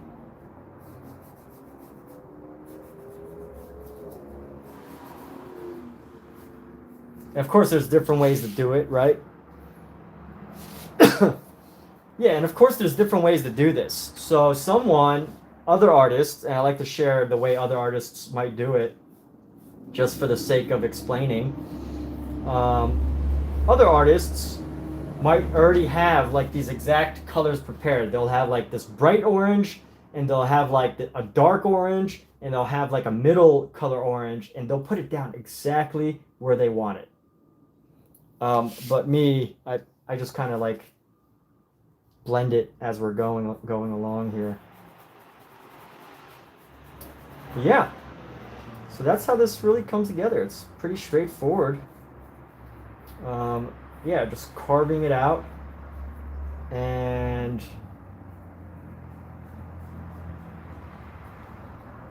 there you have it. So just I'm just gonna keep working this. I do have to remember that some of these do have to be somewhat hard edges.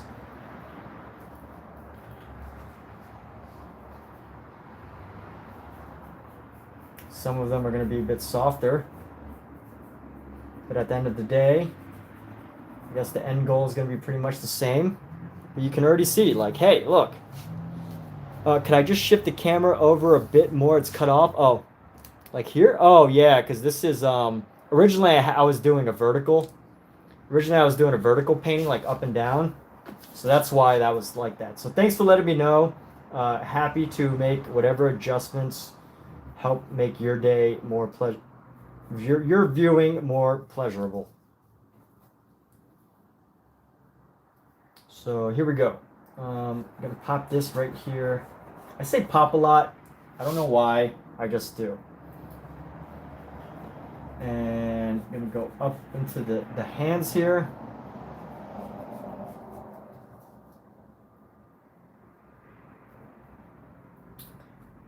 And so I already know I'm gonna have some trouble with my pinkies, but that's okay. We'll figure it out. We'll all figure it out together. And let's see, getting this right here.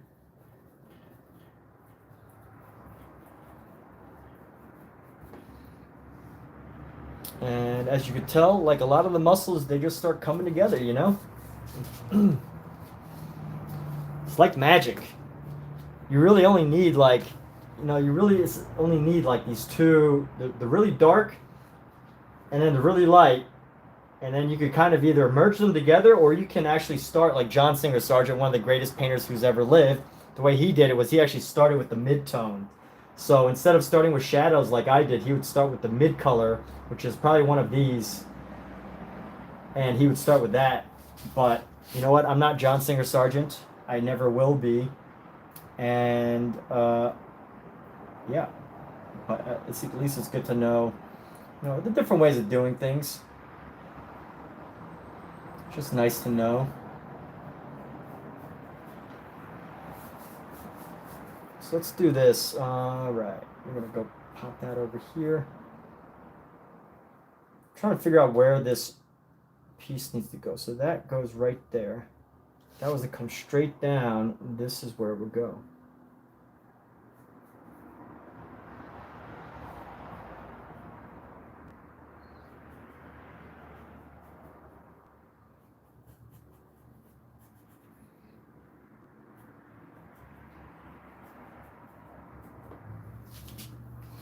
And let's do this. Get down in here. Let me clean up my brush a little bit. It's gotten a little bit too muddy.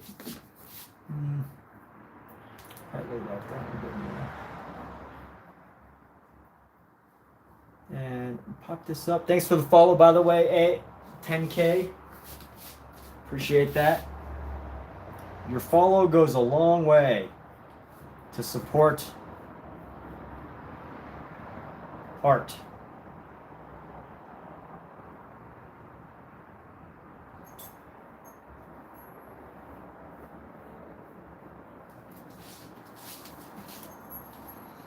All right, let's clean off this brush so we can work on this very next part. So Zaku, Jenny. I don't know if y'all are here, but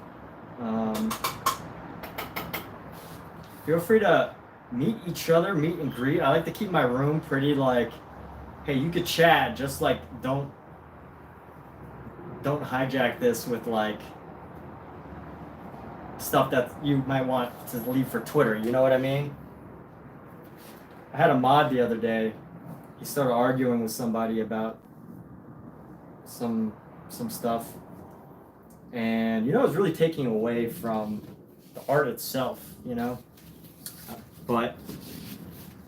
But talk about anything that's like that you wouldn't find debated on Twitter. Feel free to talk about anything that's not debated on Twitter. That's what Twitter's for, right? So here we go. Gonna formulate this.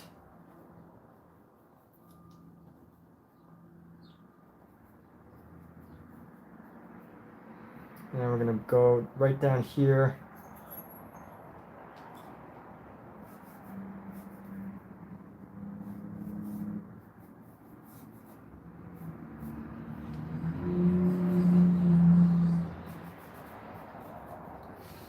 And you can't see Jenny chats at all. Oh no, so I see. So I'm doing this live stream on Instagram or YouTube. So I do it on YouTube and TikTok at the same time. So depending on where you're viewing me from, the conversation may or may not make sense.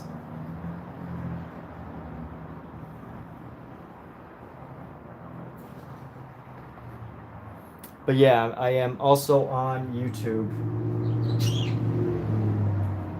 where I started my live stream.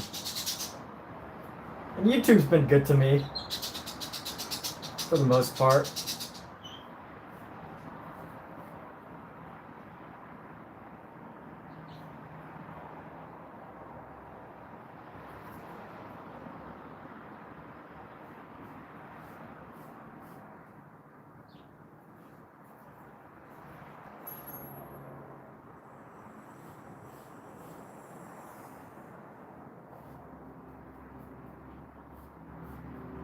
I'm gonna have to do a lot of work on this part, but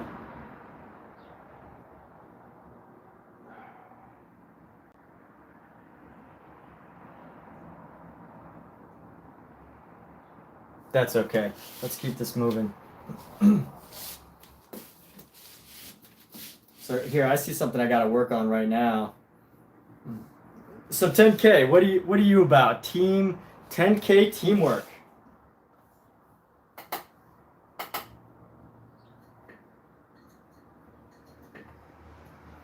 By the way, my room is totally a commercial friendly place that you can plug your ideas. Now, I'm not saying that, I want to be pitched. And I want to,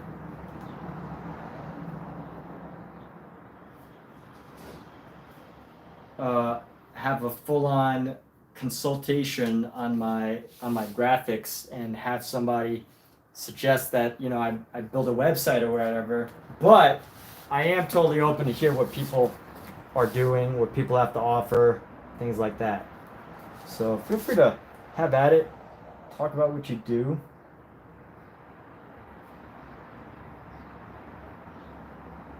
And I actually need to lighten this one. So let's go with our green here.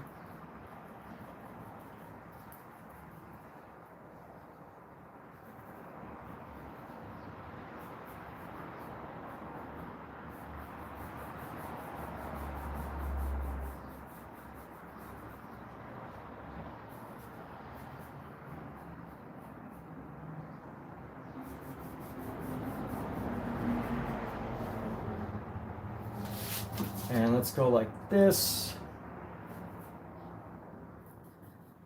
We're going to finalize some of the areas here. That could be the most challenging part of a painting.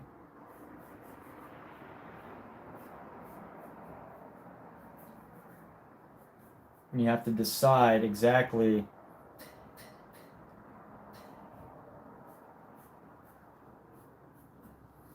where you want some of the things to go.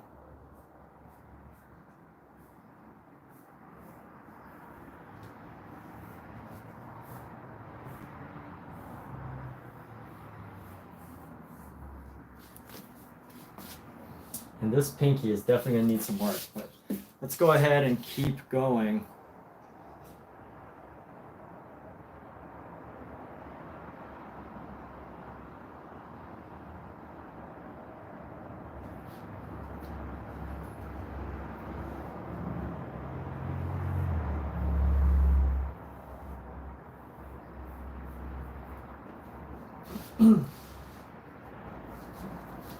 So you start this page to grow followers, want to get TikTok affiliate, but still deciding. Deciding on what? Deciding whether you want to become a TikTok affiliate or...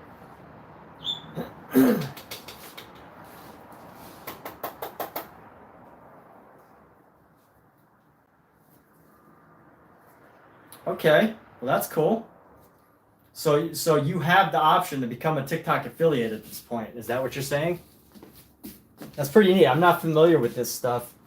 But let's see. I'm trying to think of a good color right now. We got red, orange, and green. So I think what we're going to do is we're going to go with an ultramarine. Let's pull out our French ultramarine here. We're going to do a beautiful little French ultramarine color.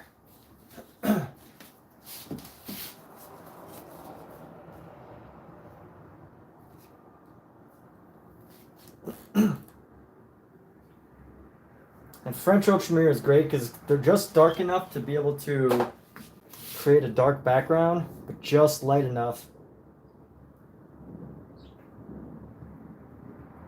And we need to increase the spreadability here. So I'm gonna throw on some gambling. Almost there. Hey, congratulations, that's awesome. So I'm gonna throw on some solvent-free gel. Just gonna help make it a little bit more spreadable. Add in just a little bit of solvent. And here we go. So I want this to be more spreadable. So otherwise it kind of becomes really hard to get it around. So this is going to be a nice French ultramarine.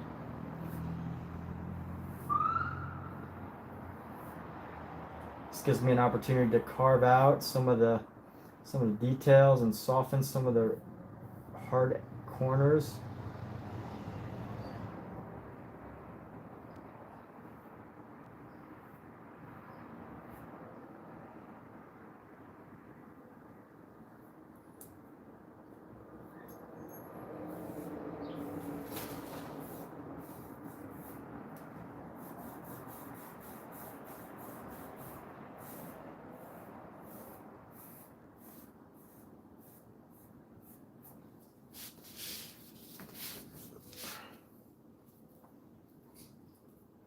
And thanks for sharing my work. You gotta go. Really love. Hey, thanks so much. See you later, 10K. I'll definitely follow you back.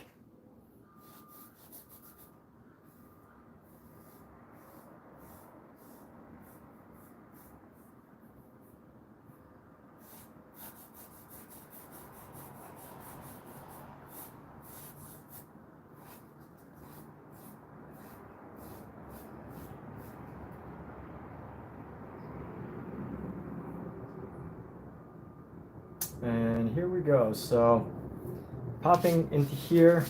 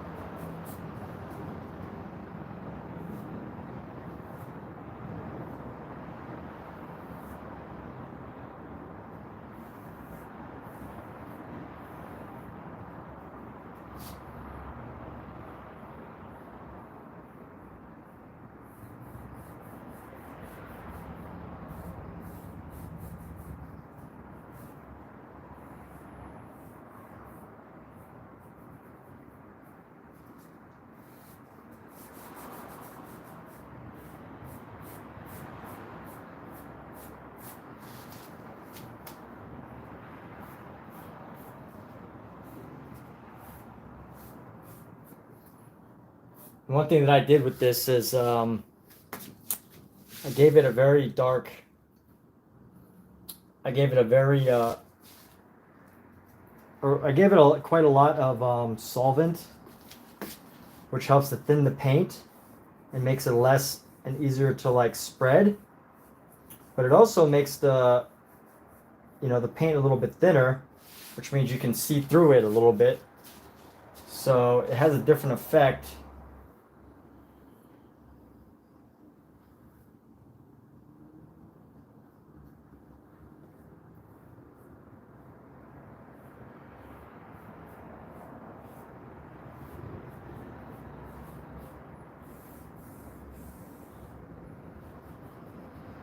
Now I need to figure out what I'm going to do with this pinky, because this pinky is a bit too big.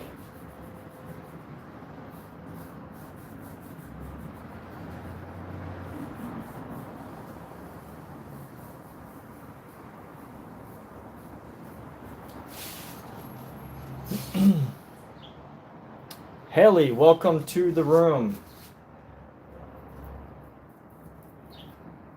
Haley, 10K. Giving me that support. Thank you.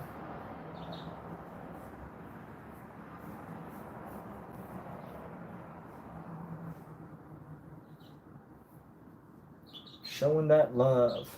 All right.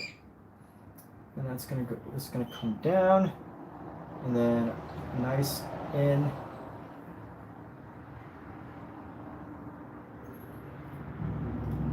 And I think this one really have an opportunity to bring this in a bit more right now. So that's what I'm going to do. Which means this pinky doesn't need to come out as far.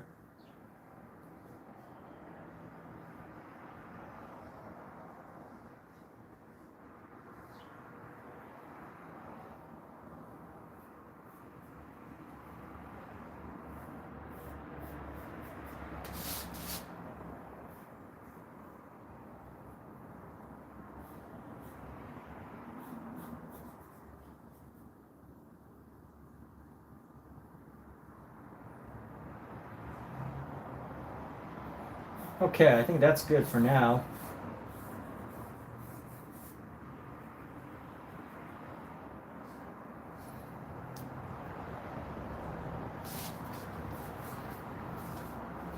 And let's push this over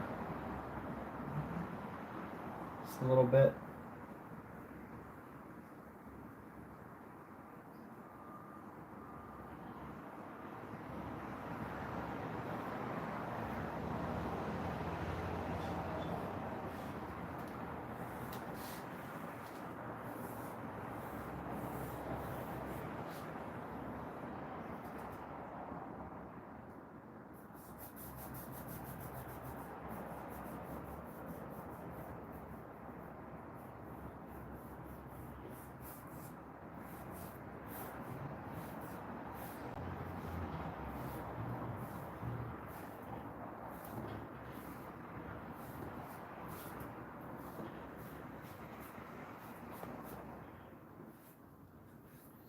And here we go.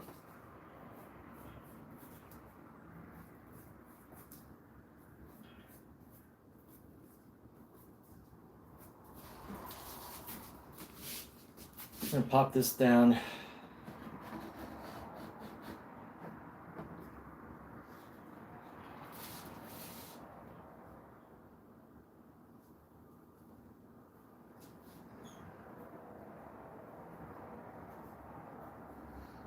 And you know what? It's been about 4, almost 5 hours painting.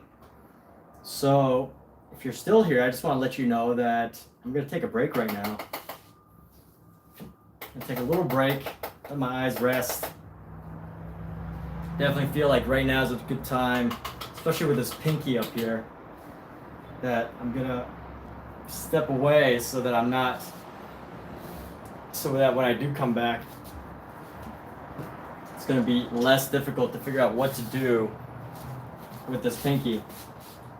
And I probably will be back at some point this evening, but for now I need to take a little break.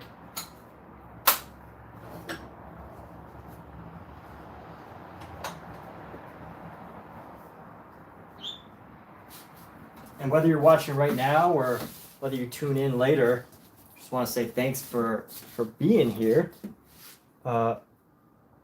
We will be back at another time. So take care, everybody. Hope you have a great day. I'll see you again soon.